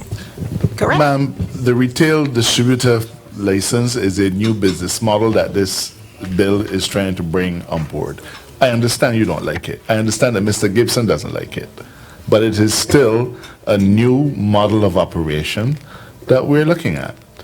And as somebody quite rightly pointed out, I'm free to own 10 pharmacies and don't know the first thing about an aspirin.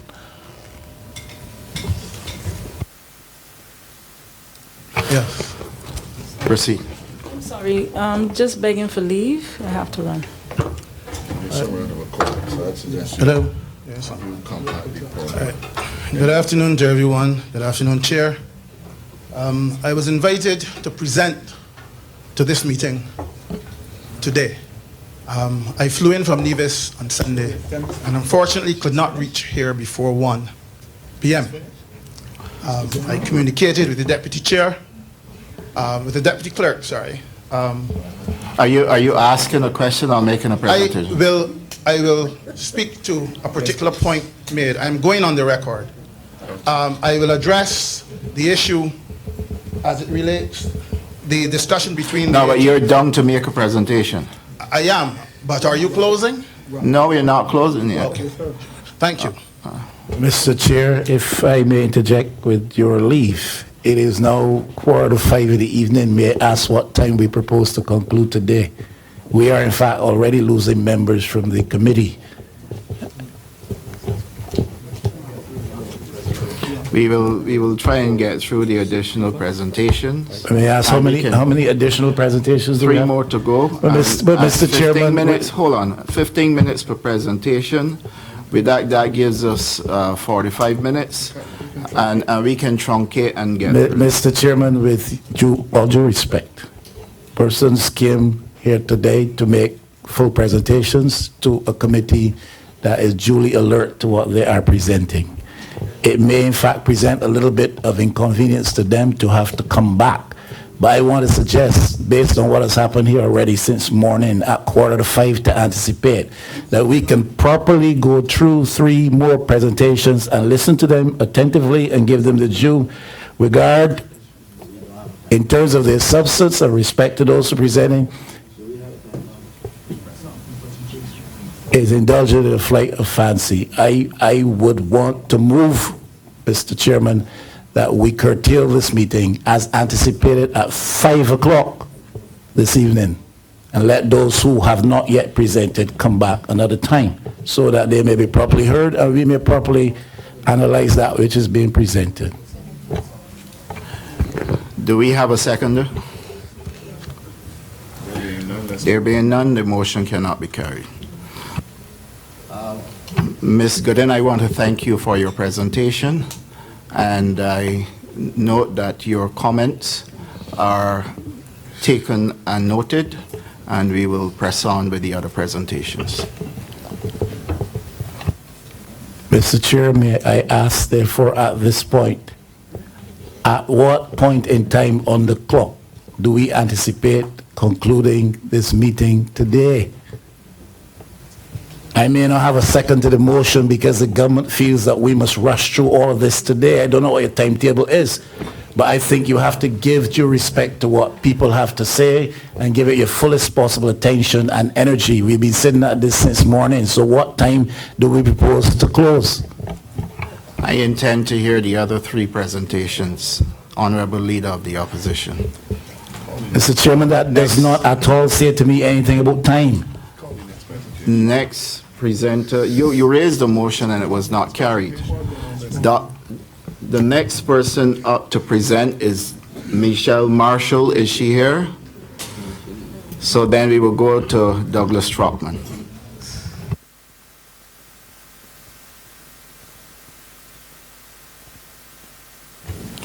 Thank you, Chair. If I didn't know better, I would think that the leader of the opposition didn't want to hear me. On that note, I'll start by saying that I support this bill. I want to be clear. And before I go into the few points I have to make, I want to tell a little story. Sorry that Dr. Brung is gone. But before you continue, just to note that presentations are limited to 15 minutes. Yes, sir. Keep in time, and you'll be notified. I observed the 15 minutes that went before me, sir. I really do. And I will stick to the 15 minutes.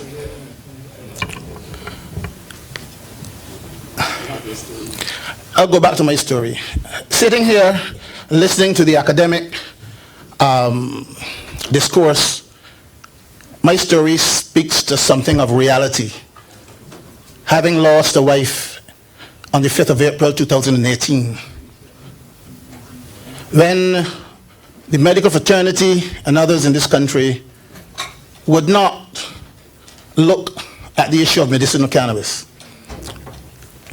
Indeed, I've heard a lot today, but yours truly registered as a student at the University of the West Indies to study biology and chemistry at the level of N1. That was in 2016. There was no one at UWI doing research in medical cannabis. I spoke to a Dr. Tinto, Professor Tinto, and he told me he would do everything that he could to help me in relation to getting some movement. My wife and I, Kathy Ann Trotman, and I dedicate today to her. We spoke, we went public, everybody said cannabis was illegal. They said it was illegal. Wrote the ministry, and the ministry wrote us back. You know, when the shoe is on the other foot, when you feel the pinch, you really understand what it is.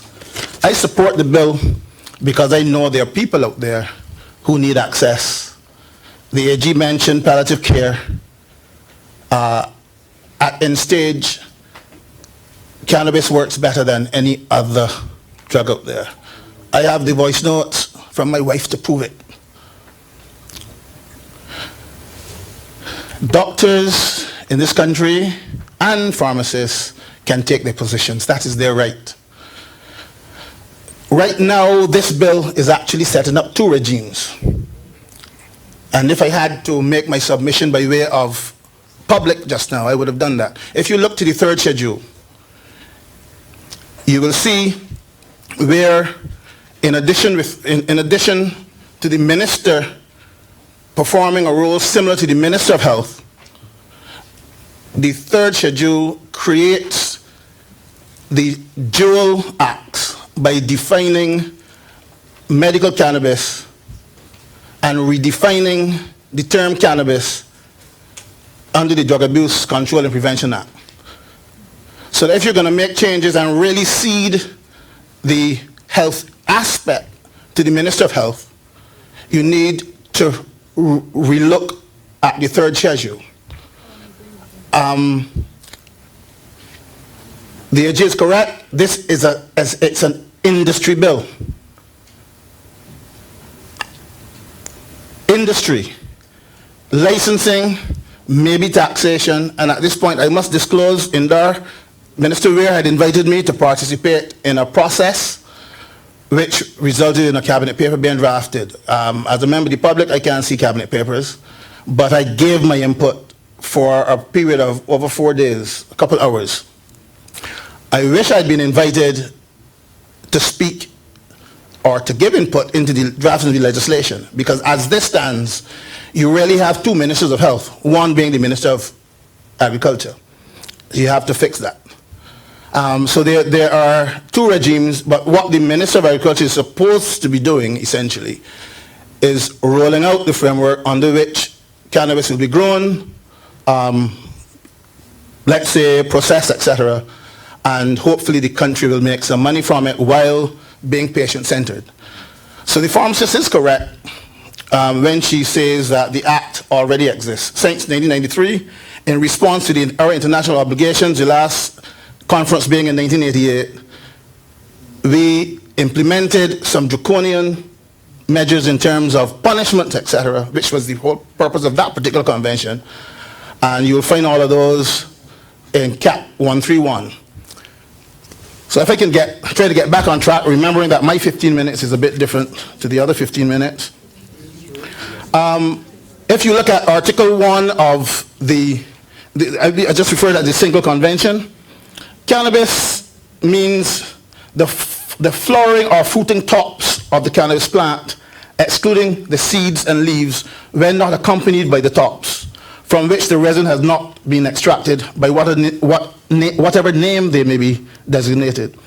And that's an interesting definition in international law. So that the definition of cannabis here does not include all of the plant.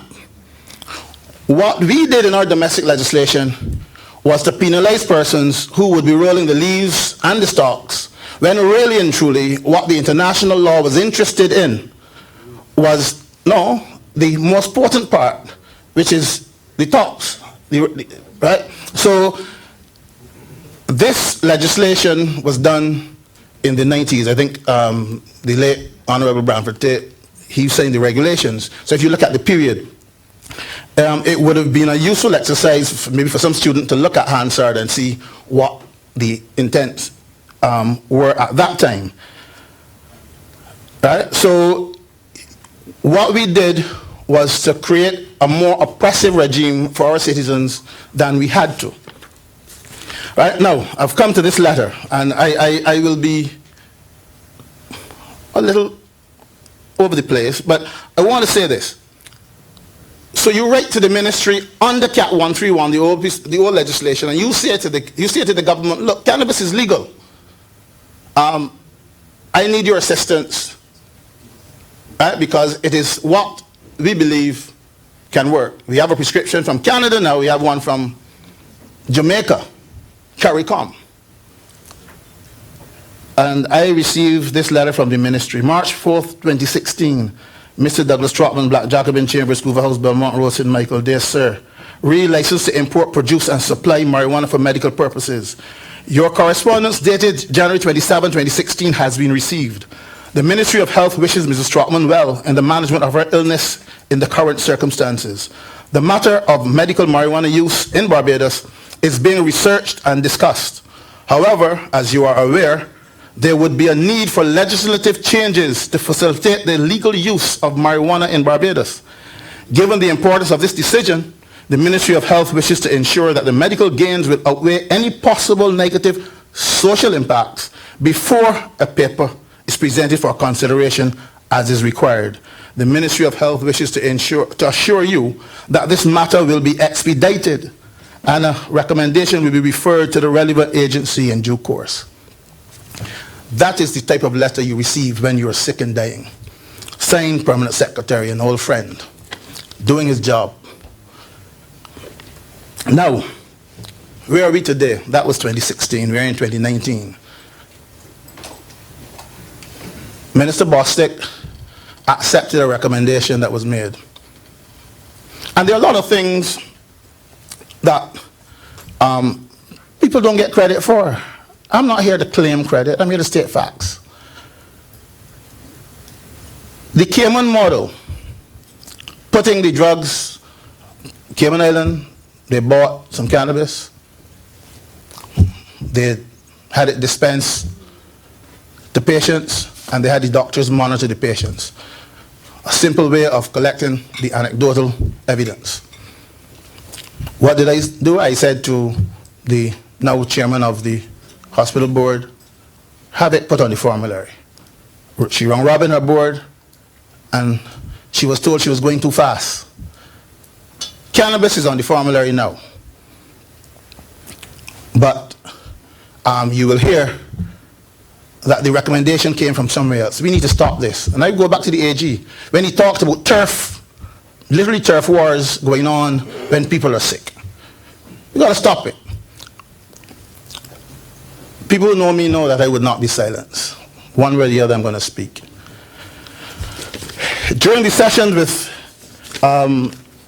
the couple days, I indicated to Minister Ware that I've been retained by the Nyabingi group to bring a legal action as it relates to sacrament. My advice to the group was to wait and allow these proceedings to take place and see if the government would put to Parliament. That is the way it happens. It is government who is to put it to Parliament. Now, the Honourable Leader of the Opposition, in a little tete-a-tete with the AG on the issue of a referendum, I find in the throne speech by Her Excellency Dame Sandra Mason that point, and I have it here as it relates, as she would say, my government. I believe I can get the quote for you. June the 5th, 2018, at page 8, paragraph 3. After a period of public education, debate, and consultation, my government will hold a referendum on the decriminalization of recreational marijuana. In the interim, however, we follow the science, accept the benefits of medical marijuana in treating a multiplicity of complaints. We will regulate to facilitate its availability to those in need. That is from Her Excellency. I don't know about any manifesto. That is politics. We are in Parliament. That is the throne speech, sir, that governs what this government does. And that is as I understand it. So as a result of that, you have a bill. Whether or not the bill is in perfect form, and that never happens, but you have a bill, you have a start. There is an attempt to pull away from the existing bill, and that is understandable.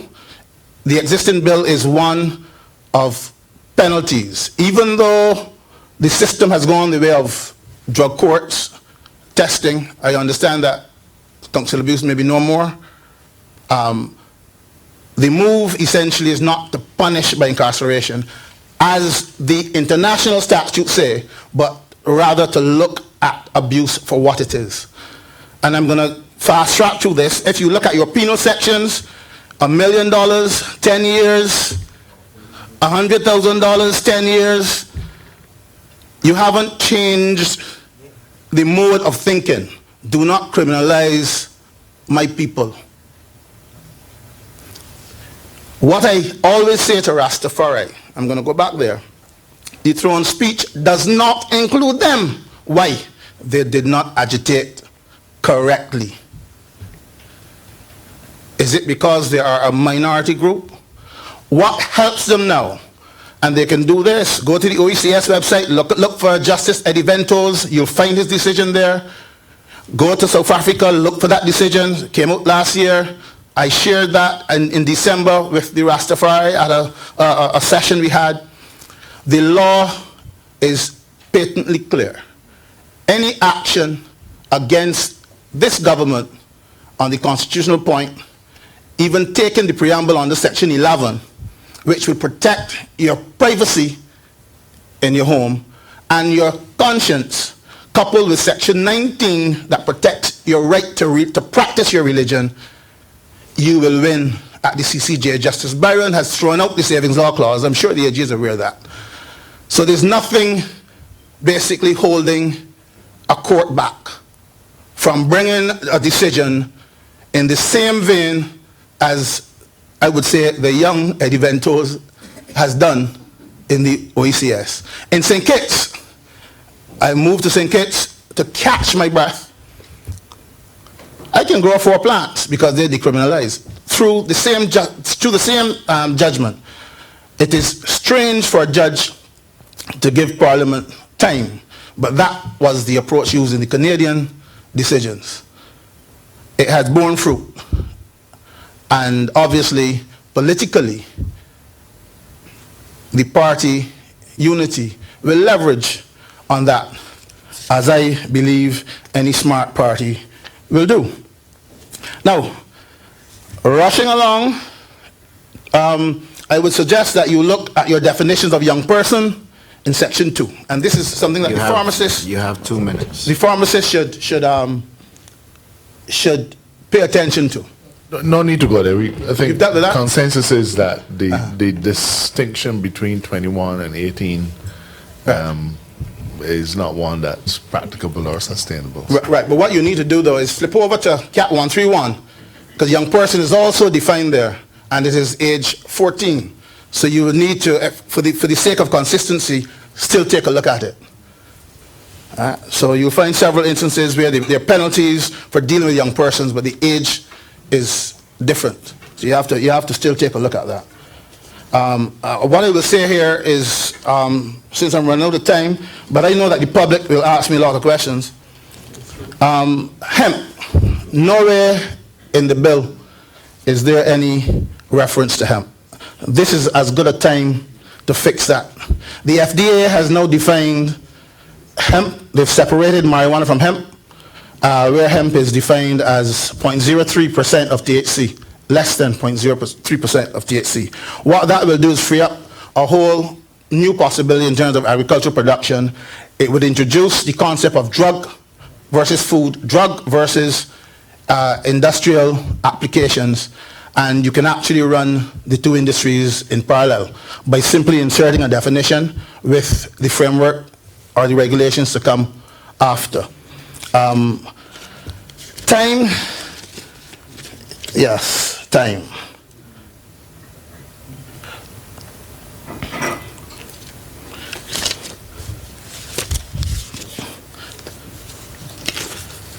I wouldn't force it.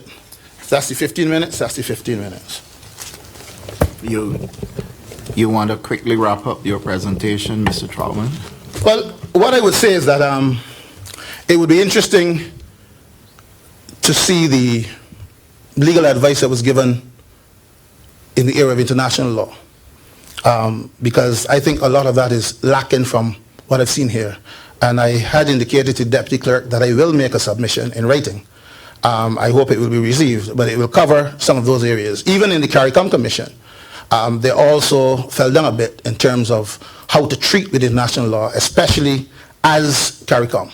There are ways to push back, because changing the hardcore position, as you find in the 1961 Act, you're not going to get the WHO or anybody reclassifying anything soon. But there are other ways in international law to make your presence felt in a harmonized way. I would say, why would I not be able to move if I'm a Rasta and I have my rights basically proclaimed in St. Kitts and in Antigua? Why can't I come to Barbados and practice my religion? You know, that makes no sense when we're talking about contingent rights and all these things. So I have a lot more to say another time. Presentation is up for questions and comments. Any questions and comments from the committee?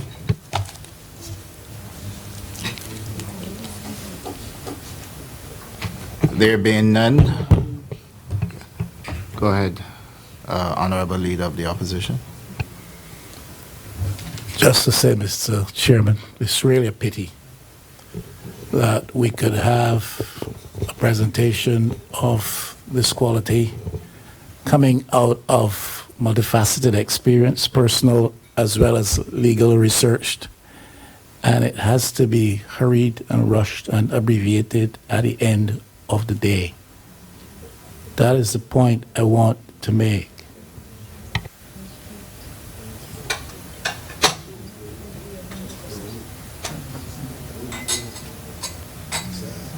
Any further comments? No? Are there any other comments or questions from the committee? Let me say I'm grateful to Mr. Trotman for his presentation, and I believe much of his stance comes from something that none of us or few of us will ever be able to claim, and that is the pain and anxiety of having a terminally ill loved one. And then in our throne speech we say we will let the science take us where we need to be. I want to say that I am sorry that this system proved to be so intractable and so hidebound by rules that it found itself unable to respond to a genuine human need. I think it is tragic that by being so unwilling to change the way in which we do things, that you and your family suffered hardship when it could so easily have been avoided.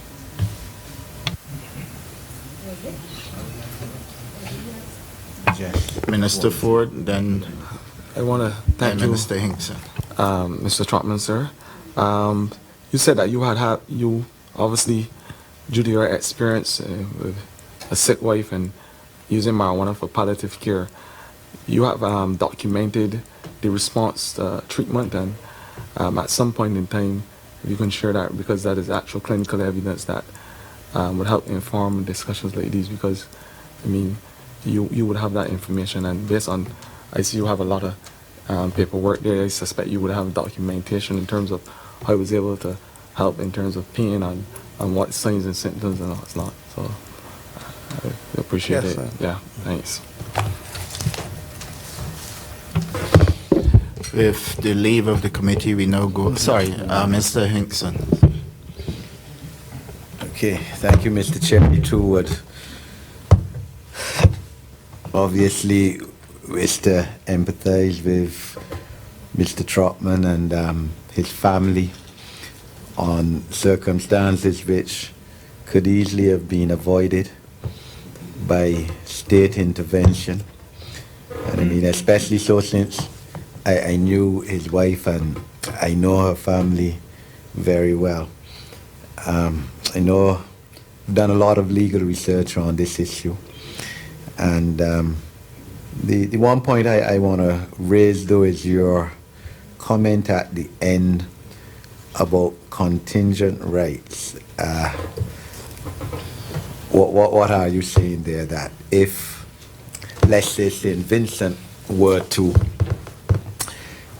legalize use of cannabis for sacramental purposes by the Rasta movement, that should be transferable to someone coming from St. Vincent and living here? That's what you're trying to say? And if that is so, on what legal premise are you founding that on?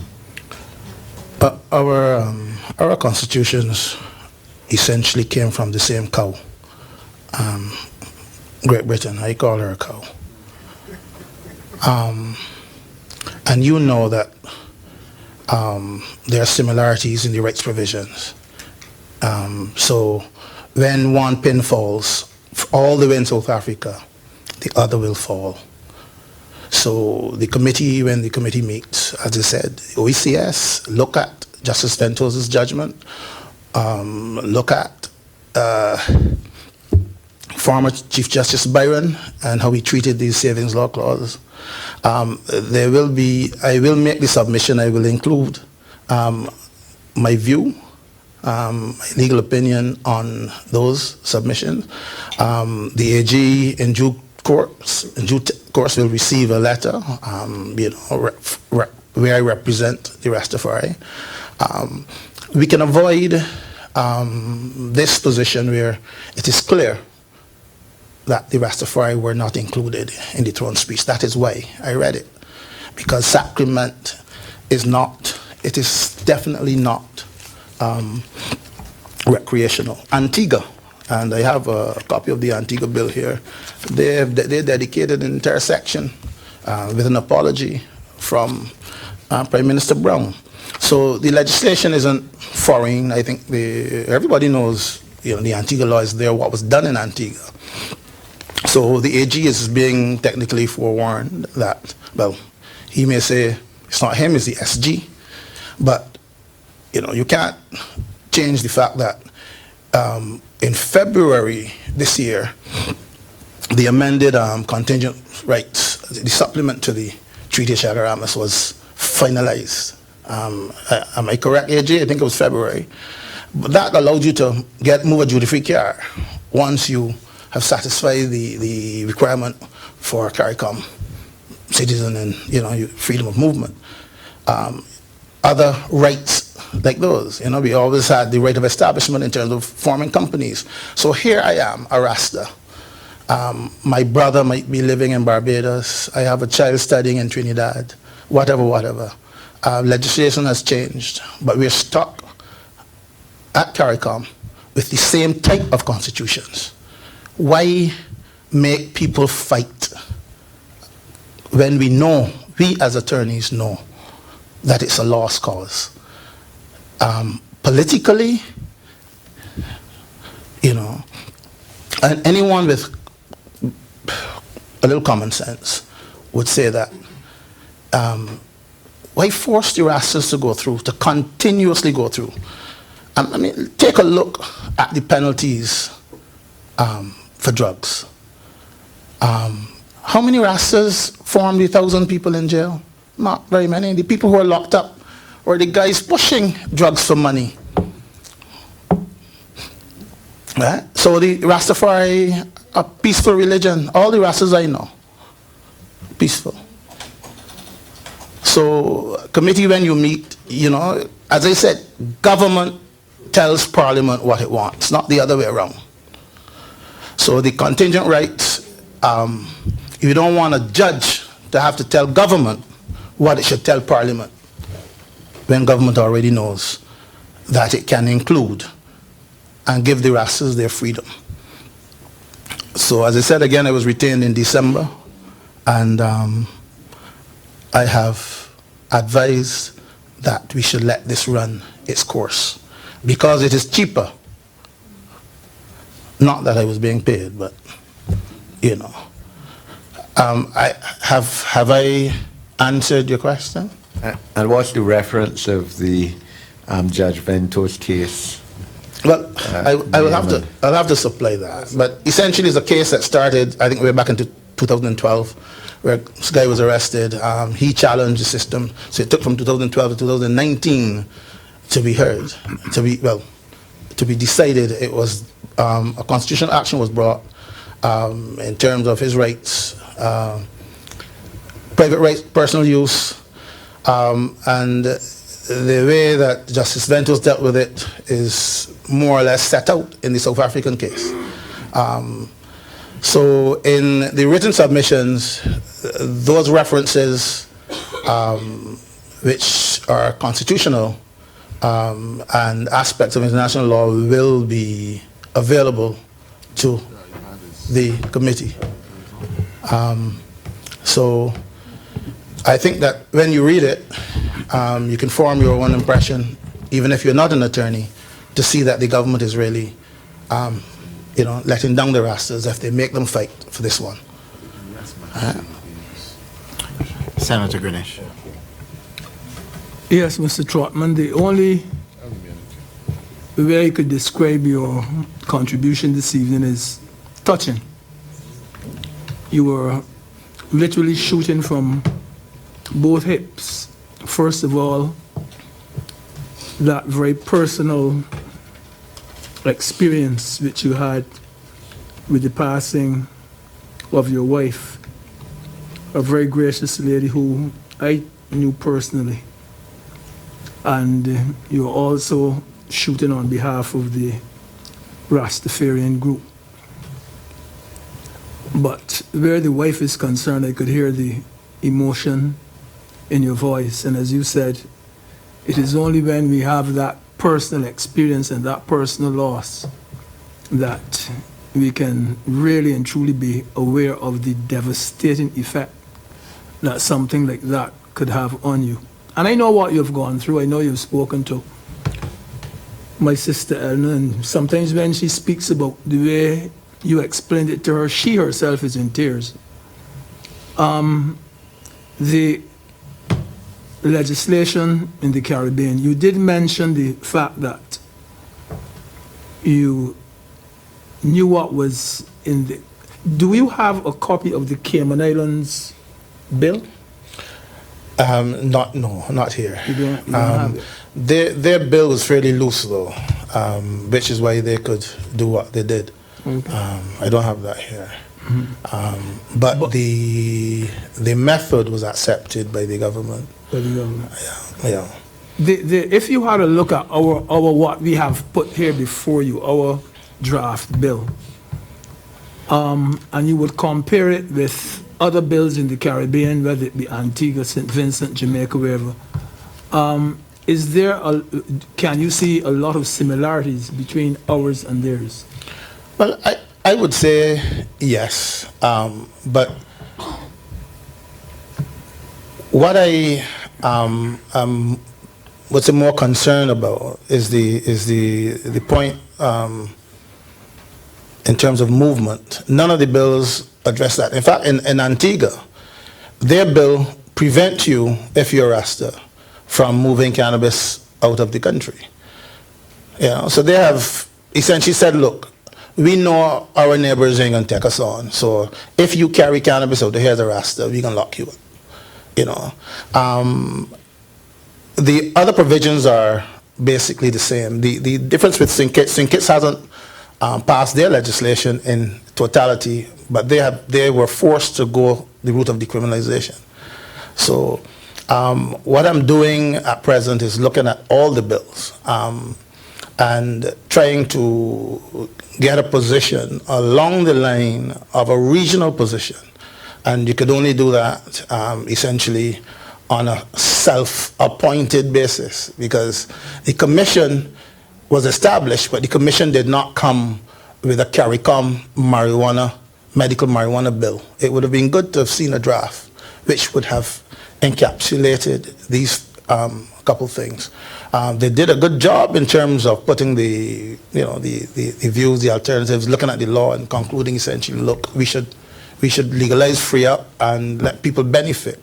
But the reality, if you look at what the AG was going through, setting up a lab, I can go further and say that the particular harm, the cancer that my wife had, my children are exposed and have to be tested. It is a mutation, something called triple negative breast cancer. So when I went to UWI, it was with all of that knowledge, and nobody was doing anything there. So the bills have to look at research in a practical way. Cannabis is one of the only drugs that essentially fight back against triple negative. If you speak to the doctors, the palliative care,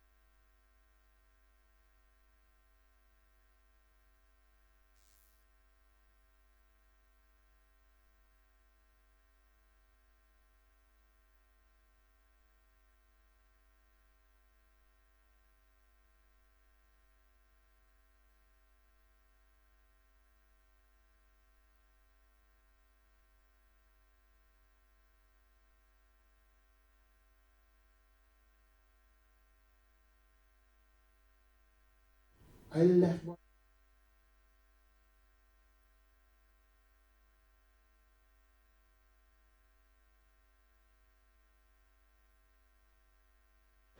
The only country in the world to do it. Here in Barbados, we feel like nobody cares. Everybody is doing their own little thing. And I understand that too. So, you know, we can do it. As I said, I support the bill. It has to be tweaked, but it needs to be done. Yes, it may seem rushed, but it has to be done. We are talking of 2016 response, and this is 2019. I am not going to talk about the 10 lawsuits and all of that. I'm not going to do that.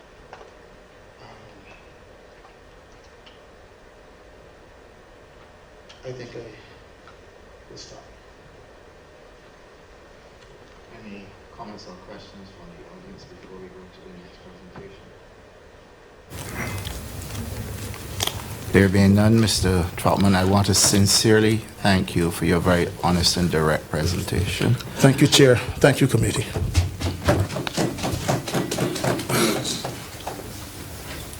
We now go to Mr. Wallace Cyrus. Mr. Cyrus, please come to the table.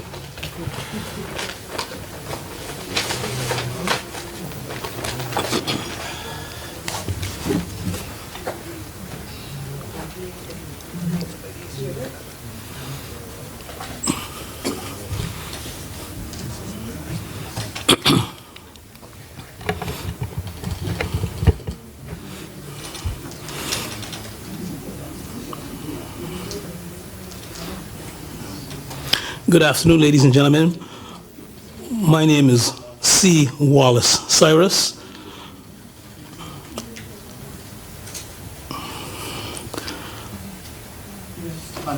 Continue, Mr. Cyrus. I am a most loyal Barbadian, proud to be a Barbadian, but sometimes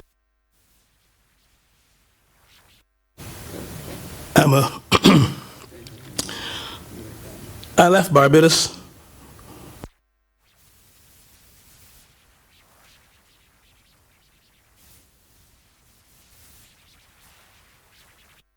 in the United Kingdom, Bermuda, Canada, the United States of America,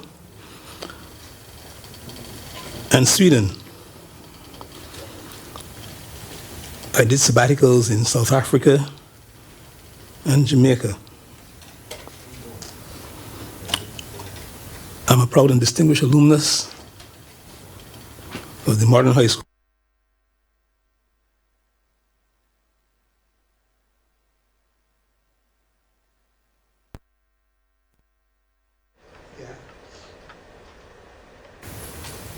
The University of London, King's College, and the Institute of Psychology and Psychiatry, London, England. The legislation that we're talking about today, I cannot say that I support it, nor can I say that I oppose it, but I have great concerns. And I'm going to begin my presentation with a quotation from the current Attorney General. Some 3 weeks ago, after a cabinet session, the Attorney General, the Honorable, made the following statement, and I quote. He said, "The state of affairs in Barbados, the degree, the level of corruption is so great that he can no longer rely on the Royal Barbados Police Force to be a factor in dealing with the condition, and so he had to bring in some outside sources, and he referred to the former Commissioner of Police as someone that he had contracted, or the government of Barbados had contracted, to assist them. It is these two major situations that cause my concern, because having dealt with Sorry, a number Mr. Chairman, of... I apologize. I'm loath to do this, but I wouldn't want the record to stand.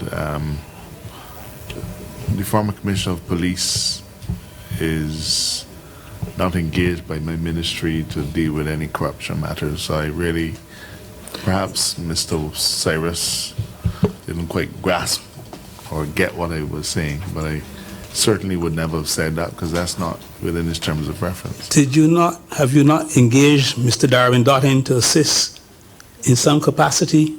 Mr. Dottin is definitely engaged to assist in many capacities, but not on the matter of relating to corruption. Well, I'm only quoting what you said. Having dealt with a number of entities on this island, and in 2006, August 14, my father disappeared. And when his body was recovered some 3 days later, face down in a mud puddle behind the Queen Elizabeth Hospital, the Coroner's Act of Barbados states very clearly that that situation should have been declared an unnatural death, which wasn't done, and he was declared to have died of natural causes, and a number of issues ensued, which caused me great concern, because most of the things that occurred were illegal. And if that has happened, and I have spoken... Mr. Cyrus, we have invited you to make a presentation on medicinal cannabis. Yes, I am going to make that presentation. In its present form. So I would urge you to get to your presentation as it relates to the bill in its present form. And 5 minutes gone already. Cannabis, marijuana, whatever we choose to call it, is a very serious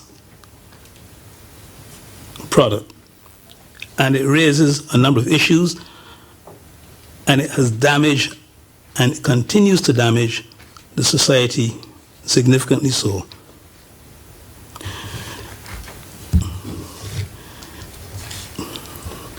There are a number of issues raised with regards to cannabis and its usage. Now, the primary function or the primary constituent in cannabis is its mind-altering substance, its ability to alter one's consciousness. And the primary function, the primary uses of cannabis since time began has been to alter the consciousness of humans. Why one would want to have their consciousness altered, I find it difficult to comprehend. And as a result, from what I've seen, what I've heard, I can see nothing that would encourage me to want to support it, for the simple reason, number one, the health of the country in general will be seriously compromised if this substance falls into the general usage. I am sure none of us sitting here today would want to be on a plane where the pilot was consuming marijuana before he took the plane down the runway to go wherever. None of us would want to get into a train or a bus that the driver was consuming cannabis. As I said earlier, we've added a new term to the lexicon of psychiatry and psychology, drug-induced psychoses. And when I hear people asking, what's a psychosis and does anything else affect it? It is as clear as the sun rising in the east and setting in the west. people who consume cannabis, the way in which it is consumed for its ability to alter one's consciousness, there are those who become ill, unwell, with a psychotic episode. And for the benefit of the young lady who asked earlier, what's a psychosis? In psychiatry, we have two forms of illness, mental illness. One is neurosis, and the other is psychosis. The neurosis is the least disabling of the two, and it is usually treated with psychotherapy. The psychosis, on the other hand, is far more troubling because there's a significant change in personality, and it is usually a result of there being a deficiency in the biochemical functions in the body. And it is usually treated by chemotherapy, medications, and by ECT, electroconvulsive therapy. And these are very significant interventions. So to think that somehow a psychotic episode is something of some minor degree is to be either very naive or uninformed and not aware of the seriousness. People have died of psychotic episodes.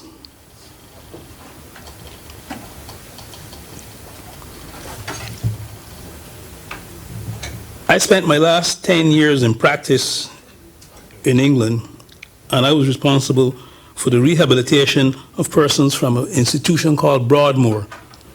It's an institution for the criminally insane. And in those 10 years, I can proudly say that I never lost a patient, and that all the ones who came under my jurisdiction were returned to society. You see, because if you've been found not guilty by reason of insanity, you go to Broadmoor, and this is not for people with jaywalking tickets or for swearing. These are people who've committed very serious offenses, up to and including first-degree murder. And after 25 years, we would like to return people to the community, but then you have to go through a program in which then you need to be certified as being free of the psychoses, or if not free of the psychoses, be in a condition where you can be rehabilitated and be returned to the community. And that's what I did for the last 10 years of my practice. You have 5 more minutes. And so I say to this community, the members of parliament, be very careful what we do, because if you open that Pandora's box, you might not like what comes out of it. Thank you. Are there any questions or comments from the committee? Thank you, Mr. Cyrus. You said that marijuana or cannabis later drug-induced psychosis and death eventually. I didn't say death eventually, but I said people have been known to die. People have been known to die from psychotic episodes. Psychotic episodes, right? So it's basically the same thing as saying that drug-induced psychosis can lead to death. Oh, it can lead to death. Right, good. Is it also true that cocaine causes drug-induced psychosis? Alcohol causes drug-induced psychosis. Benzodiazepines prescribed cause drug-induced psychosis. Sedatives and hypnotics cause drug-induced psychosis. Amphetamine cause drug-induced psychosis. Tramadol, which is used for simple pain, causes drug-induced psychosis. There's a whole plethora of drugs on the market that causes drug No. induced. There's a whole plethora of drugs that can cause drug-induced psychotic Because you said that episodes. marijuana, right? You said that marijuana can cause. I don't think you're saying that marijuana causes, because as I said, that every single person. Of all the drugs you've mentioned there, marijuana stands at the top of the list to be the one of the most. Fentanyl that is on the market as I speak that can be prescribed for pain, not in a palliative way, of course, because it's synthetic. It's 10,000 or more times stronger than marijuana. Causes, as one of the side effects, they say, is drug-induced psychosis. The difference between fentanyl and marijuana is simply this. Fentanyl is very, very, very, very addictive. Far more addictive than probably any other substance that we know of, and as a result of its addictiveness, addictivity, it is more inclined. It is more inclined to cause people. In fact, people usually end up committing suicide. Thank you. Whereas marijuana, and again, I make the statement. One of the things that people use for is, for instance, you will very seldom, if ever, see somebody driving down the street under the influence of marijuana, because usually it is very sedating, and they usually like to retreat to some place nice and quiet. You have so answered you don't want to see those things. You have answered my question, because majority of these drugs that I just listed are times more addictive. I shouldn't even use the word addictive. There are drugs that goes on the category of substance dependent drugs, yes, because they obviously have the syndrome of tolerance and withdrawal. That's right. But they present themselves when the toxicity levels reach. They present themselves in a much different category, a much different way from all these drugs I just spoke about, including alcohol, have a low therapeutic index than marijuana. So if you're saying that marijuana causes, because I just asked you told me, you correct me and said that it can't, that the word can should not be used, but you're saying that it does cause drug-induced psychosis. I am saying that I just listed a whole series of drugs that are available in Barbados as I speak, that are given to persons from simple toothaches back down, which causes which has as a side effect, a possible side effect, drug-induced psychosis. What makes marijuana so different from all these other products I just called? Although the evidence is there, the clinical studies are there to suggest that these drugs are more toxic. They have higher levels of dependency. That's right, but the presentation is different. And they have a lower therapeutic index. That's right, but the presentation is different, because a person, as I said, a person under the influence of marijuana, the big problem that we have is simply that it produces this psychotic episode, which is very, very, very, very toxic in its presentation. And what happens is that the person becomes acutely paranoid.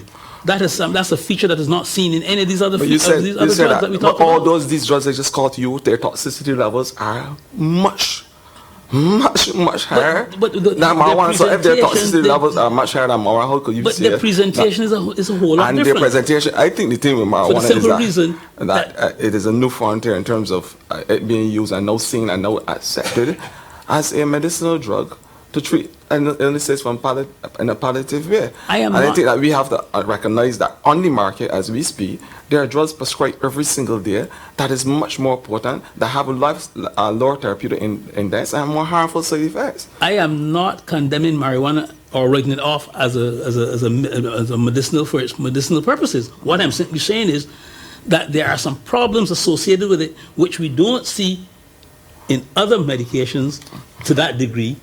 And as a result, what we need to do is we need to be very careful so that when we put it on the market, that we actually make sure that the quality or the agent, which is mind altering, which is why people use it. They use it for this mind-altering substance. All right, there are 113, now we're getting down to the mind-altering. There are 113 or so different active principles found in the marijuana plant. Yes. There's one that you detect, tetrahydrocannabinoid, that is supposed to be responsible for these psychological effects, the calmness, whatever, and is used for central nervous system in terms of regulating pain, etc. There is also the CDB, Yes. And that is supposed to help with helps with the physical effects, whether on the appetite, it may be on the digestive system, or ulcerative colitis, Crohn's disease, and a whole number of disease and ailment. So it clearly shows that there are, you said that is my altering, but also it shows here that the compounds, the different active principles are used for different things. So it's not only my altering, because it has physiological effects as well, right or wrong. So when you say it's a my altering drug, you have to remember that there are the active principles in it as well. I want it can't to, be labeled as my altering. Okay, and we can continue this discussion. Please turn off your mic, Minister. But the reality of it is that other people want to ask questions as well. We have a question from Senator Dr. Haynes. Hi, Mr. Cyrus. Thank you so much for your presentation. And we on the committee, we have a lot of respect for you and the professional opinion that you have given. You gave, I believe, 50 years history in the field. Yes. But similarly, I do believe that your contribution was void of the relevant context to a certain extent, because the conversation that we're having today really is about, as far as the medical side of it, speaks to the relationship between a doctor's ability to recommend something to his or her patient where there is a specific indication for the use of the substance. So it's not a case where, you made a reference to Broadmoor or wherever it was that you had served for a number of years, where people are going to be able to access this thing, and we're going to end up almost like a zombie apocalypse picture. I never said that. I never said that nor implied You said it. you worked at a place where there were many criminally insane, and the implication was almost that this was largely due to the use of marijuana. I never said that. What we are seeking to do here, I'm saying that's what the implication was. What we're seeking to do here is to establish something where a professional, a registered medical practitioner, can, based on the signs and symptoms that a patient presents with, based on the evidence, research, whatever it is that they're armed with, make a recommendation for treatment. And I think that is a point to me that I believed was lacking from your contribution this afternoon. Let me say this in very clear, unequivocal terms. As I was saying earlier when Mr. Marshall interrupted, I have great concerns with regards to the integrity of the persons in Barbados who would have jurisdiction in allowing, we're talking going after medical marijuana. If they can assure me, or Barbados public rather, that A, we would use the maximum benefits for the medicinal purposes, and none of the adverse qualities, we would make sure we control them so that they don't get into society. We would keep our children away from them and people from using them to do the things that they do. Because having dealt with, in the last 10 years, having dealt with the situations that have occurred, I've dealt with 4 attorneys general. I've dealt with 2 prime ministers. And nothing leads me to believe that if we don't take special precautions, that we will not be turning loose the Pandora's box on the society. For the simple reason, number one, there are 3 prominent physicians on this island holding prominent positions. And those 3 persons made 3 statements, those 3 persons made a statement which is, it is not an error, it's a blatant miscarriage of justice in that it's not true. When they said that you can see a dead person and you can from there see signs and symptoms that this person suffered from Alzheimer's or senile dementia when he or she was alive, and that is not true. And if these people are the ones responsible for dealing with marijuana and its introduction and its thing into the marketplace here for medicinal purposes, all I'm saying is we have to be sure that whatever we do, that we simply make use of its medicinal purposes, and that we make sure that the other things do not happen, do not occur. And all I'm simply saying is that if we can't get people to tell a simple truth, can we trust them with this product? So, Mr. Cyrus, I hear your concerns, and I wish to thank you sincerely for taking the time out to come and present to this committee. We have heard the various questions posed and the responses. I would now like to thank you and would want to move now to the next presentation. Thank you.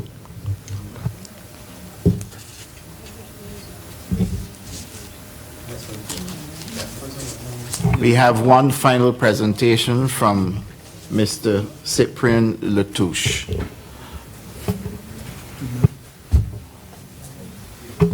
Mr. Latouche, 15 minutes is the allotted time. Please note that we will be monitoring the time. Not a problem. I recognize, well, 1.5 hours is 15 minutes, as was given to some other people individual. What I heard today, in a lot of cases, was a reflection, in my opinion, of people's biases. And a lot of things that were said, in my opinion, had little regard for fact. Some of the presenters obviously made excellent points in terms of the facts that they presented, and they were definitely right in those things. But really and truly, a lot of the conversation which I heard today was a back and forth about politics and all sorts of different issues. This is a question about the medicinal bill, the bill that's presented in front. And the presentation I intend to give right now is first going to deal with my observations and criticisms of the bill, and then recommendations as we have understood that the conversation really and truly is broader than the bill. The conversation really and truly is about a cannabis industry. It is not just about a medicinal marijuana bill. And one of the things that concerned me, when one of the ladies that the lady quoted from the extract, an extract from the Caribbean, from CARICOM and what have you, and their position when she was talking in terms of whether they should have a referendum or not. And it was said that bear with me if I don't get it exactly right, but essentially that the act of only dealing with a medicinal bill, in terms of presenting a bill or coming up with a medicinal approach to dealing with this, was wrong, was a mistake. That is the overall impression I got from that CARICOM statement. So therefore the question I would ask is, why are we pursuing this then in Barbados? Right? It doesn't, I believe we have to do what is right, what is best practice. Now, one of the things which I looked at, we've been talking about the conventions.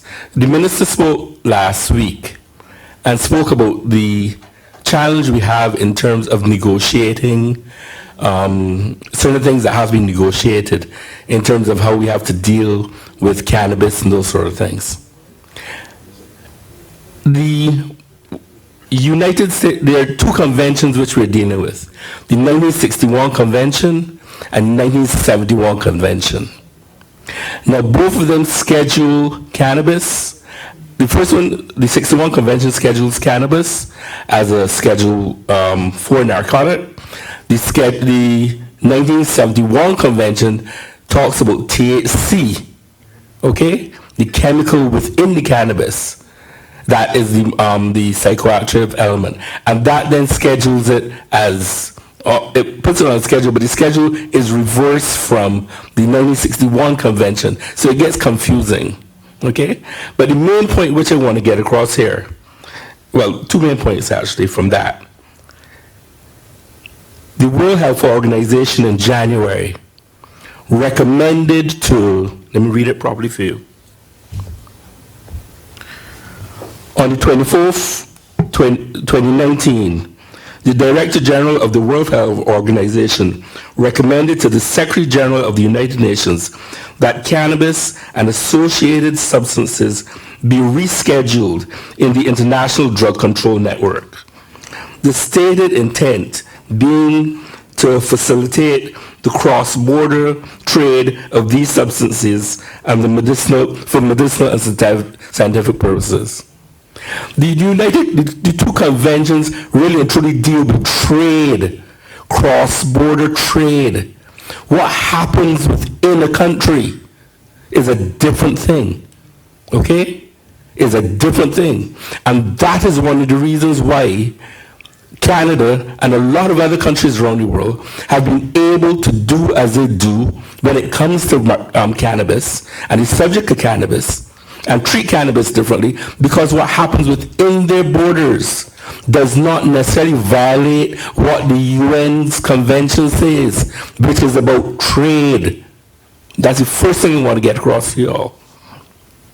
It then also goes on to say that there are two other conventions which I spoke about, and the rescheduling of those conventions. The WHO has recommended to the United Nations that cannabis be,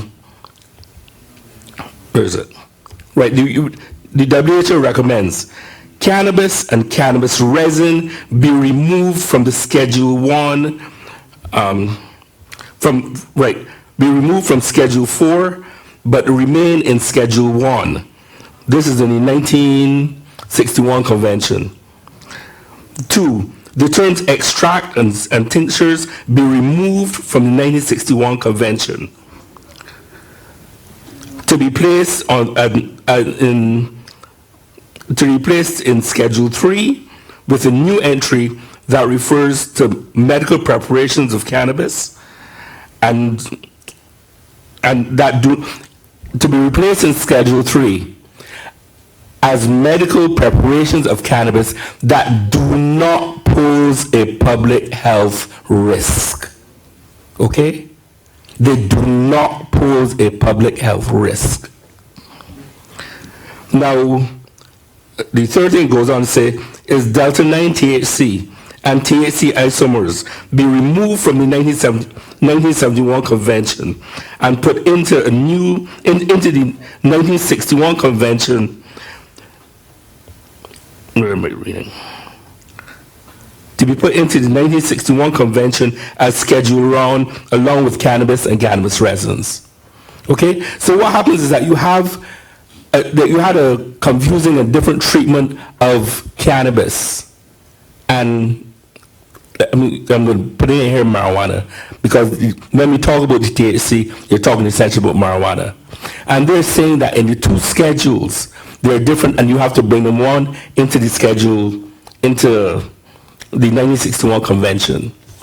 Now, this is one, I want you all to listen to this here carefully.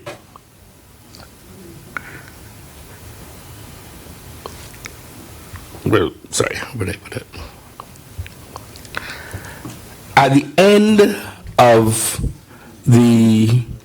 one of the recommendations was sent by the WHO, they put a footnote and said that CBD oils, products coming from hemp, are not under international control.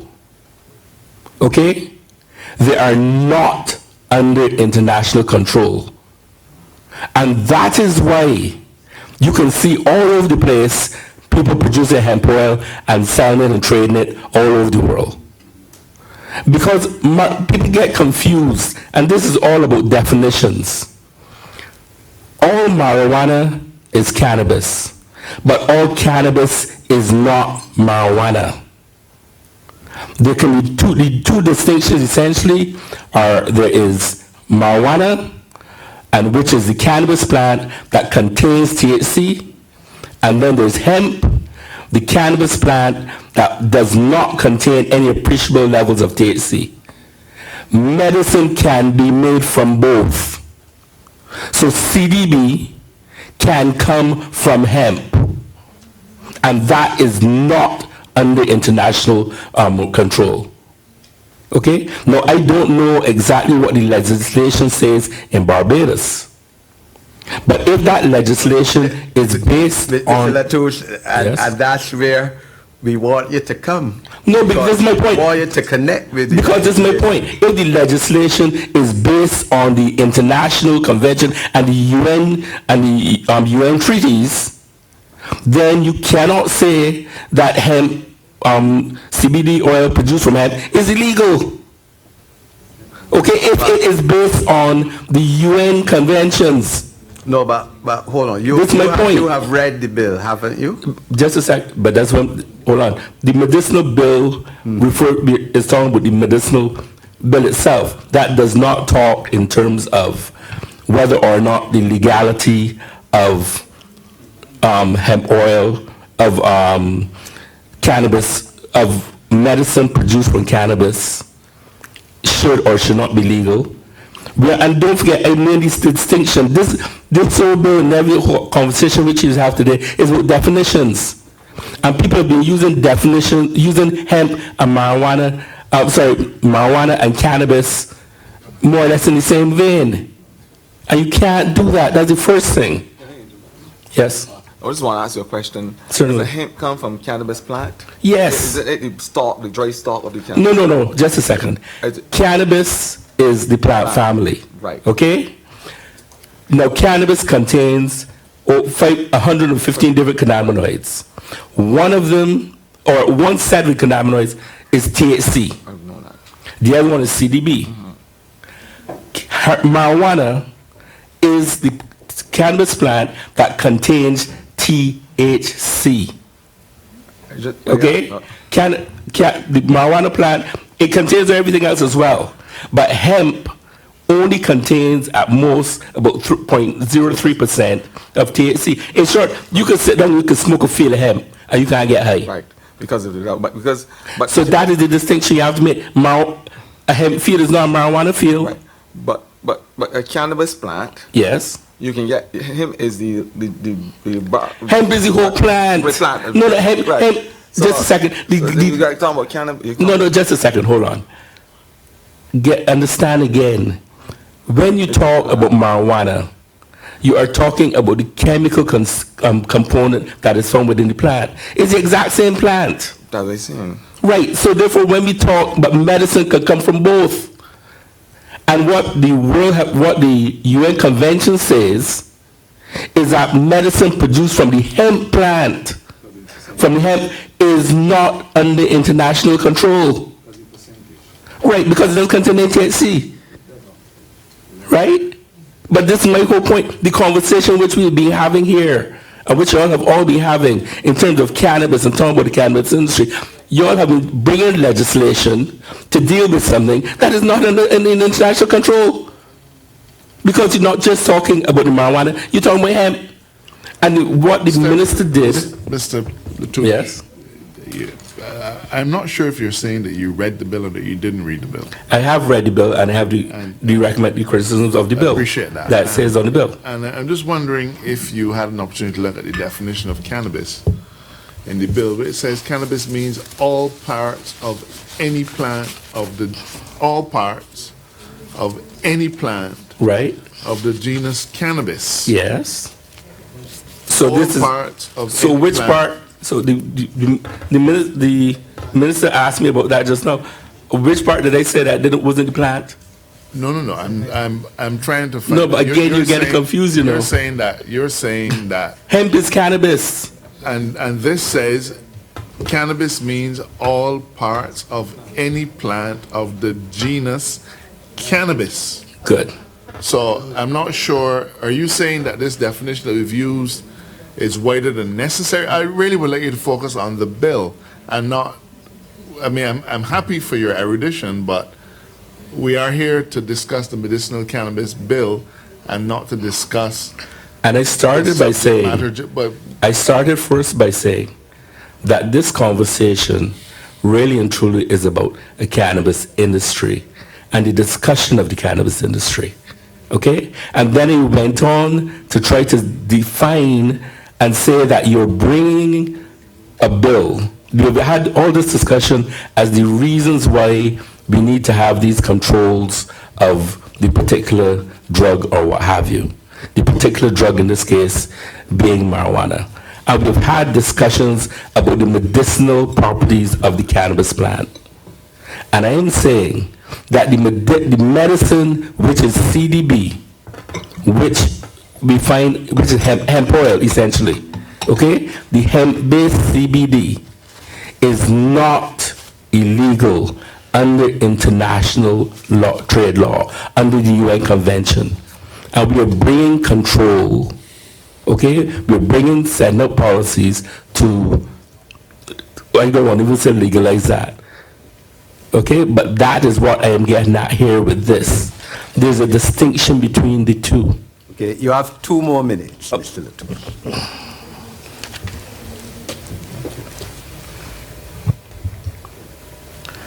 Let me deal quickly with the bill itself.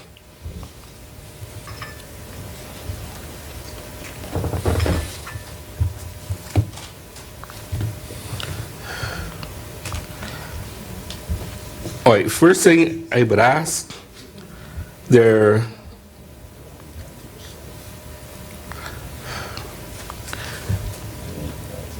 definition of medical cannabis.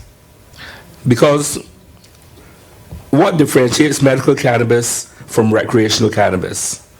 Is it the intent or the purpose of the consumer using it to, or is the action by the doctor or pharmacist prescribing it? What makes it medicinal? What makes it recreational? Because if I take something and I'm taking it for fun and it relaxes me, am I treating it, is it then that I have taken it as a medicine? Or have I taken it for fun? The point which I'm trying to get across here is that you can't separate the two. Okay, you can't separate medicinal from recreational. And any time that you have to deal with the bill, you have to deal with, there's no definition in there for me of that. The next thing,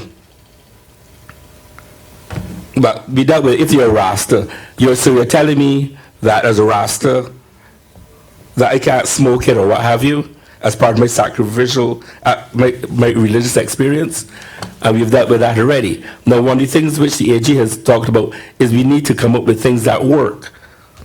One of the questions, anyone convicted of a serious offense cannot be a caregiver. Right? These are things that is in section. Mr. Latouche, your time is up. Can you please just wrap up quickly? There are a number of things which I see in this bill which are of concern. Okay? And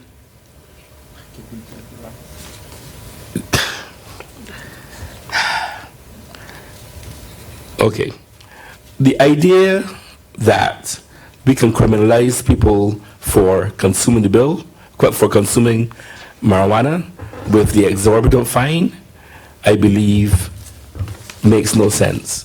Because you can't say on one hand that there's nothing wrong with marijuana and then be penalizing some person to that degree because you say you're stopping certain people from getting involved in the industry. I don't think that's going to work either. You can't then expect either people who have been legacy farmers or what have you, and then you're saying on the other hand that, well, you're going to refer to them for research purposes, but yet they can't be involved in the industry. that's not going to work. It doesn't make sense to me.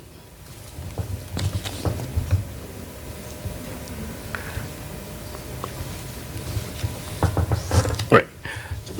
One of the problems that's happening right now is that because cannabis is not addictive, people are trying to make it addictive. And a lot of companies, the problems that we see nowadays happening, let's say in Canada and those places, is because people are increasing the levels of THC to unnatural levels. And so therefore you're getting all this psychosis.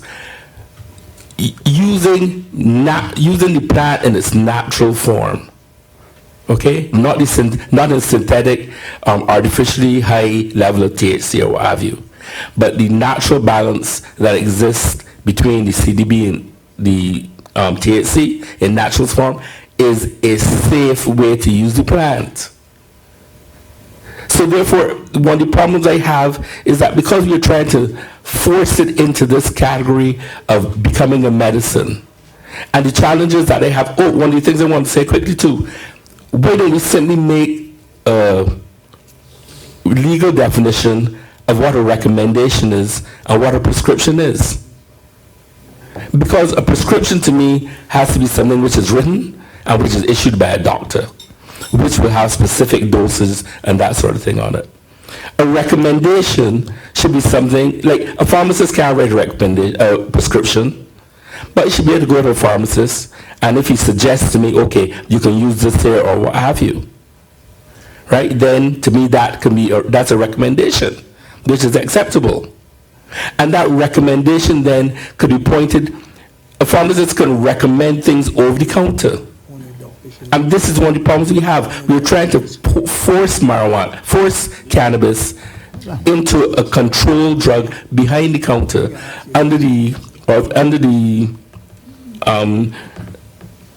under prescription by doctors and that sort of thing. You have my report, and I will entertain you at some point in time outside of this when we discuss that report, if you want to say. If there are any questions. I want to thank you for your presentation. The presentation is before the committee for questions. Senator Greenwich. Mr. Latouche, you said that we should have adopted the report of the, what's it called, the CARICOM Regional Convention or whatever the name was. And I get the impression that you were saying there, or asking why not go the whole hog. And you said just a few moments ago that we cannot separate medical marijuana from recreational marijuana. Are you saying therefore that that marijuana should be legalized for medicinal purposes, recreational purposes, and religious purposes altogether? I would say yes, but let me explain something. When you say that I said about going the whole hog, that isn't really and truly what I'm trying to get across. What I'm saying is that Barbados and the other Caribbean countries spent a lot of money setting up boards or whatever to do investigation in terms of somebody coming up with recommendations as how to proceed with respect to cannabis. And then when that board comes up with a recommendation, I find it passing strange that Barbados now would choose to, I don't want to quite say ignore the recommendation, but choose to go a different path than what the recommendation would suggest is the best way to go. And one of the things which I've spoken about last week is that the fact that we are bringing legislation now with a 1970s mentality. We are treating cannabis also like sugar. And the whole questions which I've heard today with respect to the planting of it and the growing it and the research and how much money it's going to take and this cultivar which the minister likes to speak about. and how long it's going to take. And I'm like, you do not understand where we are today in this century. Cannabis isn't so much grown like that for medicinal purposes out there in the field anymore. There's a highly scientific approach to doing it. Every single aspect of it is, like, I mean, not even just in the greenhouse, but every aspect of it is now really carefully monitored and regulated. Okay, it takes a very personal attention. So in terms of growing a particular strain, one of the ways in which we can do that successfully and do it quickly is by having a lot of people doing it. But you're addressing the bill in its present form. Yes, because the bill in its present form essentially speaks about creating these licenses, and I would get the impression that there are limited amount of set of licenses which are going to be issued or what have you based on the price of the licenses.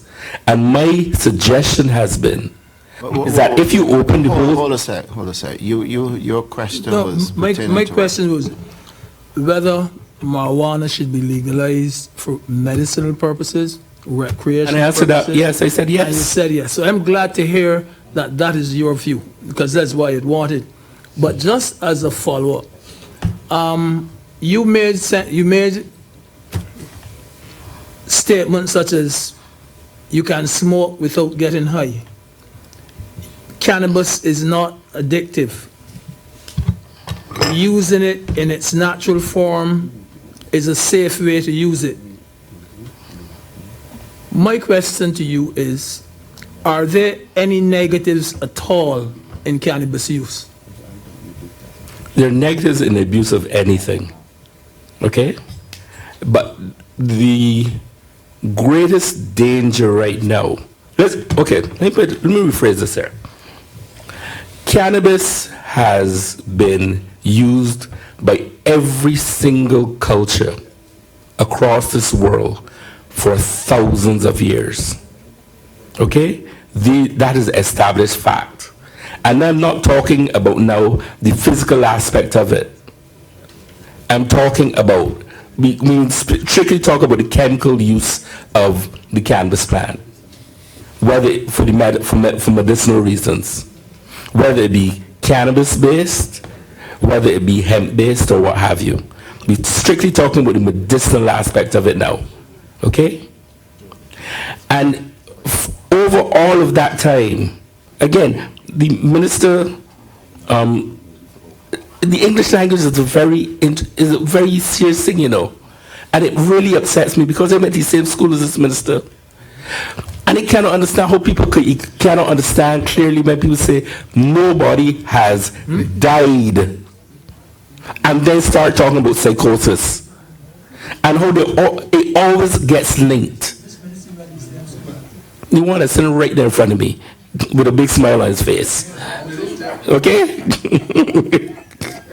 182 there. Right, but 182 there. But okay, if you want to say move them. But the point of the matter is that there is a clear difference between death and psychosis. Okay? And people going crazy or whatever. Totally different things. And I would wish people would stop when people, the evidence is clear. Statistically, no one dies from an overdose of cannabis, of marijuana. Because the reason being, it does not work on the human body the same way as other things do. Like ingesting, let's say, cocaine or alcohol or something, that can interfere with your respiratory system. And you can die from alcohol poisoning and that sort of stuff. It's almost impossible to die from cannabis. That needs to be accepted. Okay. One final question from Minister Ford. Thank you, Chair. Thank you, sir. I just want to make one thing elucidate if possible, because we have the listening public, and we have to make sure that the message and we are correct in terms of how we articulate this bill and certain aspects of this bill. You said cannabis. Well, I will read the definition from the act. Cannabis means all parts of any plant of the genus cannabis, including any resin obtained from the plant. So I'm supposed to take it based on the definition that the flowers that contain THC comes under this act. Am I correct? Yes. The seeds which contain THC. Yes. How about the stalk? Yes. Which contains the TD, the cannabis. The right. Minister, cannabis is the entire plant. Right. Yeah, I'm saying. So I'm saying to you, even the part that you consider the hemp, because you're saying. No. Again, you this part that consider hemp. It's not that you. This where you have it wrong. A part of the plant is not hemp. You said that no. It's on the convention. All right, Minister Ford. Okay.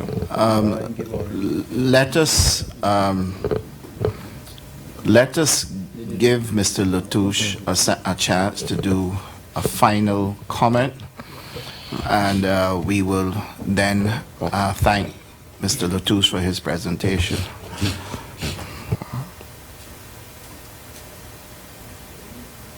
I fully believe that we need to have a bill. In this current form, I believe if this is the best that we can do right now to get through, I don't have a problem. But I believe that the bill can be not just tweaked, but I believe that the idea that it is a medicinal bill is the wrong approach. I believe that it should be a cannabis bill. If then within that cannabis bill, you can then deal with medicine, you can then for medicinal purposes, so therefore then you could have doctors writing prescriptions for that, and then you can also have cannabis for recreational purposes that do not require a doctor to write a prescription for it. This is the whole thing. We are talking, this whole conversation is about money and opportunity. And we have the opportunity right now to make billions of dollars.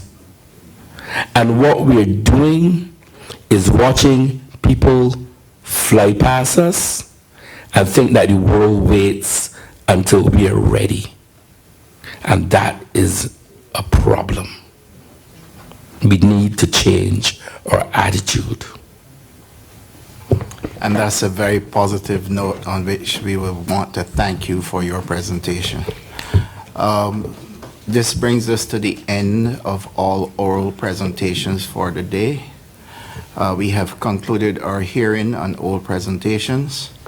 We will come back on Friday to consider written presentations and then examination of the bill.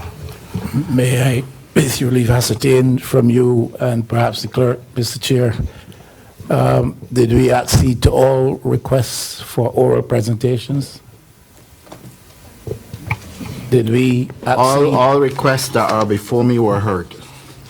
Did we accede to all, there's a question, did we accede to all requests by members of the public or institutions of the public who had asked to make oral presentations to the committee? Mr. Chair, if I may assist, on the last occasion we had a list of organizations, individuals that we were asked to get in contact with. We made contact with them. We were given the option of written or oral. So those who presented today would have indicated that they wanted to make oral presentations in addition to written. So we've acceded to all requests for oral presentations. There's only one missing from today. There was a Michelle Marshall who was a registered nurse and midwife. I don't think she came today. But all others, we have acceded to their requests. And we actually just got a written submission from the Pharmacy Council that came in just minutes ago. And I would have seen Dr. Nigel Taylor. He was traveling, and he indicated once we had emailed the bill to him that he was going to submit a written presentation. We haven't got that as yet. But short answer to your question, all the oral presentations and those who indicated, we would have heard today. It brings us to the end of today's hearing. We will resume on Friday. Friday's what day? Friday, September 27th at 1 in the afternoon.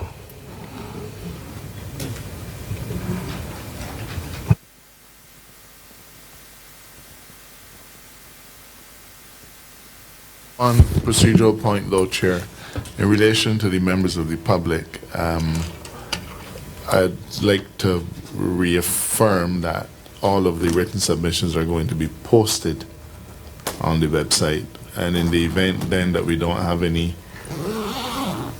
oral presentations to be made on Friday, then we should meet in closed session to consider the presentations that have been made and the actual contents of the bill, and that would be a closed session. That will be done. AG, just on that note, if between now and Friday and we receive any requests to make oral presentations, will the committee be open to receiving those? Or is it... Today was the established deadline for oral presentations, and we gave time. We actually adjourned to give time to receive those presentations, and today was the established deadline for oral presentations. I think that answers the question. Okay.